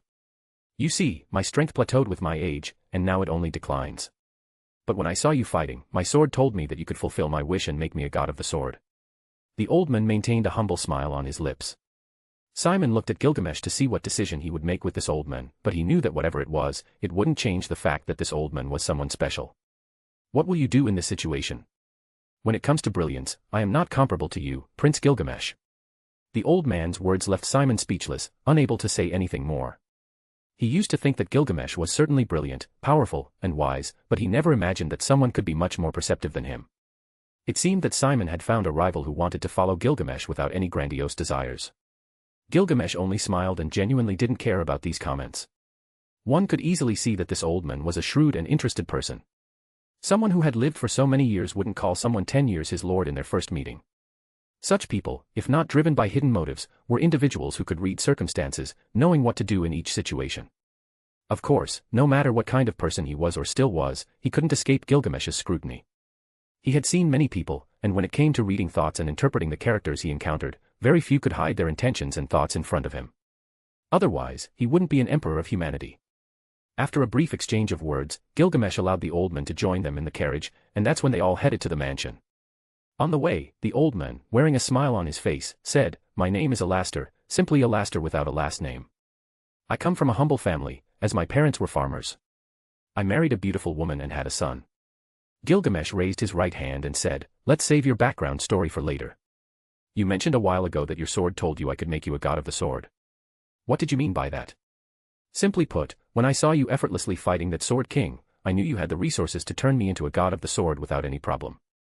You see, my only desire before I die is to reach that rank, and the rest is of no importance to me. So if you can grant me that power, I promise I will be your emotionless sword until my soul can depart from this world on a battlefield." Alastor's words surprised Simon, who immediately regarded this old man as an arrogant elder who didn't know his place. It was impossible for Gilgamesh to promote him to a god of the sword, as that was not solely based on granting power but also on age. However, this wasn't a significant issue for Gilgamesh. He had a goal where many human lives might need to be eliminated if they dared to stand in his way. If the old man in front of him couldn't interpret those desires, then it wouldn't be useful to grant him such power. "We will assess you when we arrive at our destination. If you have the power and the necessary will to become one of my swords, then I will accept you under my command," Gilgamesh said with a mysterious smile. After another half hour, they reached the mansion, and everyone headed to an open training field where a battle platform was set up. On one side, some knights were training, all of whom had recently sworn loyalty to Simon and were now of utmost trust. In total, under Gilgamesh's faction, there were about 50 knights, with Simon being the captain of the Prince Gilgamesh's guard. During the nighttime attack, several guards had gone missing from their posts, so they had been sentenced to death for high treason. No one had thought that the Prince Gilgamesh would survive to issue these treason orders, so as a decree, Simon made sure they all died without their heads attached to their bodies. In less than a week, Gilgamesh had accomplished what his sister Ariel probably couldn't have achieved in several years. It was a pity that the vultures circling around her were so inept, as otherwise, things might have been different. Hail, Prince Gilgamesh! Hail, Prince Gilgamesh! Hail, Prince Gilgamesh! A series of greetings were directed towards Gilgamesh, and the tone was more than respectful. Everyone believed that by the side of the Prince Gilgamesh, they could reach heights they could never have achieved by following anyone else. Gather everyone, we're going to hold a swearing-in ceremony, and each of you will receive something very special as a reward. Gilgamesh's eyes gleamed with a crimson hue as he walked toward the center of the training field. Yes, Your Highness. It seemed the time had come. Everyone wasted no time and started forming ranks, while other mansion guards arrived one after another and lined up. At the end, Simon stood in front of them and placed his hand over his heart. Sir, we're all here. Gilgamesh was impressed. He hadn't thought that among the royal knights, there would be such skilled soldiers, many with a keen eye. Upon closer inspection, it seemed that they all came from humble backgrounds, which to some extent explained their selection. Step aside, Simon, you'll be the last, Gilgamesh said as he looked at all the men in front of him with a smile. Yes, my lord. Simon, with a hardened expression, nodded and walked behind Gilgamesh. All right, let's begin. Chapter 29, The Will of a Good Man. I, Hugo Daraway, in the presence of the heavens, solemnly swear my unwavering loyalty to the noble Prince Gilgamesh Asura. I promise to protect his interests with honor and courage, to defend his kingdom against any threat, and to follow his guidance in times of peace and war. My sword and my heart are at his service, ready to act in his name whenever necessary. I pledge to uphold the code of knights with devotion, displaying virtue, courage, and justice in all my actions. The first to step forward was a young man of about 24 years old. He appeared young, but his words were sincere, and his loyalty was more than enough for Gilgamesh. A good name, indeed. So listen carefully. Today, in this humble place, I dub you a knight of my guard. Your oath resonates with my pride, and I accept your allegiance. From this day forth, you are a guardian of my decisions and orders. Gilgamesh then conjured a golden ripple that illuminated the knight's face. With closed eyes and calm, Hugo saw the hilt of a sword, and his soul stirred. As my absolute sword, I entrust you with this invaluable blade, unparalleled in the world. This weapon is not just a tool of power but a reflection of your purpose and a promise you have made. Both this sword and any that will be bestowed today will have the power to bend to their owner if they ever betray their oath. May this truth be a constant reminder of your duty and the steadfastness of your commitment. With this sword in your hand, you will embark on a glorious path, face challenges, and spill blood in the course of our destiny. Gilgamesh then walked toward the next knight after bestowing that sword infused with the cursed master-servant contract magic, which not only utilized a contract but also granted potential abilities to the sword's user that would become more evident later. These abilities were something like blessings, but they applied only to the sword, not the men who didn't hold that sword. Moreover, if these guards were somehow sent by the enemy, the sword would act as one of their assailants and pierce through the bearer's chest. Although it sounded really harsh, Gilgamesh judged that everything these men would receive in return would be worth it for pledging with their lives. So, as long as none had dangerous thoughts and actions, they would be fine. After some time, all the knights except for Simon and Alastor had a new sword at their sides. And the ones they had been carrying entered Gilgamesh's Babylonian gate one by one without exception. Gilgamesh directed a gaze at Simon, who stood by his side, and said, "You have one final task. Before receiving your sword, you must engage in a sword duel with Alastor, and after evaluating him, we will decide what to do with him. The confrontation will be with wooden swords, on equal terms, and the battle will end when one of you is disarmed or receives an attack that would be lethal in a real sword fight," Gilgamesh said, having high expectations for Alastor. That old man had a strong spirit despite his age. Both contenders picked up a wooden sword, locked eyes, and waited for the moment to make the first move. "I won't disappoint my lord, so I won't hold back," said Simon as he raised his sword and prepared himself. Contrary to what everyone expected, Alastor raised his sword and, in the blink of an eye, disappeared from the spot, moving at a terrifying speed. Thud. Simon, who used a different sword technique than the others, prepared himself with composure and countered the attack with an excellent block that gave him momentum to advance. Simon was close to being a sword king, making him an excellent warrior with incredible potential for further improvement. The battlefield resonated with the clash of wood against wood as the two figures faced each other in a deadly duel. Simon, the captain of Gilgamesh's guards, wielded his sword with overwhelming strength. His movements were aggressive and swift, like a powerful whirlwind seeking to annihilate his opponent. Facing him, elderly Alastor held his sword with serene control and unchanging grace. Alastor's movements were smooth and calculated, as if each step he took had a purpose. He dodged Simon's attacks with astonishing agility, his body gliding like an evasive shadow, barely grazing the edges of the enemy's sword. His gaze was calm but intense, as if he were calculating every move of his opponent. Simon, on the other hand, lunged with relentless fury. His strikes were powerful and brutal, but Alastor seemed to anticipate each one of them. The sound of wood clashing filled the place, and sweat beaded on the foreheads of the two contenders as they faced off in a duel of skill and will. But as seconds passed, Alastor began to give ground. Simon's brute strength seemed to overwhelm him, and his movements grew slower. Simon's blows became more accurate, and his attacks began to land with greater force. Alastor retreated, his face reflecting the internal struggle he was waging. "My grandson cannot see me lose." As he said this, in an instant, Alastor's eyes filled with an unyielding spirit. His movements changed, his body moved like a viper, evading and countering with impressive agility. Simon's attacks started to lose their focus as Alastor advanced with determination. Boom. In a fluid and precise movement, Alastor disarmed Simon. The sword of Gilgamesh's captain of the guards clattered to the ground with a loud noise, and the room fell momentarily silent. Alastor's eyes met Simon's, and in them, an indomitable resolve shone. It can't be. That old man defeated Simon. It was then that Alastor spat blood, his expression turning pale, and he said, "Do not be overwhelmed by this small defeat. If we had real swords, I would have lost. But today, I couldn't afford to give up this victory. My grandson is watching me." "His grandson?" Simon asked, confused, not understanding what Alastor meant. Gilgamesh, on the side, then understood. What moved elderly Alastor was not his own will, but the will of someone younger, like the loss of a loved one. The old Alastor's talent was unmatched, but judging by the condition of his body, it was easy to identify that he began training at an advanced age, as if something pushed him toward sword mastery. So, Gilgamesh knew that Alastor's will was not his own but that of a loved one who was no longer in this world. Elderly Alastor had not been defeated.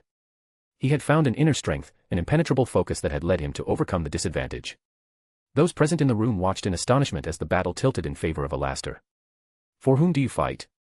Gilgamesh asked as he looked directly at Alastor. "I fight for my grandson," Alastor said as he knelt on the ground. "If I give you the key to the power you seek, you will live at most 15 more years. Are you willing to fight for me during those years?"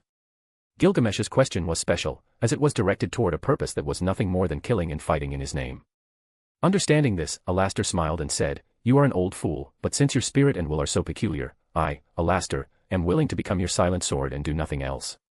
You are a foolish old man, but since your spirit and will are so peculiar, drink this magical potion.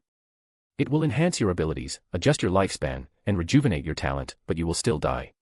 Your body won't rejuvenate, nor will your muscles, only your talent will be amplified, and it will enhance all your power."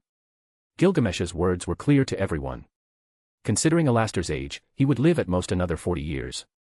But with that potion, he would live no more than 15 years. Anyone who heard this would refuse to live so briefly just to regain the talent of their youth, gain a bit more strength, and die only knowing the sword. No one understood this sentiment better than Gilgamesh himself, as he was willing to do anything to obtain immortality, searching the world for that power that only the gods could possess. Alastor was no different. His desire to become stronger was something he wanted to achieve for a loved one lost to death. In that respect, he and Alastor were not so different. "Drink the potion and take this sword. Remember that if you betray me, you will die by the very sword you hold in your hands." Gilgamesh watched as Alastor drank the potion, clutched his chest, and fell unconscious to the ground. "Take him to an unoccupied bedroom. He will awaken when the effects of the potion integrate with his body." "Yes, sir." Several guards stepped forward and lifted Alastor from the ground. "Is it a good idea to give him that power?" Simon asked with a calmer expression. "It doesn't matter, he will be a good guardian in my ranks as long as he fulfills his desire." Gilgamesh shook his head and said, "Now it's time to give you a sword, Simon, do not disappoint me." Simon's expression turned serious, and he said, "Even if I die, I will not disappoint you, my lord." Chapter 30, Oath of Loyalty. What you hold in your hands is a noble phantasm that will grant you incredible power beyond most people in this world. As you will be my right hand, you must possess power befitting of this world. Who are you?" Simon gazed at the weapon that had never before touched this earth and felt truly blessed. Simon, who was still taken aback by this incredibly powerful weapon, stammered, "It still amazes me, even after having seen much of what you can achieve. I take pride in dedicating my life to your purpose in this world." Although it was a replica, the weapon Gilgamesh had given to Simon was a valuable cursed sword with the effect of cancelling the effects of spells for a short period of 3 seconds and replicating magic every 6 seconds, culminating in a unique attack that could split a mountain in two. This weapon also possessed the authority of the Gate of Babylon. Once the user died, it would return to its original place. Furthermore, to protect itself, it was enchanted so that if there were any thoughts of betrayal, the weapon would automatically kill the user. Gilgamesh, upon hearing these words from Simon, smiled. Then, he looked into the distance where the knights were training with their new swords and said, "I am just an extraordinary man. Do not call me God or anything related, for I am not. Both you and I are just men in this world. Are you sure about giving me this weapon? Simon asked, still unsure if Gilgamesh was some kind of reincarnated hero. If you keep insisting, I'll take that weapon back to my treasury. It's a gift for your past and future services in my name. With this, you won't be bound to me. Maybe I'll go live on a mountain in another 20 years. You can live your life, find a woman, and have some children. We only need to deal with a very troublesome being, perhaps in the future. Those words left Simon with a palpable sense of unease, knowing that Gilgamesh was something akin to a god, but he no longer dwelled on it. He saw Gilgamesh as someone capable of achieving anything. Being considered his right hand, he felt a growing pride in his body and was glad he had made the right choice. Mom, Dad, your son will become someone extraordinary beyond this realm. Someone who will stand by the brightest men in this world, and I will bring glory to our family name. Simon clutched the necklace around his neck and went to train with the guards. Inside Gilgamesh's mansion. How long will you keep hiding? Gilgamesh's voice resonated in the spacious place, empty of people, and from the depths of the darkness emerged a petite figure, the woman who had attempted to assassinate him. It seems you've made a decision. However, if you wish to stay by my side, we'll make an oath of protection and service. Gilgamesh snapped his fingers, and 2 golden daggers emerged from his ripples. He then walked toward the assassin and said, "From now on, you shall be called Anna. You will work for me, and in return, I will take care of every girl you bring to my mansion. Of course, we won't go around kidnapping people. What I mean is, I'll create an orphanage. There, they will have food, protection, and receive education, all thanks to my great generosity." Gilgamesh's words seemed devoid of emotion, as if what he was doing was a matter of honor for others. What he wanted to establish now was a field of protection. He aimed to gain the favor of the needy, caring for the people whom the nobles had forgotten to protect. Although this city was one of the largest and wealthiest in the world, it had its impoverished sides like any kingdom ruled by simians. But no one did anything because in this realm, slaves were the most precious asset, and on that point, Gilgamesh did not disagree. Every living being has a purpose in life, and now, the future slaves would find a purpose on their path to do things for him. From Gilgamesh's perspective, this was a win-win situation, so this time, he was not doing it all for his own benefit. Believe it or not, I am changing, so I want to be different from the other filthy nobles in this realm who have tortured and hurt you. It seems there's still some love left in your heart, so you will follow me from now on. Gilgamesh watched Anna hold the daggers and show no expression on her face. After all, she had a broken soul. But after a few seconds, she said, I will follow. I just want food and not to kill anyone other than nobles. It's a deal. Gilgamesh looked Anna up and down and pointed out, by the way, wear more clothing on your body, they'll think I'm a damn pervert. Winter is approaching, and you'll be cold if you continue like this. Oh, okay. Anna nodded as she looked at the golden daggers in her hands. After walking a few minutes, Gilgamesh frowned and turned to Anna. I said follow me, but not in a literal sense. You can do whatever you want in the mansion. Read books, learn some etiquette from the maids, or delve into history, as long as what you want can be provided, there won't be any issue. Anna watched as Gilgamesh walked away, her still confused eyes scanning the grand hall of the mansion, and she said, I can't read. In the individual rooms of the knights, located in a separate building from the main one, Alastor lay in a clean bed, every part of his body twitching. Stay with me, my dear grandson. Don't worry, your grandfather will become a sword god in your name. Gilgamesh had seen that Alastor had lived a life full of challenges and losses, but his determination to keep improving despite his old age defined him. From his youth, he had never had a burning desire for the sword and only wished to live off farming. Such a humble lifestyle had taken him through life's ups and downs. His story began in a small village, where he grew up amidst the tranquility of the countryside and the warmth of his family. He married a beautiful wife, and together they built a life full of love and happiness. But tragedy struck when his wife fell from a cliff, leaving a void in his heart that he could never completely fill. Despite his pain, Alastor found the strength to carry on for his son, who was his reason for living. Raising his son alone was a challenge, but he did it for the sake of his wife's memory and the love he held. His son grew up and got married, and Alastor finally experienced the joy of becoming a grandfather when his grandson was born. However, fate had cruel plans. A fateful robbery took the life of his son and daughter-in-law, leaving Alastor with the responsibility of raising his grandson, who became the last spark of light in his life.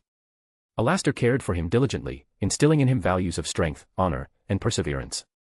From an early age, the grandson expressed his desire to become the world's greatest swordsman, a dream that Alastor supported with all his heart. Years passed, and the grandson grew, training under his grandfather's guidance. The two shared endless hours of practice, forging a strong and unique bond. Alastor saw in his grandson the potential for a bright and promising future and believed in him with unwavering fervor.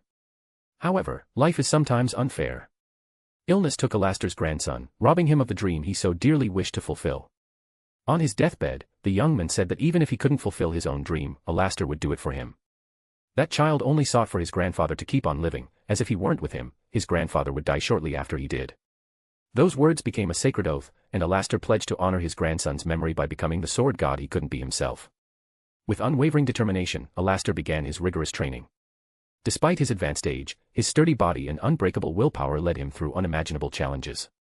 Every strike, every sword movement, was an expression of his dedication to his grandson and his firm desire to fulfill his promise. As time passed, Alastor showed everyone that age was not an insurmountable limitation. His skill with the sword grew every day, but he was, after all, an old man who was losing strength with each passing day. When he visited the place where a 10-year-old boy was fighting against a sword king, his sword told him that this child could make him a sword god. And his sword had not been wrong. Chapter 31, The Purple Horse Family. This is much more interesting than I thought, murmured Gilgamesh from the balcony of his room in the Silver Palace, gazing into the distance with a serene expression on his face. Who would have told him in the beginning that a god would visit him in his dreams, attempt to assassinate him on 2 occasions, and that all of this would be led by the decadent circumstances of the environment in which he found himself? Gilgamesh didn't seek to rule in this realm. His enthusiasm for being the king of a kingdom that didn't deserve him was minimal. At the same time, all he wanted was to live his human life to the fullest, but there was always a trigger that dragged him towards power and eventually greatness. After all, he was a king of kings. Anyone who saw him as anything less was simply blind. However, he found it hard to believe that the gods could walk the earth as they pleased, especially since they didn't adhere to any specific religion. Hitagami, the human god, was his main target for coming into this world after trying to control him, so he would make sure to kill him, no matter how long it took. But as he had experience in facing gods, he knew that sooner or later the messengers called apostles, children of gods, envoys, or any other title bestowed upon them in this world would somehow seek to end his life before he could end that of a certain god. Following that rule, Gilgamesh had chosen to create the orders of heroes. Essentially, like Simon and Alastor, they now possessed noble phantasms that he had taken from the messengers of the gods in the war where he was crowned emperor of humanity. At the same time, the knights, who were now 50 in number, had truly impressive swords that would at the very least elevate them to the rank of sword emperor, something that represented a specific level within this world. Having an order of knights, heroes who would fight on behalf of true humanity within this world, the attention he should give to the messengers of the human god would be minimal. The possibility of that god interfering in his life would be minimal, so as long as no one had sworn loyalty to him, the chances of him being an enemy were high. Who would have thought that I would ever give my precious treasures to those who would be my swords and warriors, but it is necessary because if the human god interferes with their thoughts, I would have to be vigilant no matter what. Gilgamesh shook his head, and just as he was about to enter his room, he saw in the distance a convoy of carriages bearing the Purple Horse family's banners. The knights, who had already prepared themselves in beautiful black armor, awaited the arrival of this noble family in the quarters of the Prince Gilgamesh, so they performed a small welcome ceremony. They've arrived earlier than expected, but it's better to address this issue as soon as possible, Gilgamesh said as he walked towards his room and waited for the right moment. What kind of person is Prince Gilgamesh? A man with an anxious expression murmured this question inside one of the carriages in the Purple Horse family's convoy. And why does that matter? He found our little one, that's what reflects a small part of his behavior, said a woman with blonde hair tied in a very reserved hairstyle. If you think so little of Prince Gilgamesh, then he will devour you without even knowing when it happened. An elder, the current head of the Purple Horse family, looked coldly at his useless son. This man named Percival Purple Horse led the Purple Horse family of knights, and after the disappearance of his beloved granddaughter, he remained on the sidelines of the internal struggle among the two factions of the elder princes and the only princess who was in the second position of succession.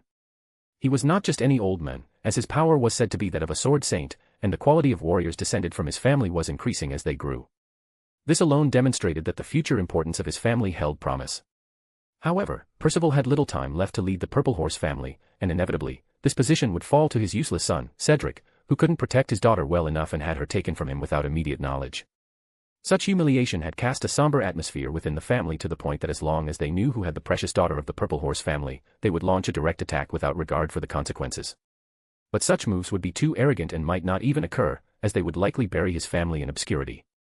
However, things had taken a very important turn for the family's future since they had recently received a letter from Prince Gilgamesh stating that their daughter was under his care, safe and sound, and they were invited to meet with their relative. This would have been perfect for Percival to know who was responsible for kidnapping his granddaughter, but before that, Prince Gilgamesh had killed the Sword King titled the Bone Crusher when he was just 10 years old in front of thousands of people. Only those who witnessed that fight could describe how horrifying the death of a prestigious Sword King was. Everything was deeply interconnected to the point that Percival had pieced together what had happened. It was said that a few weeks ago, Prince Gilgamesh was kidnapped and then reappeared in a tavern with dozens of corpses, and afterward, this same prince killed a Sword King. Upon learning of this, Percival knew that Prince Gilgamesh had sent a very clear message to all his enemies within the royalty. But after that same day, the mansion of Prince Gilgamesh was attacked, where Princess Ariel was also present. What happened that very night still shook the kingdom, and that was because the Prime Minister had been brutally murdered with more than 100 swords plunged into his body. Percival was no fool, he knew that the one who could have his daughter kidnapped was the Prime Minister of the Asura Kingdom. As the Prime Minister was killed by Gilgamesh, he managed to rescue his granddaughter from that swine's mansion. But here is where a problem arises. Is Gilgamesh, known as the Bloody Prince, so good as to save the slaves of the Prime Minister? It shouldn't be that way, but something must have been happening that Percival was overlooking in his speculation. If, in some way, Prince Gilgamesh saved the slaves from the clutches of the Prime Minister, who mysteriously disappeared from his mansion, that means he learned that his granddaughter belonged to the Purple Horse family. So, what is Prince Gilgamesh seeking by doing this? It's not simple charity, so what the prince might be seeking is the support of noble families who remain on the sidelines of the struggle for the future throne of the Asura Kingdom. Percival had understood this plan to a certain extent, but knowing they were dealing with a powerful candidate for the throne of the Asura Kingdom, if the Purple Horse family supports Prince Gilgamesh, other families might follow suit, and the position for a future king could favor Gilgamesh, the Bloody Prince. Do you believe in the rumors, father? Cedric looked at his father with a serious expression. Percival smiled, looked at his son, and said, Prince Gilgamesh is a man who doesn't hesitate to kill. At his young age, he's a powerful sword king and possibly a genius in magic as well. If someone like him went unnoticed for more than 10 years, do you think the rumors about Prince Gilgamesh's talent are unfounded? Certainly, all families would bet on him because he's more than perfect to be a king, but at the same time, they would question supporting him because it's too late. Cedric also understood what others would think in response to their family's visit to the quarters of the Prince Gilgamesh. We are in the midst of the war, that Prince Gilgamesh openly invited us to the factional war for the succession of the current King Asura. Percival smiled maniacally because from the beginning, they had no chance of avoiding what the other factions thought of the Purple Horse family. And should we be afraid? Cedric frowned, tightened the sword in his hands, and said, if any of those families interpret ours as weak, they'll be in for a big surprise when they underestimate our strength. Haha, it seems that look of yours has returned to your face. Percival looked at his son and smiled with pride. Now, they only had to see what the behavior of that Prince Gilgamesh would be.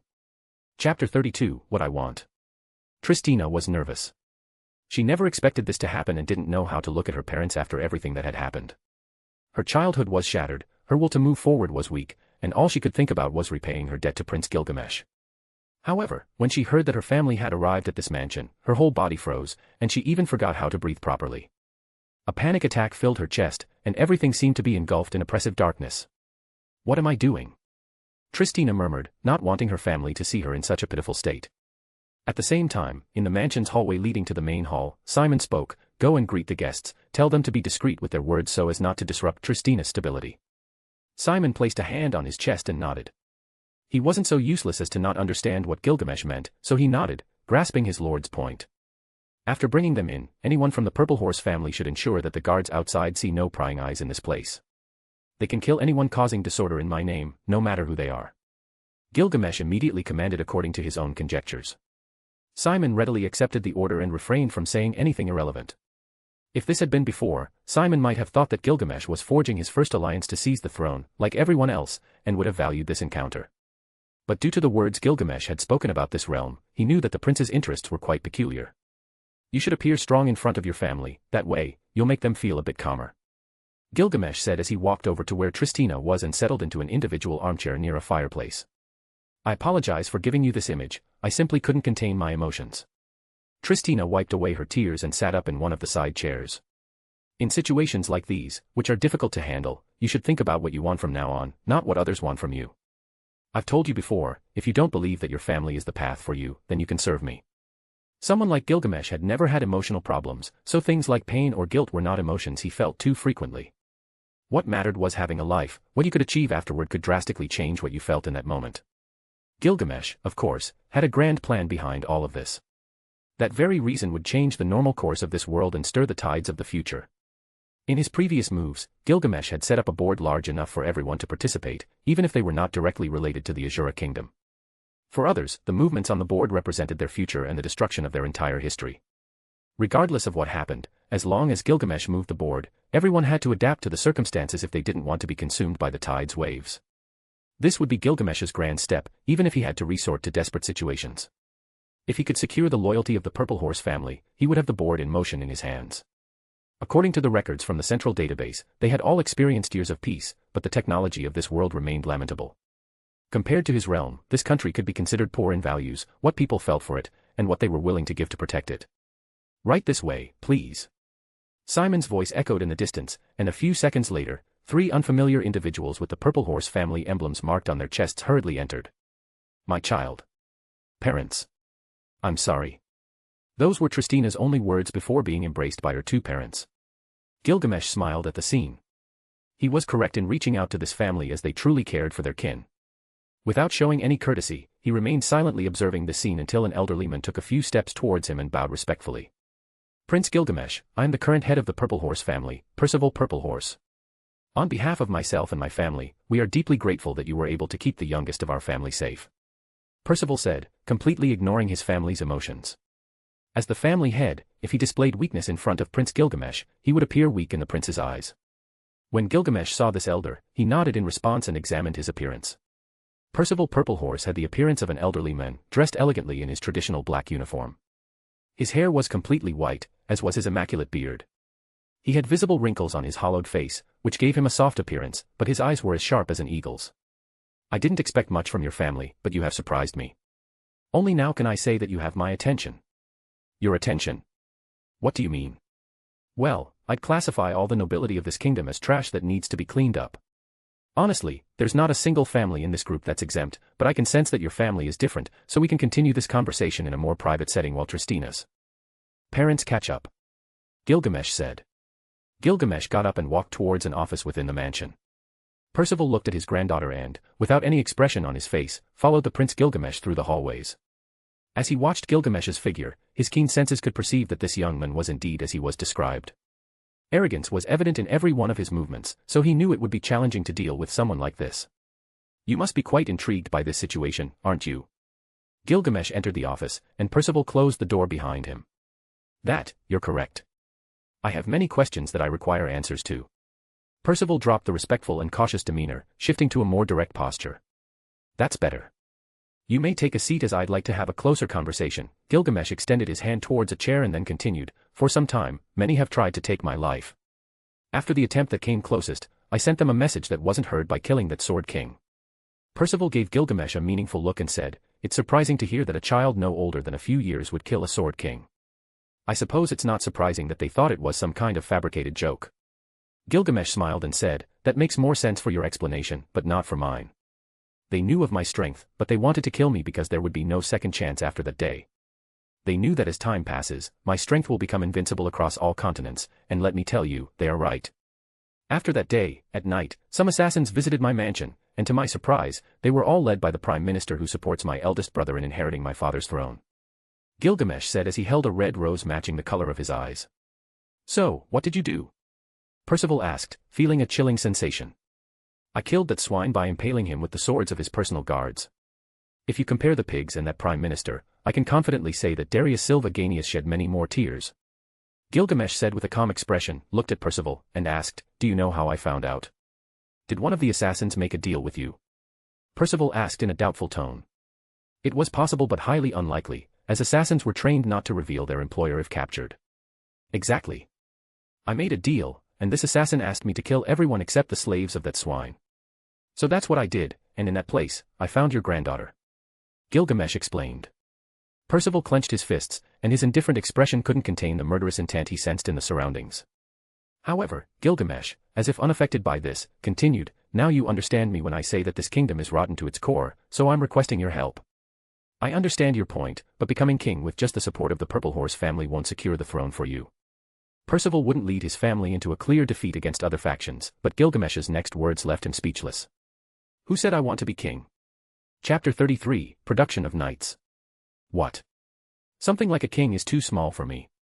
If I were to become a ruler in this world, I would become an emperor. However, I do not desire to be the king of this realm. Gilgamesh looked outside through the window and spoke these words. Percival gritted his teeth and said, then, if you do not desire the throne, why do you require the assistance of the Purple Horse family? I need a shield that draws all the attention from the outside, something that doesn't focus on my movements and allows me to act freely even if I dominate the entire world of commerce. Gilgamesh then turned his gaze towards Percival and said, by pledging your loyalty to me, you won't be offering your neck for others to tighten the noose. I will send a Laster, a current sword emperor, and several sword kings to protect your family. But if they are not enough, I will personally step in to deal with any enemy targeting your family.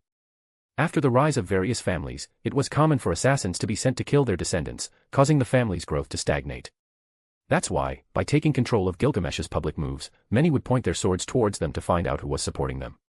Percival Purplehorse was no longer furious. In fact, he felt numb from what he had just heard. Does Prince Gilgamesh have a sword emperor at his disposal? So, what services do you require besides being the face of your businesses? Percival asked, not daring to question Gilgamesh's strength, as this young prince probably had someone very powerful backing him. The slavery business generates the most money after swords and magic books in this world. For that reason, I will buy all the slaves who arrive in this realm, and I want some of them to be trained by your family. Gilgamesh raised his hand and continued, I understand your confusion, but I won't buy the slaves without an apparent reason. I will need loyal workers who carry in their minds the gratitude of being liberated from their slavery. I need talented warriors and mages who can take care of what is mine. Your Purple Horse family will produce excellent knights, with principles of loyalty and greatness ingrained in their behavior. Besides what they will achieve by being loyal to me, they can stand out from the rest and eventually prevail over other noble families in this realm. Gilgamesh didn't know what decision Percival would make, but since he had revealed so much, they wouldn't leave this realm alive if they chose not to be loyal to him. That's why he was committing the Purple Horse family to his path, ensuring that their secrets would be kept safe. I gave your family an incredible gift. I proposed a business that no other family would deny, so I hope for your cooperation and loyalty, Gilgamesh said with a gentle smile and added, I hope you can make the right decision. I'm not sure what you saw in my family, perhaps it was just a twist of fate that we became connected in this way. But let me make something clear, the Purple Horse family consists of powerful knights with unwavering dignity. If you are willing to protect us, we will be loyal to you, as we are eternally grateful, and because your character is respected by ours. Percival could do nothing but accept, as merely coming to this place meant that other families would be watching them. But when he heard Gilgamesh's proposal, there was no reason to refuse, so the smartest move would be to pledge loyalty to Prince Gilgamesh. Everyone might think that simply showing gratitude would allow them to leave this mansion, but Percival knew it wasn't so, and they would likely be attacked if they didn't give Gilgamesh a concrete answer. That's why he had come to this meeting, as he wanted to judge for himself the Prince Gilgamesh's attitude and make a decision based on that. I'm glad to hear that from you, Mr. Percival. Now, let's discuss the next steps. Firstly, I will send you 300 slaves that you will have to categorize into 3 different sections. The first is warriors, the second mages, and the third various talents. You'll need to consider the preferences of these slaves and whether their talent is worth it. You must decide based on whether their talent exceeds your desire. Gilgamesh stood up and continued, but you must remember that no one is indispensable, everyone should know they can be replaced. Therefore, after categorizing these slaves, you will begin their training. At the same time, I will start hiring warriors who are willing to pledge loyalty to me and seek power. They will need to be educated, and I will leave that to your family as well. Forgive my bluntness, but if you're not interested in the throne, is it necessary to have so many guards? Percival asked, not quite understanding this particular point. Of course, they are necessary. I will need someone to kill the pigs and protect my treasures.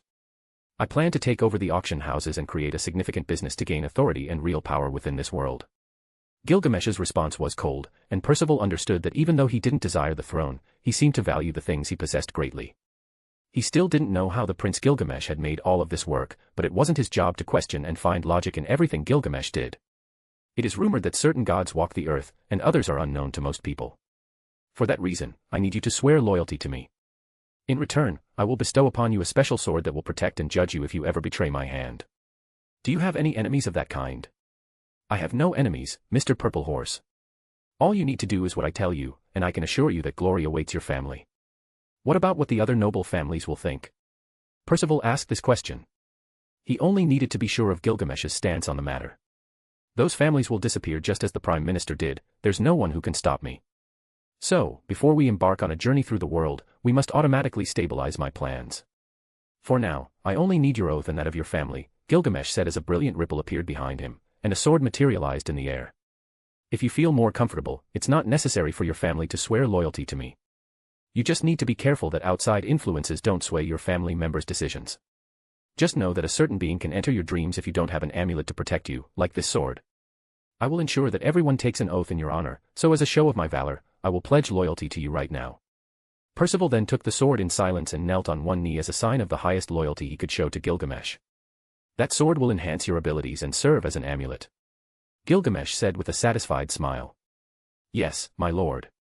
From now on, the Purple Horse family serves only the faction of the Prince Gilgamesh. Percival said as he held the sword in his hands and observed the mark that appeared on his fist. Without a doubt, this was a life contract. However, something told him he had made the right decision. Chapter 34, A Tower. Not many years had passed since Tristina was kidnapped and treated as a slave, but she needed to go through a long and rigorous process of recovery. For Gilgamesh, this was very irrelevant because if she was strong enough to survive that ordeal, it meant her will to live was strong.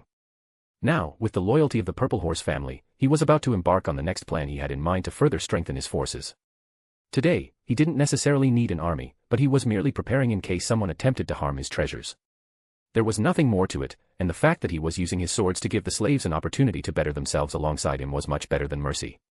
This world was dark, like any other, and he couldn't change that even if he wished to. But what he could do was protect those who needed it as a leader to follow. Gilgamesh cast a cold, icy glare at all those who watched him from a distance. None of them had the slightest clue about the power concealed within his small frame, but that was all right.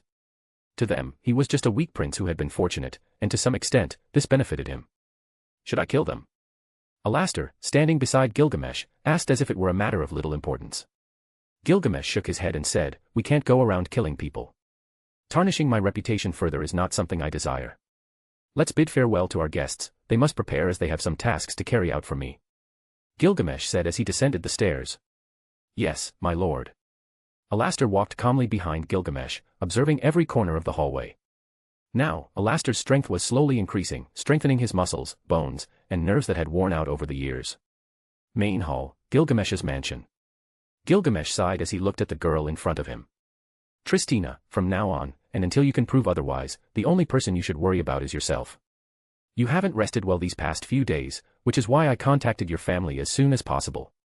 Upon hearing the word rest, Tristina shuddered as if she had been caught committing a punishable offense. However, she restrained herself and took a deep breath. "There are no words to describe my gratitude, so I want to make a solemn pledge that I will support you in whatever you require from now on. Perhaps it doesn't seem like it, but my desire is to continue training with the sword to find my inner stability and become someone recognized for my strength." Tristina was resolute in her words, and her parents standing by did not interfere with their daughter's decision. "Then become strong, and when you are powerful enough, come to me." Gilgamesh extended his hand, and with a golden gleam, a beautiful sword appeared in his hand. "Tristina, remember that limitations are in the mind, so take this sword and live life on your terms. That is." The eyes of everyone in the room sparkled as they saw the beautiful sword emit a chilling aura. Undoubtedly, that sword was more than valuable in Gilgamesh's treasury. "I understand how you feel, but my purpose in this life goes no further than following my own path without being bothered by anyone else. I detest the immoral behavior of humans who call themselves nobles, so before traveling the world, I want to form an impenetrable circle among those who want to continue on the path of being human." Listening to Gilgamesh speak with a calm and indifferent tone, a feeling of reverence arose in the hearts of all present, and even Tristina's father, Cedric, stepped forward and said, "I heard the decision my daughter made, and I agree. If you believe that my assistance will be needed on the path you are about to take, I am willing to pledge my loyalty. No one will regret making that decision, so I entrust my people to your care, and I hope that the Purple Horse family creates good knights who truly protect the people and not the nobility swine." Gilgamesh said as he handed a sword to Cedric, who regarded it with pride. Now, all that remained was to wait. As long as the Purple Horse family could create loyal and worthy servants, there would be nothing to worry about, and Gilgamesh would continue his path in peace. A few days later. Black Palace Auction House. Private Room. This is the latest work done by an architect who meets the requirements you need. It can accommodate 800 people, a huge tower right next to it as you requested, and the available grounds are ready for renovation. Anderson extended a blueprint in front of Gilgamesh, who nodded. This tower would revolutionize all the structures in the city of ours, and the best part was that it would only be a place where his people could rest, train, and eat without being bothered by others. This tower must be operational by the end of this year without any delays. Ensure they receive good payment and that the materials are of the highest quality, Gilgamesh said as he looked at the construction, nodding in satisfaction. Anderson nodded. He had been working outside his comfort zone because the pay was good.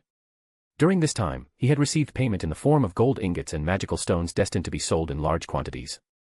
He had seen many things in his life, but what the Prince Gilgamesh was doing with the construction in a poor part of the city was beyond words. Not only did he want to establish a magic tower, as he called it, but also several schools and orphanages. Gilgamesh knew that buying all the slaves entering the capital of the Asura kingdom would cause him significant problems when it came to placing them, so there was no better way than creating special areas to house all these people. He knew this would upset the nobles, but eventually the city would be taken over by his innovative constructions, and he would be able to reform parts of this kingdom according to his interests. In addition to this, by controlling the slaves entering this kingdom, he could not only improve his servants but also forge important ties with tribes, noble families, and villages that would be grateful for having their children return to their respective families.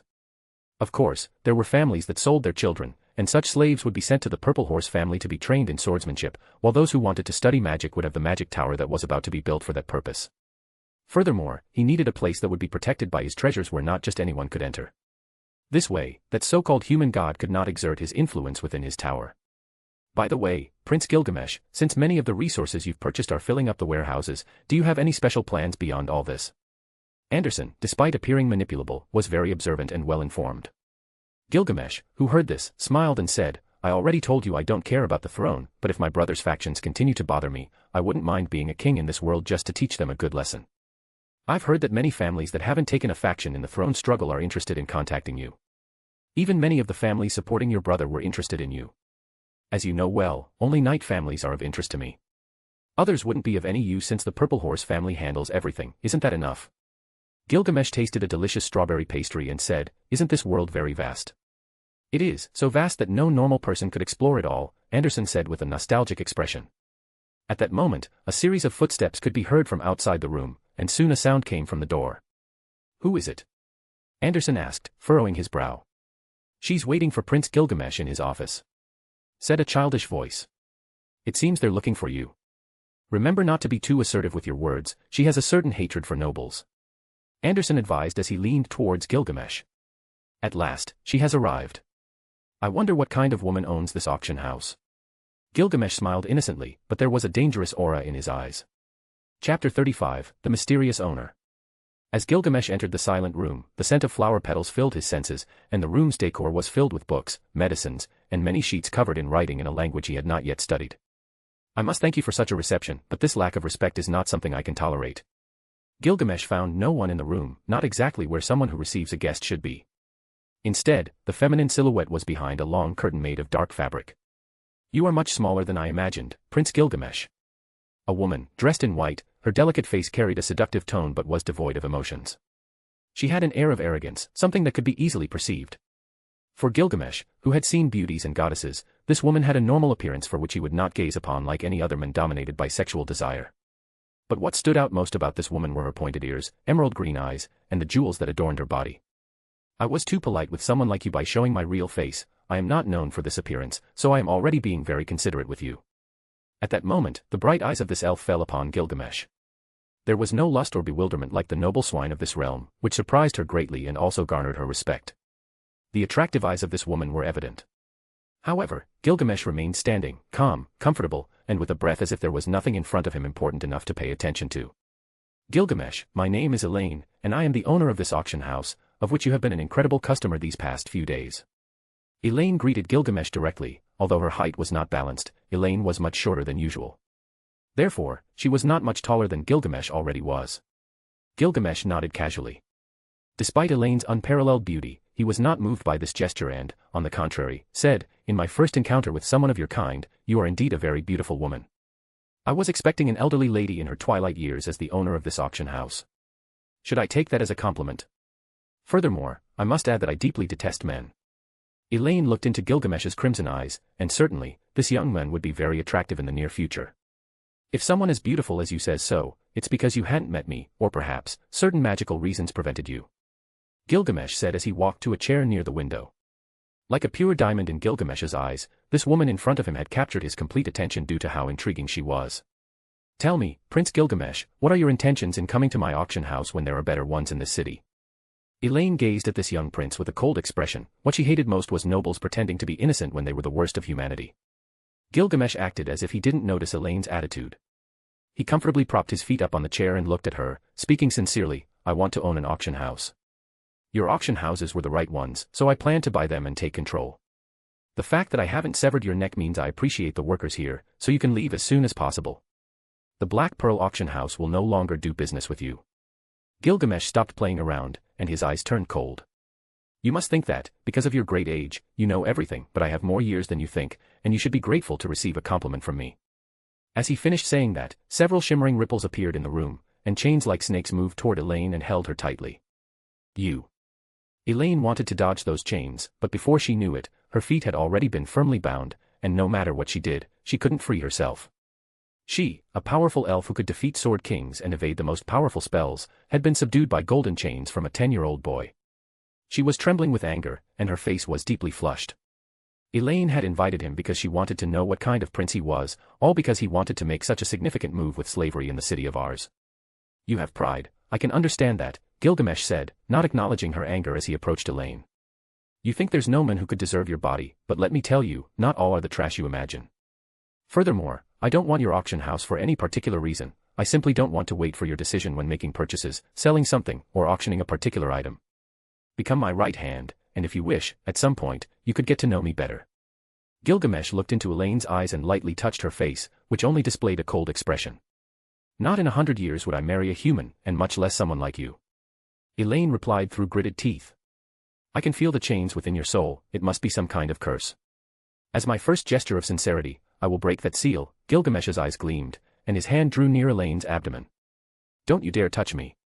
Elaine screamed, but at that moment, she felt a surge of golden energy pierce through her belly and spread throughout her entire body. The divine energy broke through the icy seals within Elaine's body, and she could only grit her teeth in pain. Her curse was to suffer from powerful waves of cold that, if left unchecked, could freeze her entire body.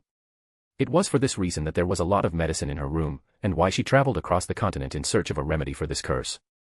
However, at the most unexpected moment, a child immobilized her body and openly touched her. This was something she would not forgive, but when she felt that divine energy leave Gilgamesh's body, the tension in her body and her resistance gradually disappeared. The chains loosened their grip, and Elaine, now powerless, slumped onto Gilgamesh's body. Due to the pain, she clung tightly to whatever she could and ended up embracing a complete stranger. Accursed meddler. Elaine muttered before losing consciousness.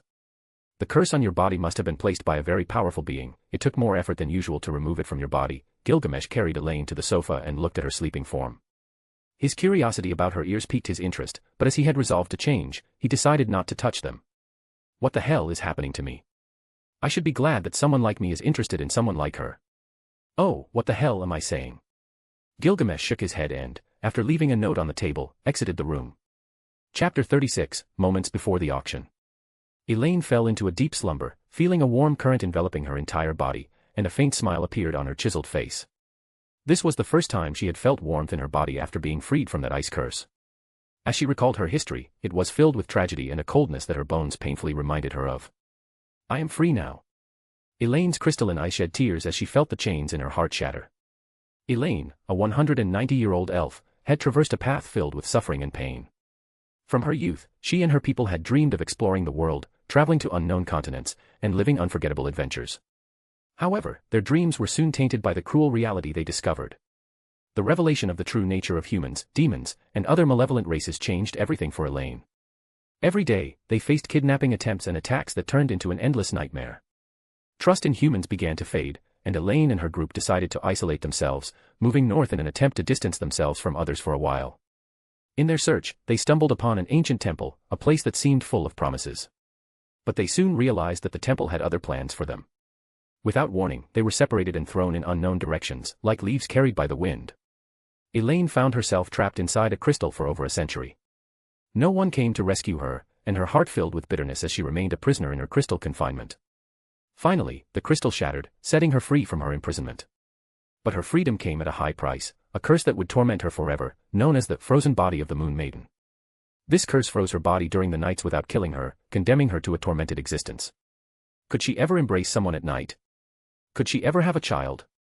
The answer was no, for her curse grew worse with each passing year. The symptoms intensified, her body grew colder with each passing day, and frost turned into shards of ice that spread from her body at night. Unable to return to her homeland due to her condition, Elaine took a different path.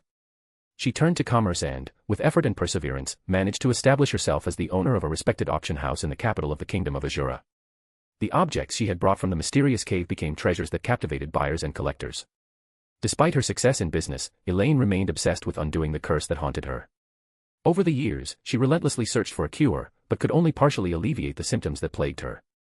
Her icy beauty and frosty aura earned her the nickname Ice Fairy among those around her, but few knew of her tragic history and constant struggle. Elaine continued her life in the capital called Ars, hiding her suffering behind a facade of strength. While her spirit remained resilient, the weight of her curse never left her. She knew the greed of the nobles, knew of their desire to touch beautiful skins, which is why she always wore different faces. But she didn't mind remaining in the shadows, investigating a way to break the magical chains that encircled her chest. When she heard about the Prince Gilgamesh, the child rumored to have been a genius in both magic and the sword in his childhood, she knew that things in the kingdom were about to change. And when she learned that this boy had come to her auction house interested in auctioning truly beautiful and valuable items, her interest grew, and she wanted to know why this boy wanted so many slaves. Elaine had been in front of powerful individuals, prestigious mages, and nobles of the highest standards, but none of them bore that impressive look that Gilgamesh had on his face. She knew he wasn't just a child but something different. When he discovered her curse with a single glance, and those chains held her firmly, she wanted to escape but couldn't. And when that warm energy invaded her body, she felt happiness for the first time and knew those chains were broken. After over 100 years of suffering, a prince named Gilgamesh had freed her from that icy prison. Upon awakening, she felt an emptiness in her chest but also a clear image of the one who had liberated her from her torment. His name was Gilgamesh. Gilgamesh's mansion. Listen carefully, Alastor. Gilgamesh directed a penetrating gaze at his follower and said, "You must take care of the young ones for a while, at least in the first few months we must keep a close watch on the situation and how their training progresses. First and foremost, no one should touch my people, let alone seek to humiliate them. They all belong to me, and anyone who wants to trample on others must be educated properly. Also, supervise the talent in magic and compare its value to that of the sword. If those students excel in magic and it surpasses their sword skills, you can send them back to my mansion." Gilgamesh had a plan for the more than 300 slaves he had acquired from various sources. First and foremost, he needed to educate them, and there was nothing better than training in swordsmanship or learning magic. To make something of themselves in life, they needed to demonstrate their worth, only then could they move forward. In life, one must put on the same level what they desire and what they excel at, test those two options, and choose the one in which they shine the most, regardless of whether it is to their liking or not. As slaves, whether sold by their families, kidnapped, or deceived, they were all slaves. There was no middle ground for a slave, so Gilgamesh would give them a chance. It's true that most of them are women and of very good appearance, but he would do his best regardless of their looks and was considerate enough not to let them go for now. In this world, if you don't have money and can't protect your life, there is no happiness, only tragedy follows. Something else he sought was personal growth as a human being, as war had turned him into a very cruel person. "I will follow orders to the letter, my lord." Alastor bowed slightly and after discussing a few more things, he withdrew. "It's much better than I expected. I hope you can live 20 more years." Gilgamesh looked at Alastor's back and focused his gaze on the books on his desk. As he expected, his useless father had shown no interest in what he was doing or the assassination attempts against him. It's curious but expected since the nobility in this kingdom is as trashy as the demonic beasts. At the same time, Gilgamesh had discovered his interest in women of other species. Those pointed ears of the elves, they weren't the only ones in this world full of different races. "This world is exciting," Gilgamesh murmured with an exhilarating smile on his face. Chapter 37, Auction 1. My body keeps growing, which should be normal as I'm about to turn 11. Gilgamesh observed his body in a large, wide mirror. It was normal to have this physique since the blood in his body had awakened, and divine energy had been on the rise. With that in mind, he had now recovered more than half of his maximum abilities, and with this, there was no being in this world that could harm him, or so he hoped, as his knowledge of this place was still quite limited. But he wanted to have fun, to venture into this world and find what would fill his heart. During these last few days, an order of knights had been formed called the Templar Knights, a legion of knights who only followed the voice of men and believed in the strength of their sword. There was no religion that touched the heart of every man or woman who joined this legion, and each member received a sword and had to pledge loyalty to the Supreme Lord of the Knights. This order of knights was being led by the Purple Horse family, so everyone suspected that this legion of knights was being sponsored by Prince Gilgamesh. Consequently, several families went to the Purple Horse family residence to seek their help in establishing contact with Prince Gilgamesh, aiming to support his cause and have his backing in the power struggle. It was amusing, but Gilgamesh accepted their oath on the condition that they all pledged loyalty to him and did not tarnish his name with acts he would not tolerate in the nobility. Some nobles set aside their vile customs and embraced change, but those who refused were mysteriously killed that night. Gilgamesh had spent his time reading history books, learning languages, and educating knights who worked in his mansion. During all this time, no one had interrupted him, not even his father paid attention to his actions in recent weeks. Therefore, Gilgamesh could act as he pleased without anyone getting in his way. "My lord, the carriage is ready." Simon's voice echoed from outside, and Gilgamesh, dressed more to his liking, stepped out of his room. "Is there anything novel that can pique my interest?" Gilgamesh asked as he boarded the elegant golden carriage he had made available for his people. Simon, who was entirely different this time, always looked at Gilgamesh with utmost respect, so he replied, "Nothing that can pique your interest, but the purchase of slaves has been arranged, and the talent division is in progress for the future roles that will require the attention of trustworthy individuals. Everything in this life has value, doesn't it, Simon?" Gilgamesh smiled as he looked at the streets of the city, which seemed a bit livelier than usual. Beside him, Anna, the assassin who had attempted on his life, sat eating mint candies. Her appearance had changed completely, and this time, she seemed less innocent, wearing the simplest clothing someone of her stature could wear. "Anita, how's the training of my dear assassins going?" Gilgamesh asked, looking at Anna, who was usually silent. "It will take years to show results. No one has talent, so they must be strong and train hard." Anna's flat tone was typical, as she seemed to dislike talking to others. "It's incredible that I can only converse with you, my lord," Simon said, surprised. He remembered the time Anna scolded him for eating her coffee candies, and that day he realized how terrifying Anna could be despite her tiny stature. Before they arrived at the Black Pearls auction house, Gilgamesh told Simon that he didn't want to engage in tedious conversations with fake nobles, so they wouldn't stop to talk to them. Finally, the carriage stopped outside the main entrance of the auction house, and Simon was the first to step out, revealing his enormous frame alongside that impressive black armor that seemed to weigh hundreds of kilograms but meant nothing to him. "It's Prince Gilgamesh. I never thought I'd see him in this place. This is the first time the Prince Gilgamesh has appeared at an event outside the Silver Palace. By God, he'll be quite the handsome man when he grows up." Ignoring all the senseless comments, he finally arrived in front of the Black Pearls auction house's entrance. It was easy to recognize as the largest building among all the facilities in this place. Although this auction house was expanding throughout the Kingdom of Asura, at this rate, it could become the first auction house to set foot on other continents without any problems.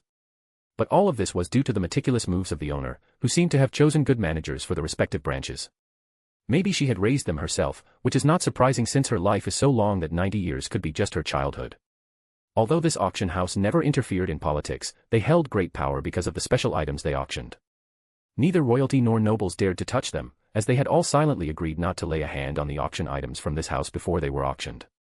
Upon entering the auction house, Gilgamesh noticed that there were already many people inside. The entrance hall of the Black Pearls auction house was very large and beautifully decorated with heroic paintings depicting different types of creatures and magical races, some of which had delicate poems printed alongside them. The entrance hall was divided into 3 parts. In the front, there was a massive door leading to the auction room. To the right, there were stands leading to private lounges where individuals from prestigious families could attend the auction. Finally, to the left, there were stands leading to reserved rooms for the staff of the place. "My lord, I will find someone to guide us," said Simon, who was the only companion of Gilgamesh within this place. Gilgamesh nodded and watched as Simon navigated through the crowd toward the counter where the receptionist was stationed. After exchanging words, the receptionist looked at him and immediately rushed to the left of the stairs. A moment later, a sturdy woman dressed in a fitted men's suit descended the stairs on the left side and approached them. "Prince Gilgamesh, welcome to our Black Pearls auction house. My name is Sarah, and I will take care of you until Elaine comes to visit," Sarah said with a respectful smile. "Where is Elaine?" Chapter 38, Auction 2. "She asks for your forgiveness, but she had a meeting with some special guests and said she would be with you before the auction begins." Sarah breathed coldly when she saw Gilgamesh's gaze fixed on her, like a dragon questioning the decisions of its creations. Gilgamesh recognized this woman as a beastkin girl, and the strength concealed in her robust body was admirable. Most likely, she was at the level of a sword king, something not easily achieved. "My apologies for my rudeness, Miss Sarah," Gilgamesh spoke formally, though his expression didn't quite match his words. "As far as I'm informed, this is your first visit to our auction house, and you're possibly one of the participants, correct? Then, please follow me to receive a welcome gift." Sarah was now a bit more composed and simply carried out her duties as respectfully as possible. Gilgamesh was intrigued by this welcome gift. No one had mentioned it before, even though he had been to this place repeatedly. Having nothing else to do before the auction, he simply said, "Very well. Then, please follow me." Sarah extended her hand and walked towards the left side where none of the other customers could enter. Many of those in the vicinity turned their gaze but remained silent. They had heard the rumors, and confronting Prince Gilgamesh, who seemed to have a penchant for killing, would not lead to anything good. Upon entering the room, presumably meant for Elaine alone, Gilgamesh walked to the front and saw numerous seats prepared, with people already waiting for everything to commence. His eyes inspected each of them, and after a while, he returned to a nearby armchair and reclined. Simon, who was in charge of security, sat at the back of the room and closed his eyes to meditate. Seconds later, Sarah approached and said, "The first gift prepared for you is a magical crystal sword. This sword was found by my lady, and she prepared this gift for you. Since it's a complex sword to control and incredibly beautiful, Elena decided not to sell it to strangers. Gilgamesh was surprised by this gift. It's worth noting that there weren't many weapons in this world that mattered to him, but he was impressed by this crystal sword that resembled ice. The texture, coldness, and feel were worthy of belonging in his treasury, so having satisfied his tastes, he condensed a bright ripple and stored the sword. Sarah, who was about to present the next item, was surprised when she saw the golden ripple and how Gilgamesh stored the sword. Without saying a word, she took out the next item and said, "Next is a bottle of honey wine. This bottle has a history of over 100 years and is one of the most exquisite ones you can find in the central continent." "Oh!" Gilgamesh exclaimed when he saw the dark glass bottle placed next to him. He examined its size, and his expectations soared. It seems Elaine did her research well. I'll accept this gift as well. The next item is the simplest one. With this, you can bid at the auction without the need to speak. Sarah produced a red button and placed it on the table beside Gilgamesh. She then explained, "You just need to press it to raise your bid. The room you are in is called Room 0, so you will be identified by that name. You can go now, don't bother me until my dear Elaine arrives. Tell her that if she doesn't show up before the auction starts, I'll destroy this place," Gilgamesh said in a sarcastic tone with a smile directed at Sarah. Sarah looked at Gilgamesh, and a part of her told her he was lying, but the other part knew that Prince Gilgamesh's capabilities were not inferior to that. Therefore, she nodded and said, "Then, I shall take my leave. If you need anything, you can mention my name, and I will appear." "Thank you for your services," Gilgamesh waved his hand, and after Sarah left, he took a golden cup from the gate of Babylon and poured himself a glass of honey wine. The color of this wine was golden, with subtle sweet aromas that gave Gilgamesh a different impression compared to the wines he was accustomed to. After pouring himself a glass, he took a light sip. The alcohol was smooth, the palate feel was gentle, and it definitely made it into his top 10 favorite wines, but it couldn't surpass the godly wine he had in his reserves. "A pity, I thought it would be better, but it's not bad." Gilgamesh poured himself another glass and said, "Simon, as a man, you should appreciate wine, although strangely, there are people who dislike it. Would you like to try a glass?" "Can I?" Simon was surprised that the Prince Gilgamesh considered it, knowing that the wine he had received was incredibly expensive and never thought he would be offered a taste so soon. "It's not a big deal. If you manage to become a god of the sword, I might consider you worthy of trying my godly wine." Gilgamesh didn't look directly at Simon but left him with these words, which, for someone like Simon, meant a lot. After waiting for a few minutes and enjoying delicious food, Gilgamesh, with his enhanced hearing, heard footsteps approaching in his direction. Simon, in turn, opened his eyes and furrowed his brows, improving his breathing in anticipation of any sign of an enemy attack. However, Sarah's voice came from outside, saying, "The auction house mistress is here. I never expected someone of her age to indulge in such high-quality wine.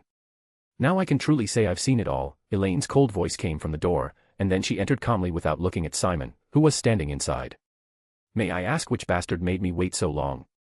Gilgamesh asked as he glanced at Elaine, who seemed to have a more lively expression than before. Of course, this was because she was no longer under the curse. "I apologize, I was talking to some slavers who were contacted by my people to take all their slaves. Since you want to take control of all the slavery that enters the city of ours, I have to handle these trivial matters." Elaine showed more respect than the last time, but her comments remained provocative as always, something that didn't displease Gilgamesh. Women with character who don't lower themselves to his level were what truly fascinated Gilgamesh, although that wasn't the only detail that typically interested him. Still, Elaine was an incredibly talented woman whom Gilgamesh would benefit from having by his side. "It's a pity that my body is that of a child," Gilgamesh thought with a certain pain within his body, but this was for the best. Being a child allowed him to experience the life he had lost in his previous lives, although certainly, with all the things he had done since arriving here, it didn't reflect that benefit at all. "What did you say?" Elaine seemed confused by what she had just heard but decided not to inquire further, as it could create an unwanted misunderstanding with the person who had saved her future. "It's nothing, but you must be decisive with those damn slavers. If they don't respect the normal price, if they decide to ignore it and sell slaves within seconds, they will be killed in a single night. At the same time, the slaves that were purchased will be taken from the buyers, and the buyers themselves will also be killed. If others were to say such a thing, she would despise them for uttering such words with their mouths." However, Elaine looked at Gilgamesh's incomparably calm expression, and his tone of voice demonstrated confidence as he uttered the most arrogant words in the world. Of course, this was not something to admire but something to fear. This only reinforced Elaine's suspicions that Gilgamesh was not a 10-year-old child but a being who had taken over the body of the Prince Gilgamesh. "So, what is the real reason you're doing this, Gilgamesh?" Elaine looked into his eyes and awaited his response. This time, she didn't want a random answer but a genuine one to determine if it would be worth following someone like him. Chapter 39, Auction 3. "I suppose I'm bored. In the future, I simply want to have a clean place to live in and protect. If this kingdom were to be destroyed, I would seriously question whether to be its savior or simply ignore the threat," Gilgamesh said. Gilgamesh changed his charismatic expression and spoke in a serious tone. I want to marry and have several children. I still don't know if I'll have multiple wives or not. I'll simply travel the world and, at the end of my journey, build a place where I can live undisturbed and die like a simple human. You could be one of my wives. Perhaps if you prove yourself worthy and don't disappoint me in your future choices. Gilgamesh smiled as he held Elaine's hand, his eyes locking onto hers, and he whispered, I know what you're thinking, but believe me when I say I've never been married before. I could take everything in this world, kill the remaining gods here, but all of that would be very boring. I just want to die and live as a human, but not before I kill the one being who angered me long ago. Elaine's eyes went blank. She never imagined that Gilgamesh would read all her thoughts and answer her unspoken questions. With those words she had just heard, he confirmed many of the things she had been pondering since Gilgamesh freed her from her curse. Don't worry, I can't read thoughts, but I can read your face. So let me ask you a question that will decide whether I accept you as one of my future aides. Have you ever encountered a god? Gilgamesh asked with an emotionless expression. If she says no, he will still know the answer without her needing to be honest. Truth be told, he had thought about it much more carefully, and Elaine could be an envoy of the human god. All possibilities were open since in his previous life, the gods themselves created someone who, at that time, wasn't his best friend but had the power to match him in battle in every way. Therefore, he was unsure if this god who contacted him possessed those abilities. A god. She looked towards Simon with concern. He won't betray me, he died before that. Gilgamesh glanced at Elaine and asked, do you know anything about it? There's a dragon god in this world, but I've never seen it, even though I travel a lot. As for other gods, I've never had any contact with them before. Elaine replied honestly, but then added, however, when I entered the temple where I was held captive, there were many mentions of a higher god. It didn't have a name, and there was no illustration of it, as if no one had ever known it. Gilgamesh raised an eyebrow upon hearing that. Elaine wasn't lying, and secretly, he was pleased because she could potentially be a future wife, one of them if he ever encounters another who piques his interest. Now that's interesting. When I removed the seal on your heart, I discovered that it was made of divine energy that only gods possess. I suppose after breaking that seal, I angered some god of this world, but it doesn't matter. There's nothing that can defeat me, Gilgamesh said. Why do you mention it? Elaine asked with a curious look. She knew that the more knowledge she had, the more danger she would be in, but she didn't care. When I had my awakening, a certain idiotic god invaded my dreams and asked me to kill that dragon god. Of course, I refused, and from that day on, if I ever find anything related to that god named Hidegami with any being in this world, I will kill it with my own hands. Gilgamesh wouldn't let any follower of Hidegami escape, even if it were the king himself behind it all. And can you defeat a god? Elaine asked without much hesitation. Gilgamesh considered it for a moment and said, I don't know how strong that god is, but I am not weaker than him.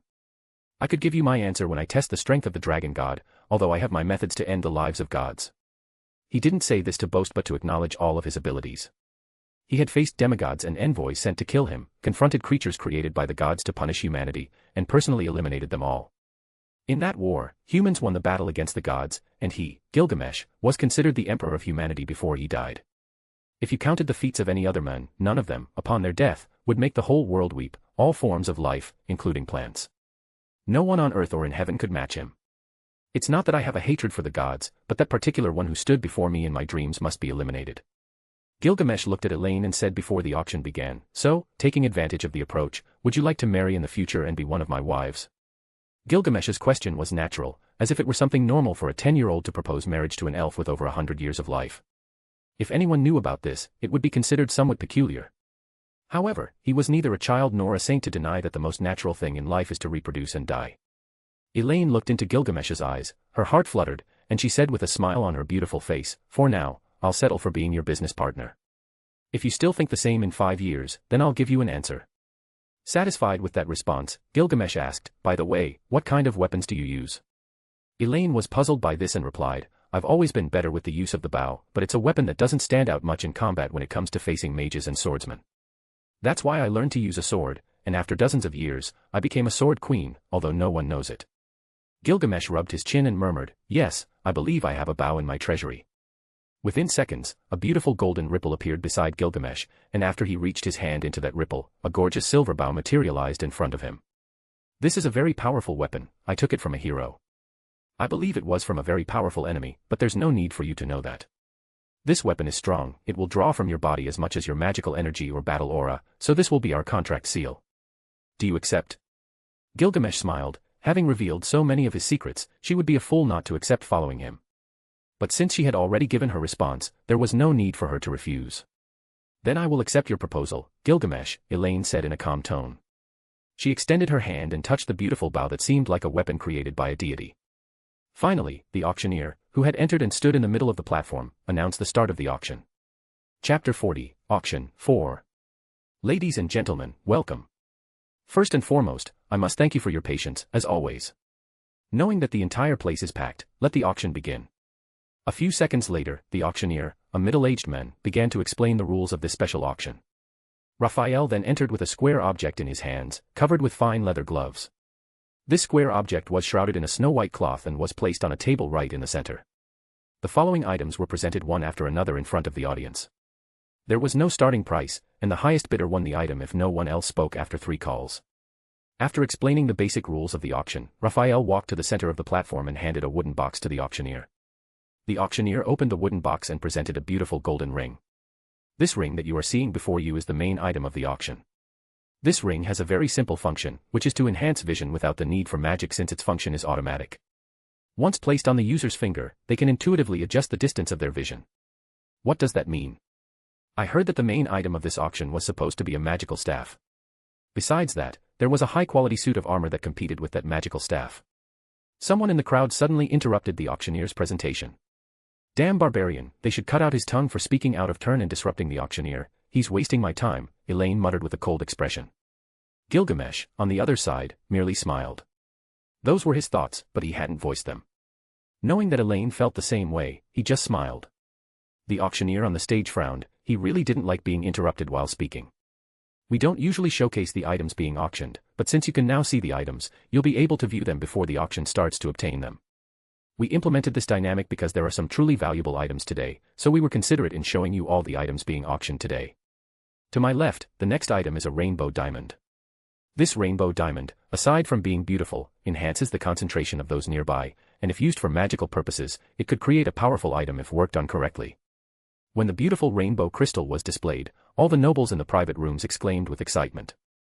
After all, it was a powerful magical item that could be used for various purposes, with one of the most important being research.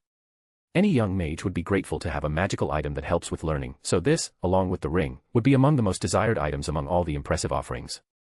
Since this crystal could even be used to make a magical staff, everyone in the crowd burst with excitement. Incredible. I must get that item no matter what. I'm sure I'll surpass my limits if I get that magic stone. I must buy it. Please, everyone, remain calm and remember that each item will come in its own time, so stay calm. At that moment, the first item of the auction was presented to everyone, and it was a sword that Gilgamesh had chosen to sell. Although there was nothing extraordinary about it, it could withstand powerful enemy attacks. To Gilgamesh's eyes, this sword wasn't worth much as it didn't have any remarkable features, but for other people, this sword was actually a treasure that only an emperor of the sword could wield. As for the impressive presentation by the auctioneer, Gilgamesh didn't pay much attention to it as he was engaged in conversation with Elaine about the most powerful men and beasts. But as time went on, it was the auctioneer's presentation that made Gilgamesh lose interest in having come here. What surprised him even more was that this seemingly simple sword, which started with a few interested parties, eventually caught the attention of the truly wealthy in this place. Finally, one of the nobles in a private room bought the sword for 40,000 Asura gold coins. That amount was astronomical for commoners who rarely in their life touched an Asura gold coin, let alone 40,000 coins of that level. The second item auctioned was a silver armor with both magical and physical defensive attributes. Gilgamesh, who was selling all these items, was not interested in the slightest in watching this scene, and the armor was eventually sold for 23,000 Asura gold coins. When the third item came up for auction, it was a bracelet that created a defensive shield around the user capable of defending against king-level spells, and the starting price for this item was 1,000 Asura gold coins. 15,000. 18,000. 25,000. The auction had just begun, and the bids came in immediately. Elaine, do magical items usually sell for these kinds of prices?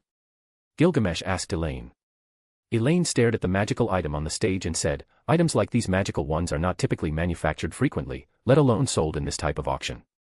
Creating such items usually requires many valuable materials, and it's not always a successful endeavor. Immediately after, Gilgamesh looked toward the next item that he hadn't put up for auction and became interested. That next item is interesting. Is it a fruit box? Is there anything special about it? They are magical fruits, often beneficial for healing wounds and providing mages with increased vitality. Moreover, consuming them accelerates mana recovery, and the best part is that they are delicious, Elaine explained with a slight smile on her lips. At that moment, the price of the previous item reached 45,000 Asura gold coins. The next item is about to be auctioned. Chapter 41, Auction, 5. If there's one thing that catches Gilgamesh's attention, that object must be in his possession. In his previous life, there was nothing that had stopped him from pursuing that desire until the very end of his life. However, in this life, he wanted to be a little different and was pleased with the idea of having a fair battle with other competitors. The next item is a box containing 35 magical fruits with a delicious taste, in addition to the abundant mana they hold inside. 5,000 Asura gold coins. 6,000 Asura gold coins. 10,000 Asura gold coins. Gilgamesh's cold eyes focused on those fruits, thinking that they might at least be good for him to try something new in the future. Therefore, he waited for the weaker participants to join the competition before he would participate himself. At that moment, the price had stalled at 17,000 Asura gold coins. One of the participants in one of the private rooms has offered 17,000 Asura gold coins. Does anyone want to offer a higher sum? 17,000 going once. 17,000 going twice. The auctioneer on the stage was about to award this item to the private room that had raised the amount to 17,000 when suddenly, one of the crystals lit up in the special room where only the owner of this auction house could be found. But without any preparation, a cold and deep voice was heard, "I'll pay 20,000 for those fruits." Everyone followed the voice and soon looked at the private room to the left, a place where they had never seen any interested participants before, let alone heard a man's voice coming from there. "Is the owner of the auction house competing with us?"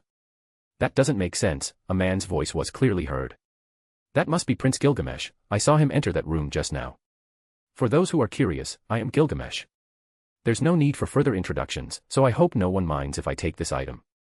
If I don't like it, I'll feed it to the ducks in my fountain. If anyone has any objections, they know where to find me." Gilgamesh's words were arrogant, but no one dared to say anything because they were aware of the fearsome reputation that Prince Gilgamesh was building.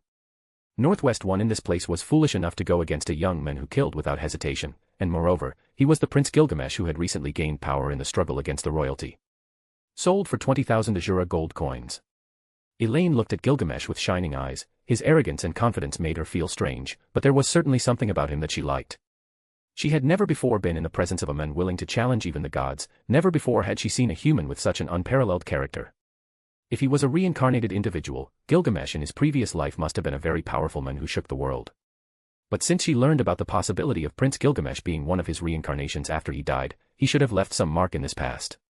Still, after searching for a long time, she found no one like Gilgamesh in historical records. As part of her time spent searching for a cure for her illness, she had consulted many history books and records of past wars just to find out if anyone else had her rare condition. Therefore, she eventually discovered beings like descendants of the immortal demon clan. The immortal demon empress, who is also the demon emperor of resurrection, made it seem natural for some beings to come back to life. But her curiosity increased after finding nothing similar to Gilgamesh, no records of his battles or legends. These discoveries left Elaine with only one answer: Gilgamesh was not from this world, or everything he represented in the past had been mysteriously erased. In the Great Human-Demon War, Kishirika Kishirasu, the immortal demon empress who led the magical race, fought and was easily crushed and captured for 300 years. After being reborn, she proudly proclaimed her identity, but many didn't believe her or didn't care. She often went hungry and was more of a beggar than an empress. How did Elaine know this? Being trapped in that ice crystal for more than 100 years, she gained an ability called historical record and star reading. She could read and learn things, but it cost her a lot of her life force, and doing so would ignite the ice within her body. But now, Elaine could do it freely and knew many things that others couldn't. However, there was nothing that told her about Gilgamesh, as if the power she had acquired wasn't enough to read in the stars about the mysterious Gilgamesh's past or future. "What are you thinking about so much, my dear elf?" Gilgamesh asked without looking into her eyes. His hands touched the golden cup, and he said, "If you're intrigued by who I am, only those who are loyal and useful will know. Of course, that also applies to my wives." "So, how many women do you plan to marry?" Elaine smiled and asked Gilgamesh this naturally. The question was so casual that even someone like Gilgamesh, who was beside her, responded naturally, "My limit might be 3, maybe 1 or 2. I speak of numbers, but there may not be many women who can match my stature. After all, I don't look at the body but at what's behind it, and that's the soul."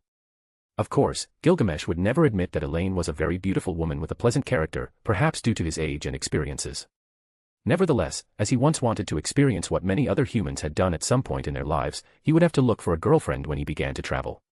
"How capricious I'm being, I'll leave that to the future," Gilgamesh said as he watched the items being auctioned one after another. "Of course, it's never good to jump ahead of the facts," Elaine replied with a subtle smile. She had never considered marriage in her life due to her condition. However, now things were different, and it might be a goal to pursue after all this. After another 20 minutes, many more items were announced, including parts of beasts, blood, magical objects, and many other rare things. The next item is the rainbow diamond I mentioned before, so because everyone recognizes the magical qualities of this item, you can start bidding for this valuable item, the auctioneer announced with an excited voice. 30,000 Asura gold coins. 40,000 Asura gold coins. 50,000 Asura gold coins. In no time, everyone was stunned by the steep increments for the item in front of them. To be honest, no one believed it was an item worth so much. After all, it was simply a good-looking crystal. However, for connoisseurs, that rainbow diamond was a valuable item that could be used to create a powerful magical staff with unimaginable qualities. If a magical staff were to be crafted from that object, perhaps a mage could even cast Emperor-class magic. That's really interesting. I didn't think that crystal would be of interest to these people. If I hadn't considered it, there would have been a fight right here if I had brought out one with superior qualities. Gilgamesh chuckled at the profits he was making right now, as it was very easy for him to make money. In addition to that, all those tons of gold he had in his treasury had incredible value in this world. Of course, this was because gold had never ceased to be used. Nobles are like that, they spend their money to demonstrate their status in the nobility. This way, they make it clear to everyone that they are much more influential. Elaine said this while thinking about how she became the owner of this place. During that time, she was able to save the few slaves who would be of help to her. She couldn't save them all since she didn't have the power and the dedication to raise them all. That's why everyone at the Black Pearl auction house are children she once bought and taught everything so they could take care of her place when she wasn't here. 70,000 Asura gold coins. 85,000 Asura gold coins. Congratulations, it looks like this item is about to reach 100,000 coins. An enviable figure, Elaine said after seeing how Gilgamesh had obtained a fortune just by selling items he considered useless. Chapter 42, Auction 6. The auction was coming to an end, but in the darkness, there were certain figures moving through the light rain that had started falling like tears. This kind of atmosphere was perfect for many to take refuge in their homes, for others to stop walking the streets, and for some to close their businesses. In the darkness of the alleyways, several figures dressed in dark clothing moved swiftly. They all carried long, slender swords, while others wielded strange weapons that exuded a fleeting aura of danger. From the shadows, one of the figures spoke urgently, "Boss, Prince Gilgamesh is still inside the auction house. What do we do now? Should we wait for him to leave, or?" A masked man standing on a rooftop saw his men arriving. His eyes gleamed with a golden light as he said, "Perfect. We mustn't miss this opportunity to finish him off and take revenge on behalf of our master. Let this kingdom shake to its foundations with much greater force once the Prince Gilgamesh is dead." Understood. Participating in this auction, where he himself sold most of the items, wasn't exactly interesting for Gilgamesh because there wasn't much to entertain him. All this time, he simply watched as he made money and talked with Elaine about some plans he had in mind for the future, just to have some influence outside the walls of his family. Whether he wanted to or not, he would be involved in the struggle of the nobility when the time came for this kingdom to lose its ruler. That's why, according to Elaine, it would be good to expand influence in noble families and gain the support of houses that could represent the power of his faction in the future. Among the families not involved in the power struggle were the Black Crow family, Harrington, and the Ivanov family. These families were noble knights who followed the code of honor, and their loyalty was among the best remaining in the Asura kingdom, aside from the major families that controlled the most important regions of the kingdom.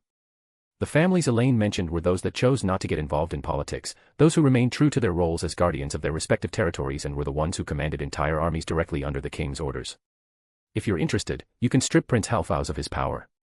There are rumors that he has no desire to become king, even though he has the greatest power due to the support of the Urus and Zephyrs families. If you decide to take what he has, you could have the support of two very wealthy regions. The families that support my brothers don't concern me, not to mention my sister, who is a lost puppy in her fantasies. Gilgamesh rubbed his chin and continued, "If I want, I can create new families and make all those who have ruled for decades disappear. The only thing these families should understand is not to bother me, but considering the state of affairs, I'm asking for something impossible. Besides, the Urus and Zephyrs families might support my brother only in hopes of controlling him if he becomes king." "Oh. That's natural. Every family hopes to get better opportunities once the king they supported becomes the winner of the royal struggle. Considering that very few know their true capabilities, do you think those inepts will realize before making another move against him? Nobles usually don't use their brains when it comes to their ego. I learned that a long time ago." Elaine had a clear impression of each of the families and all the regions of the Asura kingdom. After all, she had had opportunities to expand her auction house into regions controlled by those families. So, considering Gilgamesh's position, it was clear that he needed to establish a powerful position to deter all the assassination attempts. The more she thought about who might be attacking Gilgamesh, the more pensive she became. Truth be told, these secret power struggles were normal, and even the king had to be cautious not to favor any of his sons. Assuming he didn't have a favorite among them all. However, the current king was somewhat sluggish in any public activity he undertook. That doesn't matter, all you need is power to be a king. Although I've said that I don't care, the more they annoy me, the more I want to take it by force. But obviously, that's a great hassle, so before something I don't want happens, I'll travel the world and return when I'm 15. When Gilgamesh said this, Elaine thought about what he had said and felt a bit nervous. She didn't think like any other woman due to her age, but if she had one requirement for marriage, it was that the men who asked for her hand be the strongest, not in terms of physical strength, but in character, and in that regard, someone like Gilgamesh had no rival. The last item has been auctioned for 120,000 Asura gold coins. When the last item was sold, Gilgamesh stood up and said, "So, my dear Elaine, I entrust you with all my wealth and the construction of my magical tower. I trust in your abilities, and I know you will make good use of our resources. Some of my knights will visit you regularly to address some issues that require large-scale cleanup, so when you give me reports, I also want the names of those who stand in my way."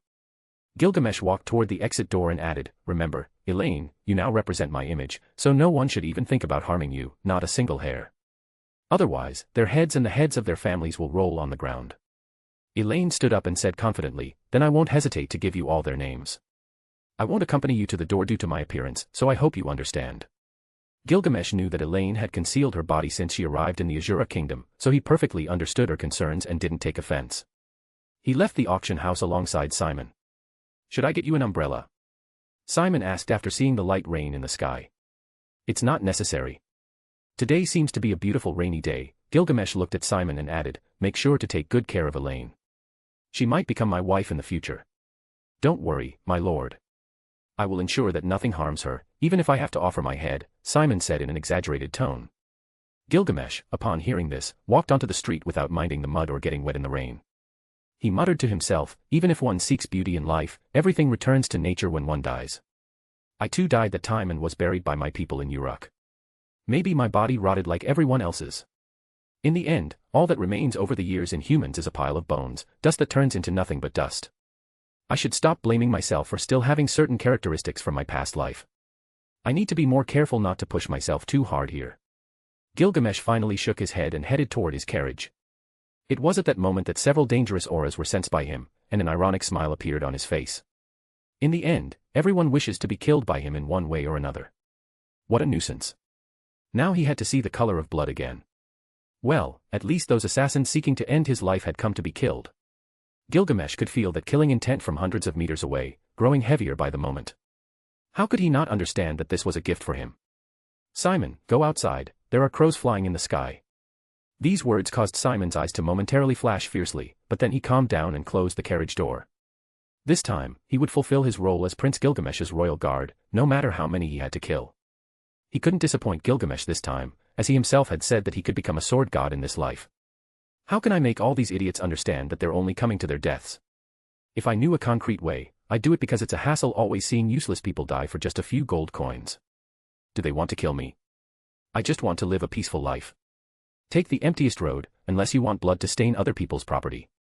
Following Gilgamesh's voice, the guards with dangerous looks gleaming behind their concealed faces responded to the order and slowly walked their horses, their bodies getting soaked by the rain. "Wait a moment, I want to go with you."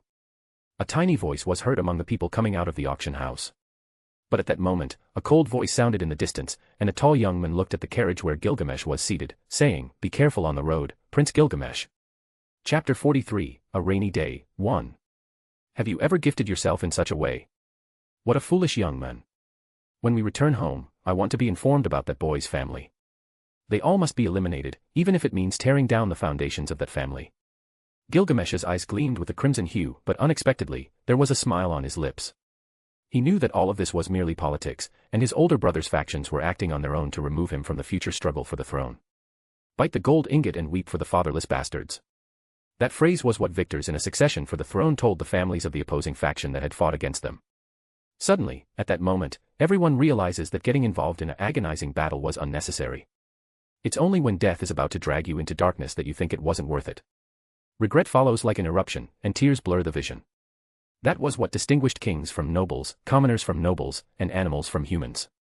He died with a smile on his face, a sword in his right hand, and the conclusion of a noble war that had inspired the entire world. Come, I will cut off their heads and give their bodies to the lions. Gilgamesh declared while raising his right hand with an euphoric smile. It was then that the sky grew increasingly dark, and a lightning bolt shattered the somber silence that had fallen over the surroundings. A massive shadow covered the ground, and the rain intensified. From the darkness of the night, several masked men in black attire, resembling large night ravens, descended from the skies. Even before they touched the ground, numerous blades were directed at the carriage where Gilgamesh was. Buzzing through the air, those blades gleamed in a red hue. Dismal cries could be heard one after another as dozens of men descended from the building's rooftops towards the guards protecting Gilgamesh. Many of the guards, who were already prepared for any kind of surprise attack, shouted upon seeing the enemies, "Protect Prince Gilgamesh." Each of them unsheathed their swords, which shimmered in a golden hue, while immediately assuming a defensive position around the carriage where Gilgamesh was located. The sound of swords clashing filled the air, creating an unending metallic clash, causing the commoners in the surrounding houses to take refuge deep within their rooms, daring not to come out and observe what was happening. Two more men with a powerful battle aura descended from the roof and headed straight for Simon. Observing the aura emanating from their bodies, they were both sword kings. The previous Simon might not have been able to defeat such powerful foes, but now that he wielded such a powerful weapon, it would be a shame not to confront these two formidable enemies. Have two sword kings mobilized? It seems they are giving a little evaluation to Prince Gilgamesh, Simon said with cold determination as he raised his sword toward these figures in black.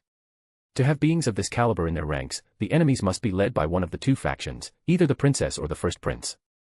In total, there were 2 sword kings, 7 sword saints, and 20 highly skilled experts below the top rank.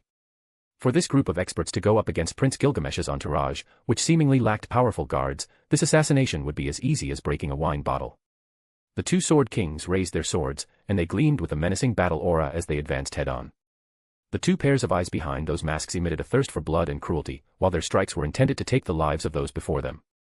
Faced with these 2 attacks, a variety of strategies flashed through Simon's mind. But no matter which one he chose, it would ultimately expose the true power of his relic. His position as a royal guard had been granted with the blessing of the king, and he had sworn to protect the Prince Gilgamesh from harm. With Prince Gilgamesh's strength on the rise, forces being trained, and warriors growing stronger, it meant that they would eventually showcase their strength to the world without restraint. This, in turn, meant that no faction would have foolish ideas regarding Gilgamesh. Only because of this, everyone now believed that Gilgamesh would be the next king of this kingdom with absolute certainty. But if it were discovered that Gilgamesh was preparing himself in such a way that he was creating his own army, suspicions would spread, and that meant the idea of forcibly seizing the throne would lurk in the hearts of many. If Simon revealed his full strength, there was a possibility that everyone would take even stronger actions against Prince Gilgamesh, which would greatly anger him. If this were to happen, Gilgamesh had said he would conduct large-scale purges and seize the throne by force, even if it meant exterminating all of the royalty. The level of slaughter among the higher-ups would be so intense that other kingdoms would look suspiciously at what was happening in the Asura kingdom. And if that were to happen, noble families outside the capital might unite and launch an attack in the name of a usurper who had eliminated the entire royal family. If this happens, then it will no longer be a matter of noble families, but hundreds of thousands of warriors, and that is something that Simon cannot allow to happen. You will die here. Simon shouted as his sword emitted a powerful force and his speed increased in an instant as he headed forward. Boom. Boom. 2 powerful clashes of swords were heard, and it was at that moment that Simon faced 2 sword kings face to face, creating a formidable battlefield. As Simon faced 2 sword kings, a figure emerged from one side of him and rushed towards his back with a poison-filled dagger in his hands. But at the same time, Simon's feet slipped and his sword slid behind his armpit, cutting into the chest of the assassin who was attacking him from behind. R. A brutal wound appeared on the chest of that murderer who had been sent flying towards one of the houses. The killer spat blood while trying to hold his chest, but died seconds later after the bleeding was so much that it made his body feel weak. The 2 assassins became increasingly nervous as the brutality of Simone's attacks became more and more ferocious, causing them to now take a defensive stance and retreat constantly. The blood from their wounds began to stain their clothes, and it seemed that they were not in a favorable position, but they had to reach the Prince Gilgamesh's carriage and end his life. Everyone thought it would be easy. In their minds, Prince Gilgamesh only had the support of a few families of knights, but unexpectedly they could not advance towards the chariot, and each of the knights who protect him still hold their weapons tightly. Instead, the bodies of the assassins were lying on the ground with brutal sword wounds on their bodies.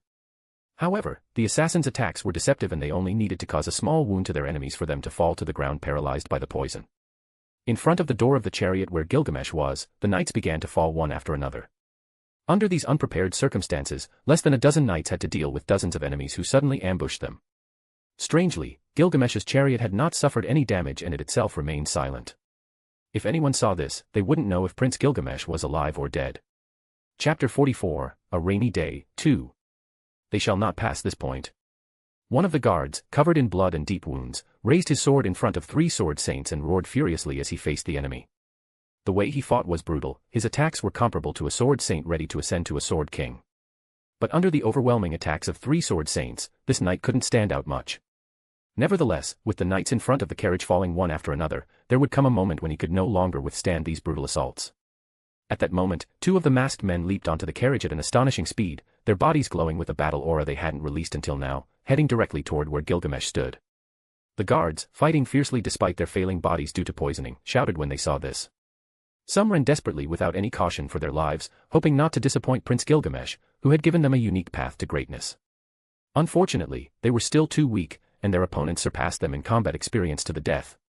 How could a captive lion face one that had defended its territory against powerful enemies? The gap in strength between them became increasingly evident, and the knights were pushed aside, unable to defend the carriage. At the same time, the 2 masked men reached the carriage. 2 swords gleamed with coldness, showing in just a few seconds the death that oozed from their bodies. Gilgamesh's magnificent carriage roof was destroyed, pieces of gold-coated wood flying through the air. Under the dark sky and gloomy rain, this scene was tainted with a tragic sight. At the same time, a golden flash shone as the black swords that had been fired toward the carriage returned like venomous snakes, heading for the hearts of those 2 assassins who were perched on the carriage. Boom. Boom. With the flash of these swords, the sounds of slicing flesh and a deafening hum echoed around. Neither of the 2 could stop those projectiles heading for their hearts and were killed without knowing who had killed them. But as their eyes were flattening, they saw a young man with golden hair and red eyes looking at them with no expression on his face, as if their attempt to assassinate him had not disturbed his heart. At the same time, a not-so-tall figure appeared on a distant rooftop from where the battle was taking place. That figure was clad in modern clothes, as if any noble aesthetics in this realm were not to their liking when it came to dressing. "What a bunch of rubbish, they didn't even realize I wasn't in the carriage anymore," murmured Gilgamesh, who had witnessed the deaths of those 2 assassins he had killed without even being close. However, at that moment, Gilgamesh's eyes caught sight of a small figure running in the distance with a gruesome wound over their left eye. There were 2 black-clad men huffing as they chased the child running for their life. Pang! In that moment, the child running for their life fell to the ground hard, and mud stained their face. It was obvious that these assassins were pursuing the child because they didn't want any witnesses. At that moment, no matter how talented a person was, a beggar could end your life before you even had a chance to bloom like a beautiful flower. But Gilgamesh had seen the glint in the child's eyes, they showed a desire to live. So, because this had been provoked by his fault, he would save their life. Gilgamesh leaned his body forward slightly, and with a single step, he vanished and reappeared in front of the child. The long swords heading toward the child stopped in midair, and long chains emerged from 2 golden ripples that appeared in the air unnoticed. "Ah. I was just wondering how pigs squeal before they're slaughtered, but their screams are much more pitiful than those poor animals." Gilgamesh's voice reached the ears of the assassins who tried to escape from the chains, but as they exerted their strength, the chains pressed harder on their bodies. Furthermore, as these assassins tried to gather more and more of their strength, the chains would crush their bodies until they were completely shredded. It wasn't for nothing that this was Gilgamesh's most reliable treasure, and he held it in high regard for what it meant to him. "Prince Gilgamesh is here." That sudden cry, accompanied by that statement, confused the assassins who were struggling to approach the carriage. How had Gilgamesh suddenly appeared in the opposite direction to where they were attacking? However, that confusion turned into a sense of urgency, and those not in combat headed in that direction. Right after that cry, a group of figures leaped between the buildings and located Gilgamesh, who was crouched in front of the child. "We've got you." All they required was for their swords to pierce the heart of the Prince Gilgamesh and end this battle that was unnecessarily dragging on. The black-clad men were first-class assassins, all of them were men who worked under a single order, and that was to completely eliminate the Prince Gilgamesh, no matter the cost. The hearts and emotions of these figures in black were as dark as hell itself, everything they did had no emotions. However, their target was the Prince Gilgamesh, so their gazes were different from those aimed at other targets. At that moment, everyone's attention was focused on Gilgamesh, who was simply turning his back to his enemies as if they posed no real threat to him. Therefore, no one noticed that above their heads, several golden ripples had summoned simple metal swords that remained still in the sky with their edges pointed downward. After remaining motionless for a few seconds, these swords emitted a deafening hum and were launched like projectiles toward the figures approaching Gilgamesh with intentions to assassinate him. "Isn't perception important in your line of work?" murmured Gilgamesh as he shook his head. Chapter 45, A Rainy Day, 3. A few moments ago.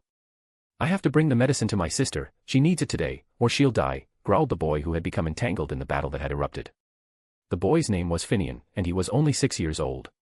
His parents had died just 1 month ago due to a serious accident at their workplace, so Finian had to take care of his younger sister, Arya, after that. However, his little sister had fallen ill after their parents' deaths. They didn't have the money to buy the medication, as they only had enough for food, and that wouldn't last more than a week. That's why Finian took on small jobs that merchants asked him to do out of simple sympathy.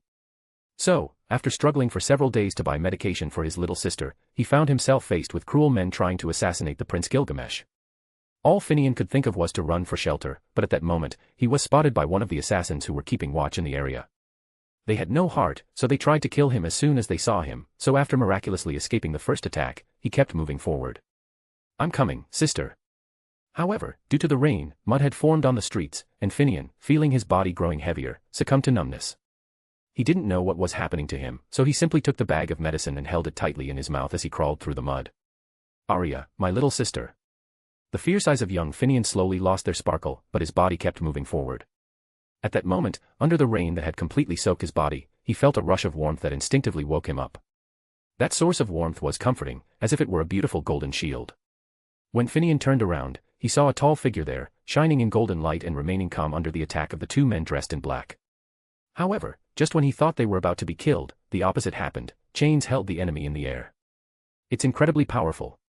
"Hey, kid, what are you doing out here, and why are you fighting so hard?" Finian, upon hearing the question, remembered why he needed to be out here and said, "My little sister needs medicine, she's waiting for me, so I have to go help her." As he tried to stand up, Finian's weak legs couldn't bear the weight of his body, and he fell back into the mud. He pushed himself up forcefully and muttered, "My sister needs this medicine." "What's your name?" Gilgamesh asked, his attention on the surroundings. "I'm Finian, and my sister's name is Arya." Finian began to spit out dark-colored blood, indicating that the poison from the sword that had cut his eye had spread through his body.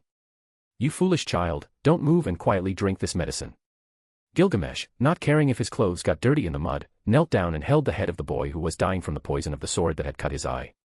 Meanwhile, ignoring the figures dressed in black flying through the sky, he handed the medicine to Finian, and the boy drank it without knowing what liquid he was ingesting. "Die. You all talk a lot in a battle." When Gilgamesh turned and the assassins saw those eyes, they felt like their souls were crushed by a great hammer and they suddenly spat out blood. After that, as if it were not enough, the swords in the sky fell like meteorites on the bodies of the men in black who had jumped in their direction. Boom. Boom. Boom. The sound of the swords hitting the ground caused the earth to burst into rubble and the bodies of the assassins were split in half. In the rain, the spilled blood was scattered on the ground and pieces of unknown men could be seen all over the place. Gilgamesh stood up and watched this whole mess with a cold expression on his face, then he saw the long-dead assassins in their chains and snapped his fingers. Seconds later, all the swords that had been cleaned by the rain disappeared from the ground including that of his enemies. "Take me to your little sister, boy. If she proves to have an ounce of courage like you, then you will be accepted into my care." Gilgamesh's eyes went to Finian, who was traumatized by seeing all those corpses on the ground, but after remembering his most important priority he stood up and ran forward. "Don't stop and keep running, I'm right behind you." When Gilgamesh's voice reached Finian's ears. "Yes." Finian shouted between breaths. It was then that Gilgamesh's perception noticed several figures at the end of the street and frowned, "These garbage are multiplying." Seeing the assassins heading in his direction, Gilgamesh looked at them from a distance and condensed a golden sword in his hand. The two assassins who were running towards him stopped as they sensed danger coming from the surroundings. "If you don't come, then I will come to you." Gilgamesh thought with an excited smile, and the sword in his hands was shot towards the first target that was closest to him. Boom. The blood spread slightly, covering the view of the assassin to the side, and Gilgamesh, who took advantage of that, slid at high speed. "Where?" "Right behind you." Gilgamesh muttered, and when the assassin's gaze turned back, two immature hands held his throat like iron pincers and then blood burst out like a fountain. "You." The assassin only felt a warm current fall on his chest, and in a short time his eyes were invaded by darkness. "At least it's raining, the blood will be drained from my body." Gilgamesh looked into the distance as the boy named Finian continued running, and after hearing the sounds of battle he walked away from that place. Chapter 46, A Rainy Day, 4. On the other side of the battlefield, Simon, who had taken control of the battle, had ended the lives of numerous masked assassins while simultaneously facing two sword kings. "Die, you damned bastard." One of the assassins was about to thrust his sword into Simon's body when he erupted in a devastating hidden power. That crimson light gleamed, and the masked men screamed in fear, a look of horror shining in their eyes. They lost all thought of killing Prince Gilgamesh after seeing that they too would be slain. They hurriedly sheathed their swords and retreated at an impressive speed. Their expression after witnessing how easily Simon had dispatched numerous sword saint experts was indescribable. That was a force they simply couldn't overcome. In fact, when they first faced Simon, they believed he was just a sword king among the lower ranks, but his strength continued to increase as the battle progressed, while theirs diminished.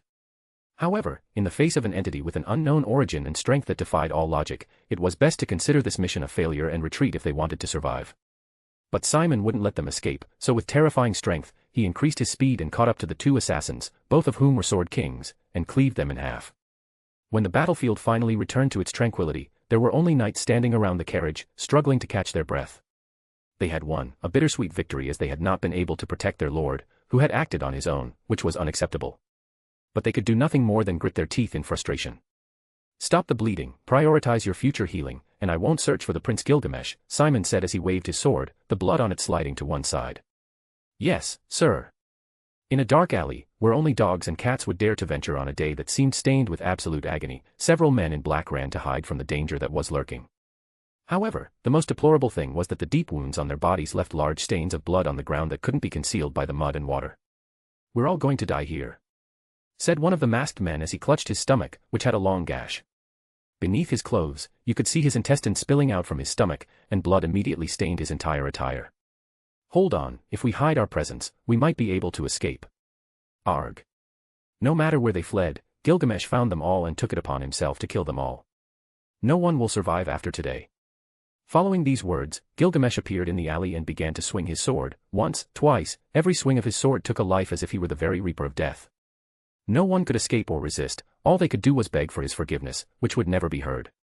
Loneliness, sadness, desolation. All these titles and negative emotions embodied Gilgamesh, making anyone feel sad, perhaps desperate or fearful. Even now, as he killed, he didn't feel happy or satisfied, it was something he did simply to remain as he was before. After having killed them all, Gilgamesh left that dark alley and looked up at the ceaseless rain in the sky. The cold air enveloped his body, and for the first time, he felt the agony that had surrounded him when he saw hundreds of thousands of men dead on the battlefield. This made him very angry, but as a king, he couldn't drown those feelings with anyone else. "After this, I'll travel the world, otherwise, I fear I'll end up the same as in my previous life, and that's not the case for this new identity. After all, I have to change. But now they've made me angry," Gilgamesh said as he sensed Finian had arrived at his home. "Is my mind becoming sensitive?" Gilgamesh no longer enjoyed many of the desires he once did in his past life, so once he embarks on his journey, he will discover new things that excite him. The corpses of the assassins lay in the mud, those assassins who had seemed invincible until recently were now all dead, their bodies covered in mud and water, now little more than garbage. Finian's house is a very modest one at the bottom of the city of Ars, standing shyly in the most forgotten corner of the town. Its wooden structure is worn by the years and weathered by the elements, the beams eroded by the passage of time and moisture. The clay tile roof, once reddish and vibrant, now shows signs of wear and leaks. Its walls, once painted in vivid colors, have lost their luster and now appear chipped and faded. The front door, made of deteriorated wood, hangs crooked on its worn hinges, barely fulfilling its function of keeping the outside at bay. "Sister, I'm back," Finian shouted as if what he had just experienced had no effect on him. Gilgamesh looked around the windows, the frames were worn, and the shutters had fallen or were broken, allowing the natural elements to enter freely. Inside the house, the scene is equally desolate. A rickety bed, covered by a tattered and faded blanket, occupies much of the space in one corner. On the bed, a girl under 6 years of age, approximately. I wonder where her parents are. Well, that question doesn't make sense now. Gilgamesh entered the small house and approached the younger sister of the boy who had made an impression on him. "Is she your sister, Arya?" Finian opened the bag with medicines and said in a friendly tone, "Yes, she's my younger sister, Arya. It's only for her that I still fight to survive." Arya, a delicate girl with pale skin, slowly opened her eyes and saw her brother's dirty face. "Finian. I told you the best medicine was having you by my side.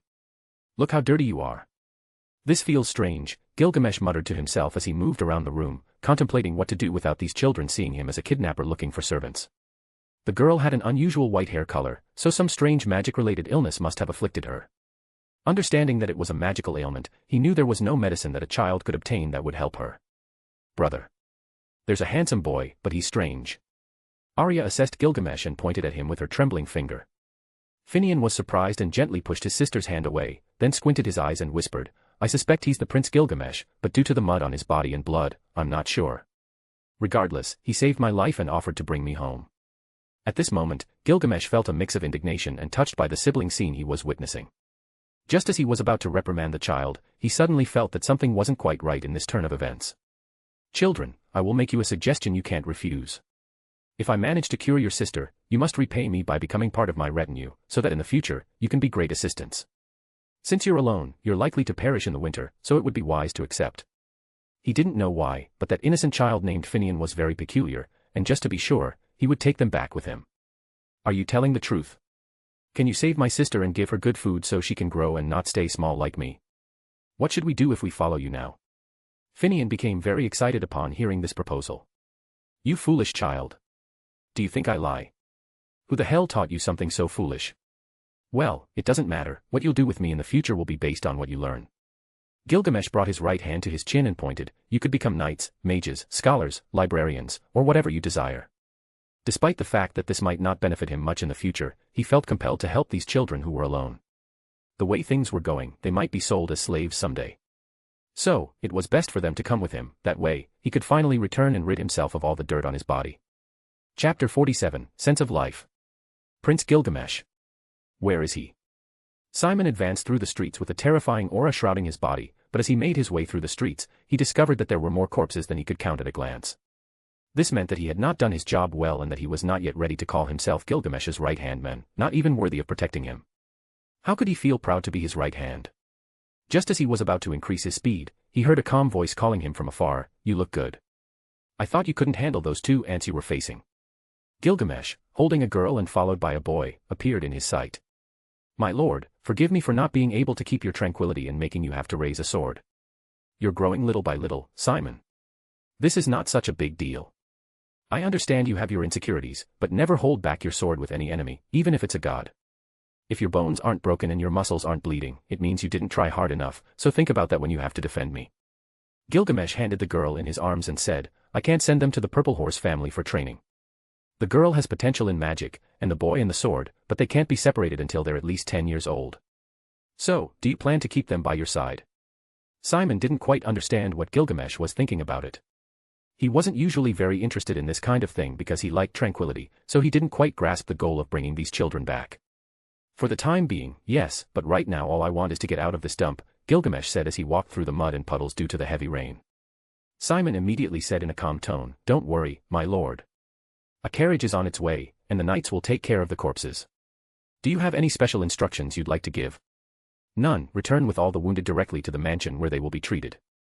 If anyone asks about my condition, just tell them I am extremely angry due to this fierce act committed against my pardon, said Gilgamesh, who looked into the distance as a simpler carriage arrived at high speed, which was better than expected given the circumstances. When Gilgamesh boarded the carriage, it immediately set off for the mansion, followed by the injured guards and new knights who had arrived to control the situation, count the deaths, and identify the suspects. The attacks on the princes were becoming increasingly fierce and frequent, which could destabilize the people, so security would be increased just to keep the affected individuals calm in this incident. What a damn waste of time. Gilgamesh secretly frowned, but such activities against him were insignificant because the assassins were so weak that he could have killed them without moving a muscle if he wanted to. But it was true that he had been bored lately. Although this was his new life, he was still too young to appreciate all the flavors he could obtain in this life. At first glance, this world looks very weak, but if gods exist, things can change a little later on. Living in this city is making me sick. At least I should endure this until I create my safe haven here. The magical tower, or a tower with the name Uruk, was a simple construction to keep intruders out and create an environment filled with what currently mattered to him. Once he regains the love of the people who benefited from his hand, he will know that the things he once had are returning to this world. But no matter how he looked at it, this place was not his previous world. He understood so little about this world that it both intrigued and wearied him. Nevertheless, he knew he was probably overthinking it because he still felt genuinely confused. Reviving could be an exciting adventure for any other humble man, but Gilgamesh was not just any man. He couldn't be compared to anyone in this world, and his perspective on this could be seen as either a reward or a mockery of his achievements. But he had died honorably and been praised by all. He had defeated the gods and left in men and women a sense of justice that didn't involve any kind of religion. One only needed to believe in the sword and the kingdom, a pure and clean realm where even the poorest had incalculable worth. I doubt really where to direct my path. Of course, the idea of becoming a king is out of the question for now. But with my goal being a certain god, I cannot afford to take over such a weak and fragile kingdom. As he passed by a church, Gilgamesh's mouth twisted with disdain. The Meles religion was the world's largest religious organization, founded by Saint Meles, and it existed on almost every continent where humans lived. The first time Gilgamesh heard of this religion, he immediately associated it with a religion that worshipped Hidegami as a god, but what surprised him was that it wasn't like that at all. Hitagami couldn't be Melis for a very simple reason: Melis had acted in the human world. It happened because she used a massive sword strike to defeat some demon lord. The Sacred Sword's road was basically a path that followed the damage from that strike.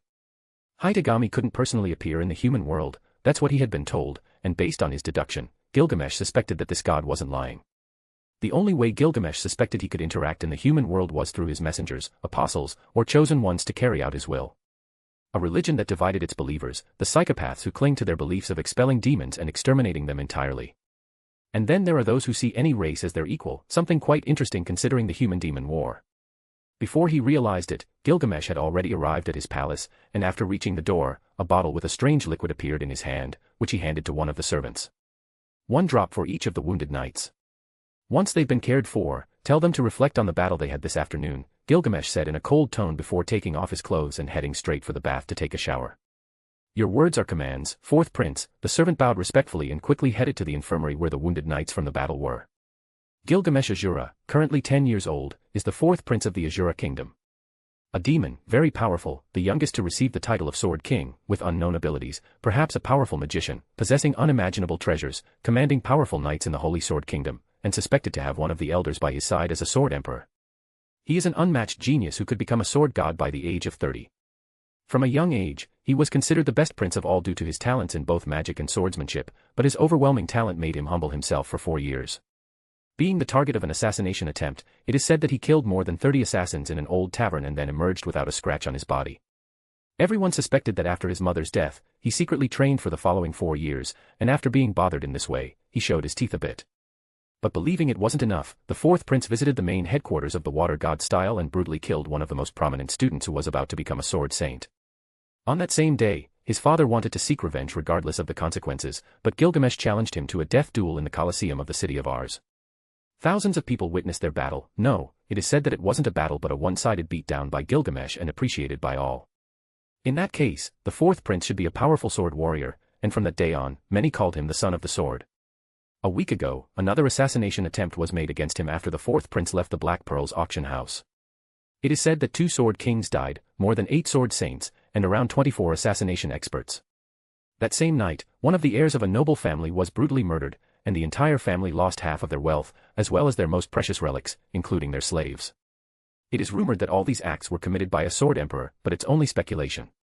After that day, the Prince Gilgamesh was not seen again, but it is said that the power of his faction is growing rapidly, and he is winning the love of the people through his deeds in his name.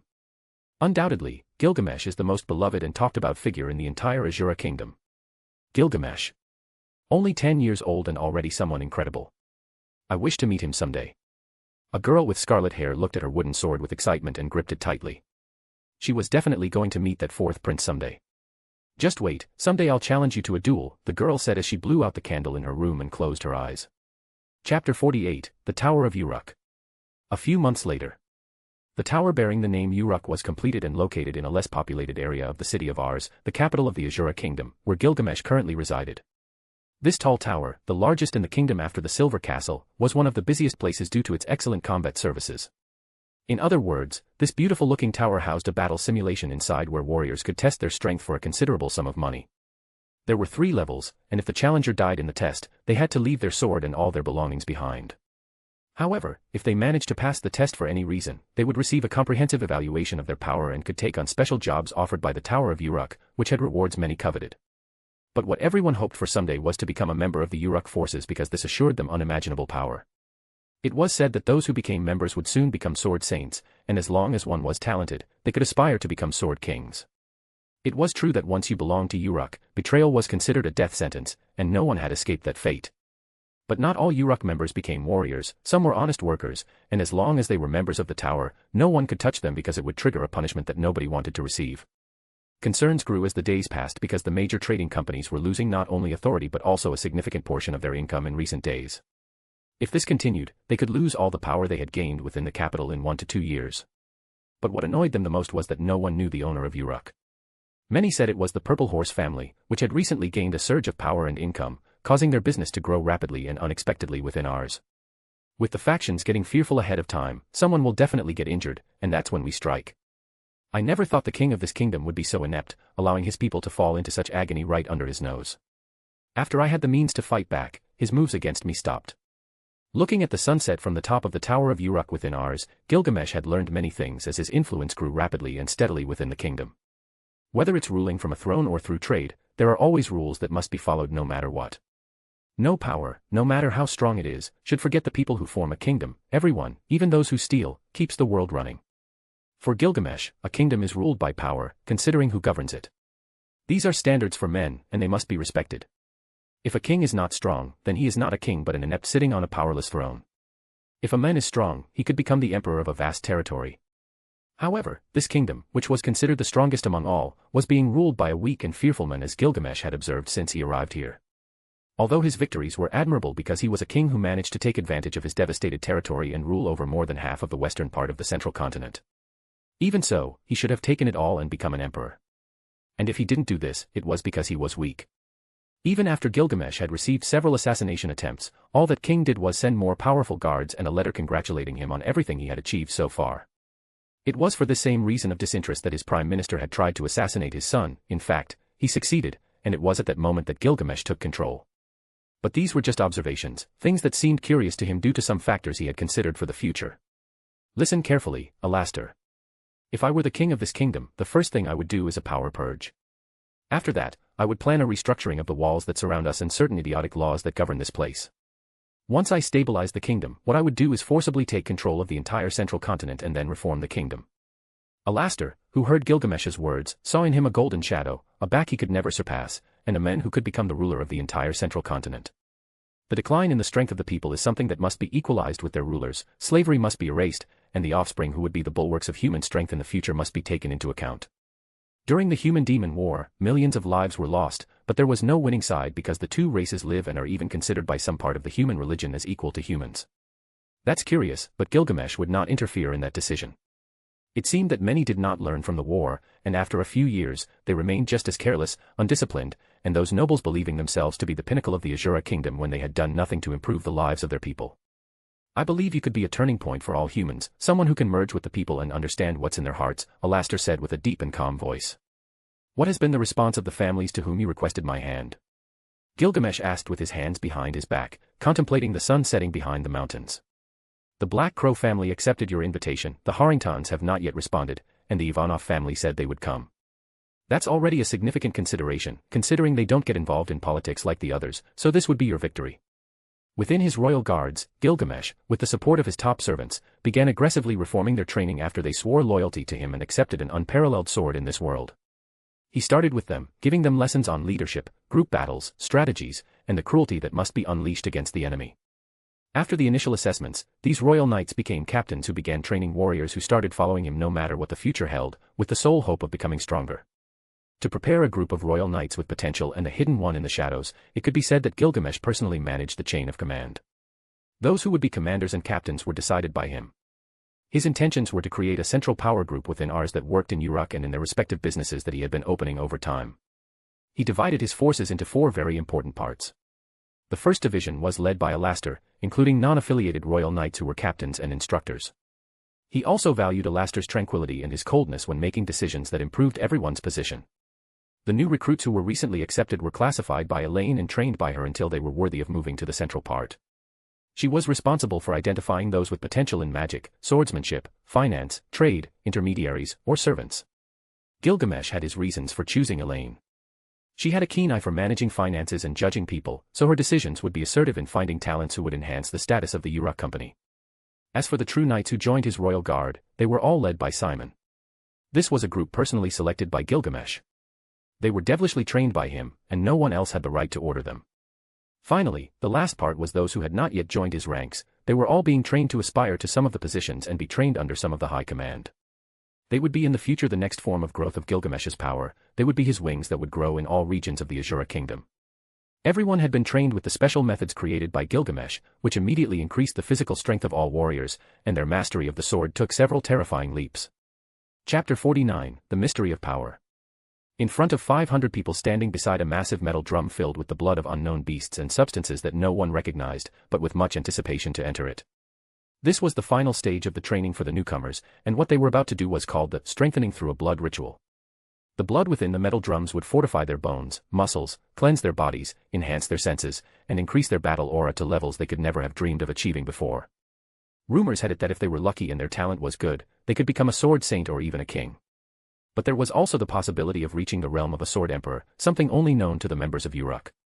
This was a method of Gilgamesh, who had done it once with the blood of divine beasts. Perhaps a dragon would work, but bringing all that blood in perfect condition was very costly, and what was more complicated was that it was time-consuming. Therefore, they chose to buy blood from different beasts, and these requests were accepted by adventurers in rural areas of the Asura kingdom. So today, as they were about to graduate after 1 month of intensive training, they all understood that their training methods were forbidden and unique to the Uruk Tower. Now, they would finally meet their lord, who owned the Uruk Tower and was considered an incredibly powerful being. When the moment arrived, Gilgamesh appeared before them, and they all froze. They had never thought that the fourth prince had been behind all of this, but at the same time, they were glad, for they were following someone considered the sword's son.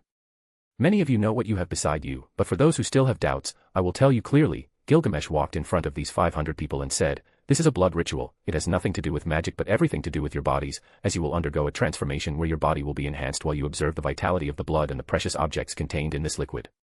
Don't forget, the longer you stay within this precious substance, the stronger you will become. If you manage to endure until all the effects are absorbed into your body, you could even become at the very least a being considered a sword king." Everyone listened to Gilgamesh's words with a great smile on their faces. They couldn't wait to immerse their bodies in that immense torment to gain much more power. "As all of you are brave warriors, I will accompany you in this trial, and I hope you don't lose to a child," Gilgamesh said jokingly, causing a burst of laughter. "When you're ready, fully immerse your body in the disgusting blood and accept the power into your bodies," Gilgamesh said as he removed the top part of his clothing and immersed himself in the blood. Since the lids of the metal drums were opened, the threads of medicinal fragrances wafted from the liquid into the surroundings. This fragrance, like alcohol and the smell of blood, was enough to let them know that the component of this liquid was extremely valuable. For this blood ritual, the main method was boiling. The special medicines that Gilgamesh listed were unique in the process. The magical plants that he had only in his treasury were something only he could do with a 100% success rate, so as long as it was his warriors using this method, he didn't mind. There were different systems he had created for the preparation of this blood ritual: blood from powerful beasts, nourishing medicines, magical stones, and the condition for transformation.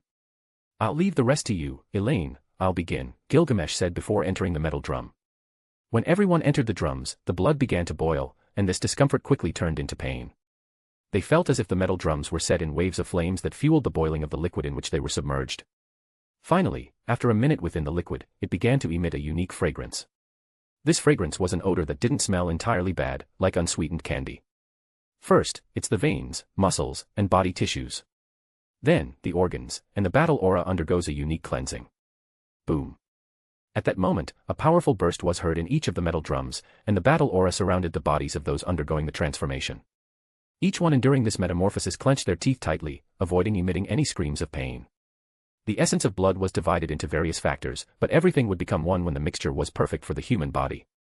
These blood rituals were common in Gilgamesh's armies. That's why they were able to stand up to the chants of the gods back then. Like when crystal is molded, gold is purified from impurities, and wine is delicately prepared, all these factors were similar when refining a warrior's body. All those wounds and punishment inflicted on the muscles would return as if a wolf were biting every part of the bodies of those inside the metal drum. In the end, the liquid began to merge with the bodies of all those receiving this power. Within that liquid, it emitted a powerful aura of all kinds. Elaine, who was on the side, said, "The best score was 30 minutes, the least was 28. Everyone is willing to die after knowing that they could become a sword king, but not everyone is willing to endure the pain to attain that power. This method is a shortcut, but they will receive the pain of a blow to their bodies. That looks incredibly painful. Will it also be done with the group of women who are being trained?" A girl who was behind Elaine shuddered a bit. It was fortunate that she had been chosen for trade. They won't die, it's good for their bodies, and besides, the strength they can gain is unparalleled among those on the outside. To be honest, I would do it too if I were weak. Elaine was amazed by this group. It seemed that everyone fully accepted the effects of the blood ritual. It seems that many sword kings will be born today to serve Uruk. This is incredible. Chapter 50, The Meeting of the Three Houses. Inside the metal drum, even Gilgamesh's head was submerged in the red liquid.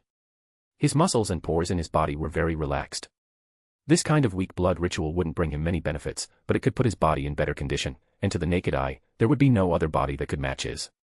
At this moment, thunderous sounds echoed within Gilgamesh's body. The blood ritual permeated throughout his entire body, and the essence of strength caused him to relax completely. All his thoughts were momentarily muted, and he felt as if electric currents were running through every part of his body. This was a pleasant sensation. For him, it wouldn't generate pain, more like a massage. If he was doing it now, it was so that those who had this opportunity to enhance their strength would strive to the fullest. But for others, the entire process of this blood ritual would be very painful. They not only had to endure the reconstruction of their bodies but also the crushing of their muscles. Despite the arduous and painful process, everyone cried out due to the intense pain they couldn't bear. No one knew when the ritual had ended, but when the pain subsided, they had all completely absorbed the power and were now entirely new men. They had all increased their overall characteristics, they were much more powerful, and their talents would possibly improve after this. When everyone had recovered, several maids had approached with black blankets for them to clean themselves, and everyone looked at each other in confusion. Congratulations, all of you have absorbed the power that this ritual has given you into your bodies. At this moment, Prince Gilgamesh left because he had an urgent meeting, but I'm sure that no matter what you think, you are a source of pride for him. Elaine stepped forward and looked at everyone with a satisfied expression. Perhaps they didn't know it, but that liquid, though it had no price, was estimated to be worth more than 10 million Asura gold coins. Throughout the morning, Gilgamesh, who had already changed, headed towards the meeting room where the heads of the main families he had summoned awaited his presence. But before that, Gilgamesh addressed Finian and said, "You wield a very heavy sword for your body, so you must increase your muscle mass through special training." Finian nodded without saying a word. He had sworn loyalty to Gilgamesh after he had saved him and his younger sister, Arya, who was now learning magic. His talent for the sword was excellent, so much so that even the instructors who taught him were surprised by his rapid progress. "You should know that I have very high expectations of you, but you must not force your body into something it's not yet accustomed to," Gilgamesh said as he sipped a cup of tea. Finian looked at Gilgamesh as if he were looking at his god. He couldn't erase from his memories the scene of him fighting against those assassins as if he were playing, something he would have never imagined from someone 3 years older than him. Finian didn't understand how Gilgamesh was so strong. What does the Black Crow family plan by showing up in such an extravagant place? Don't tell me you've forgotten what it feels like to be in a city after all those years living with the crows. An extravagant voice broke the silence of a room with 2 elderly men inside. This man wore a beautiful red suit and a red rose on his lips. "But look who's here, old Ilarion. I thought your Harrington family had ended its story after going to a farm to protect a village that not even flies touch," one of the elderly men sitting in the room responded indifferently. In response to this, Ilarion Harrington, the leader of the Harrington family, said firmly, "Your Ivanov family, living to protect a border that will never be violated, is extremely exhausting. I imagine you fantasized every night about the start of another war just so your family name can resonate again throughout the central continent. Well, what the hell are you two doing here if you both hate damn politics? Caspian Black Crow, you finally speak. I thought the crows had eaten your tongue. It's always a pleasure to see you again, old Ivanov." "The crows are always watching," Caspian Black Crow said as he bowed, thinking, "Damn bag of bones, if you keep talking, I'll cut your throat and feed it to the crows, I'll turn your body into ground meat to feed the hunting dogs eagerly waiting outside, and I'll use your sword to dig your own grave." With these twisted thoughts, Caspian Black Crow smiled amiably in front of these 2 recognized old men. To people on the outside, they were just 3 heads of their respective knight families, but inside, there was a great story to tell. Long before the 3 of them became the successors of their respective families, they worked together as friends in an adventure group and were known as the 3 Sword Maniacs. One-eyed Crow, Caspian Black Crow, appeared the kindest on the outside but the darkest on the inside. His life revolved around thin, penetrating swords, which he said were for piercing the hearts of his enemies. The calmest was Ilarion Harrington, who had dreamt of living in a peaceful place away from wars and battles with monsters from a young age. It was after he had expelled a group of rebels that the king granted him that privilege while he cared for one of the largest crop villages. Lastly, there was Jax Ivanov, a lover of large-scale wars who ended up retired at the border where not even dogs fought against cats, which was quite regrettable if you asked him. They had all received a letter sent by the 4th prince inviting them to be part of a bright future, something that was about to shake the entire kingdom. But they didn't come for political interests, they came because they wanted to know how a child could become a sword king and find out where the power that protected him came from. "Good afternoon, gentlemen. I must thank you for your honorable visit. I see you've already greeted each other, so let's get to the first." Gilgamesh had arrived at the perfect moment, otherwise, these 3 old maniacs would have started fighting with their own fists.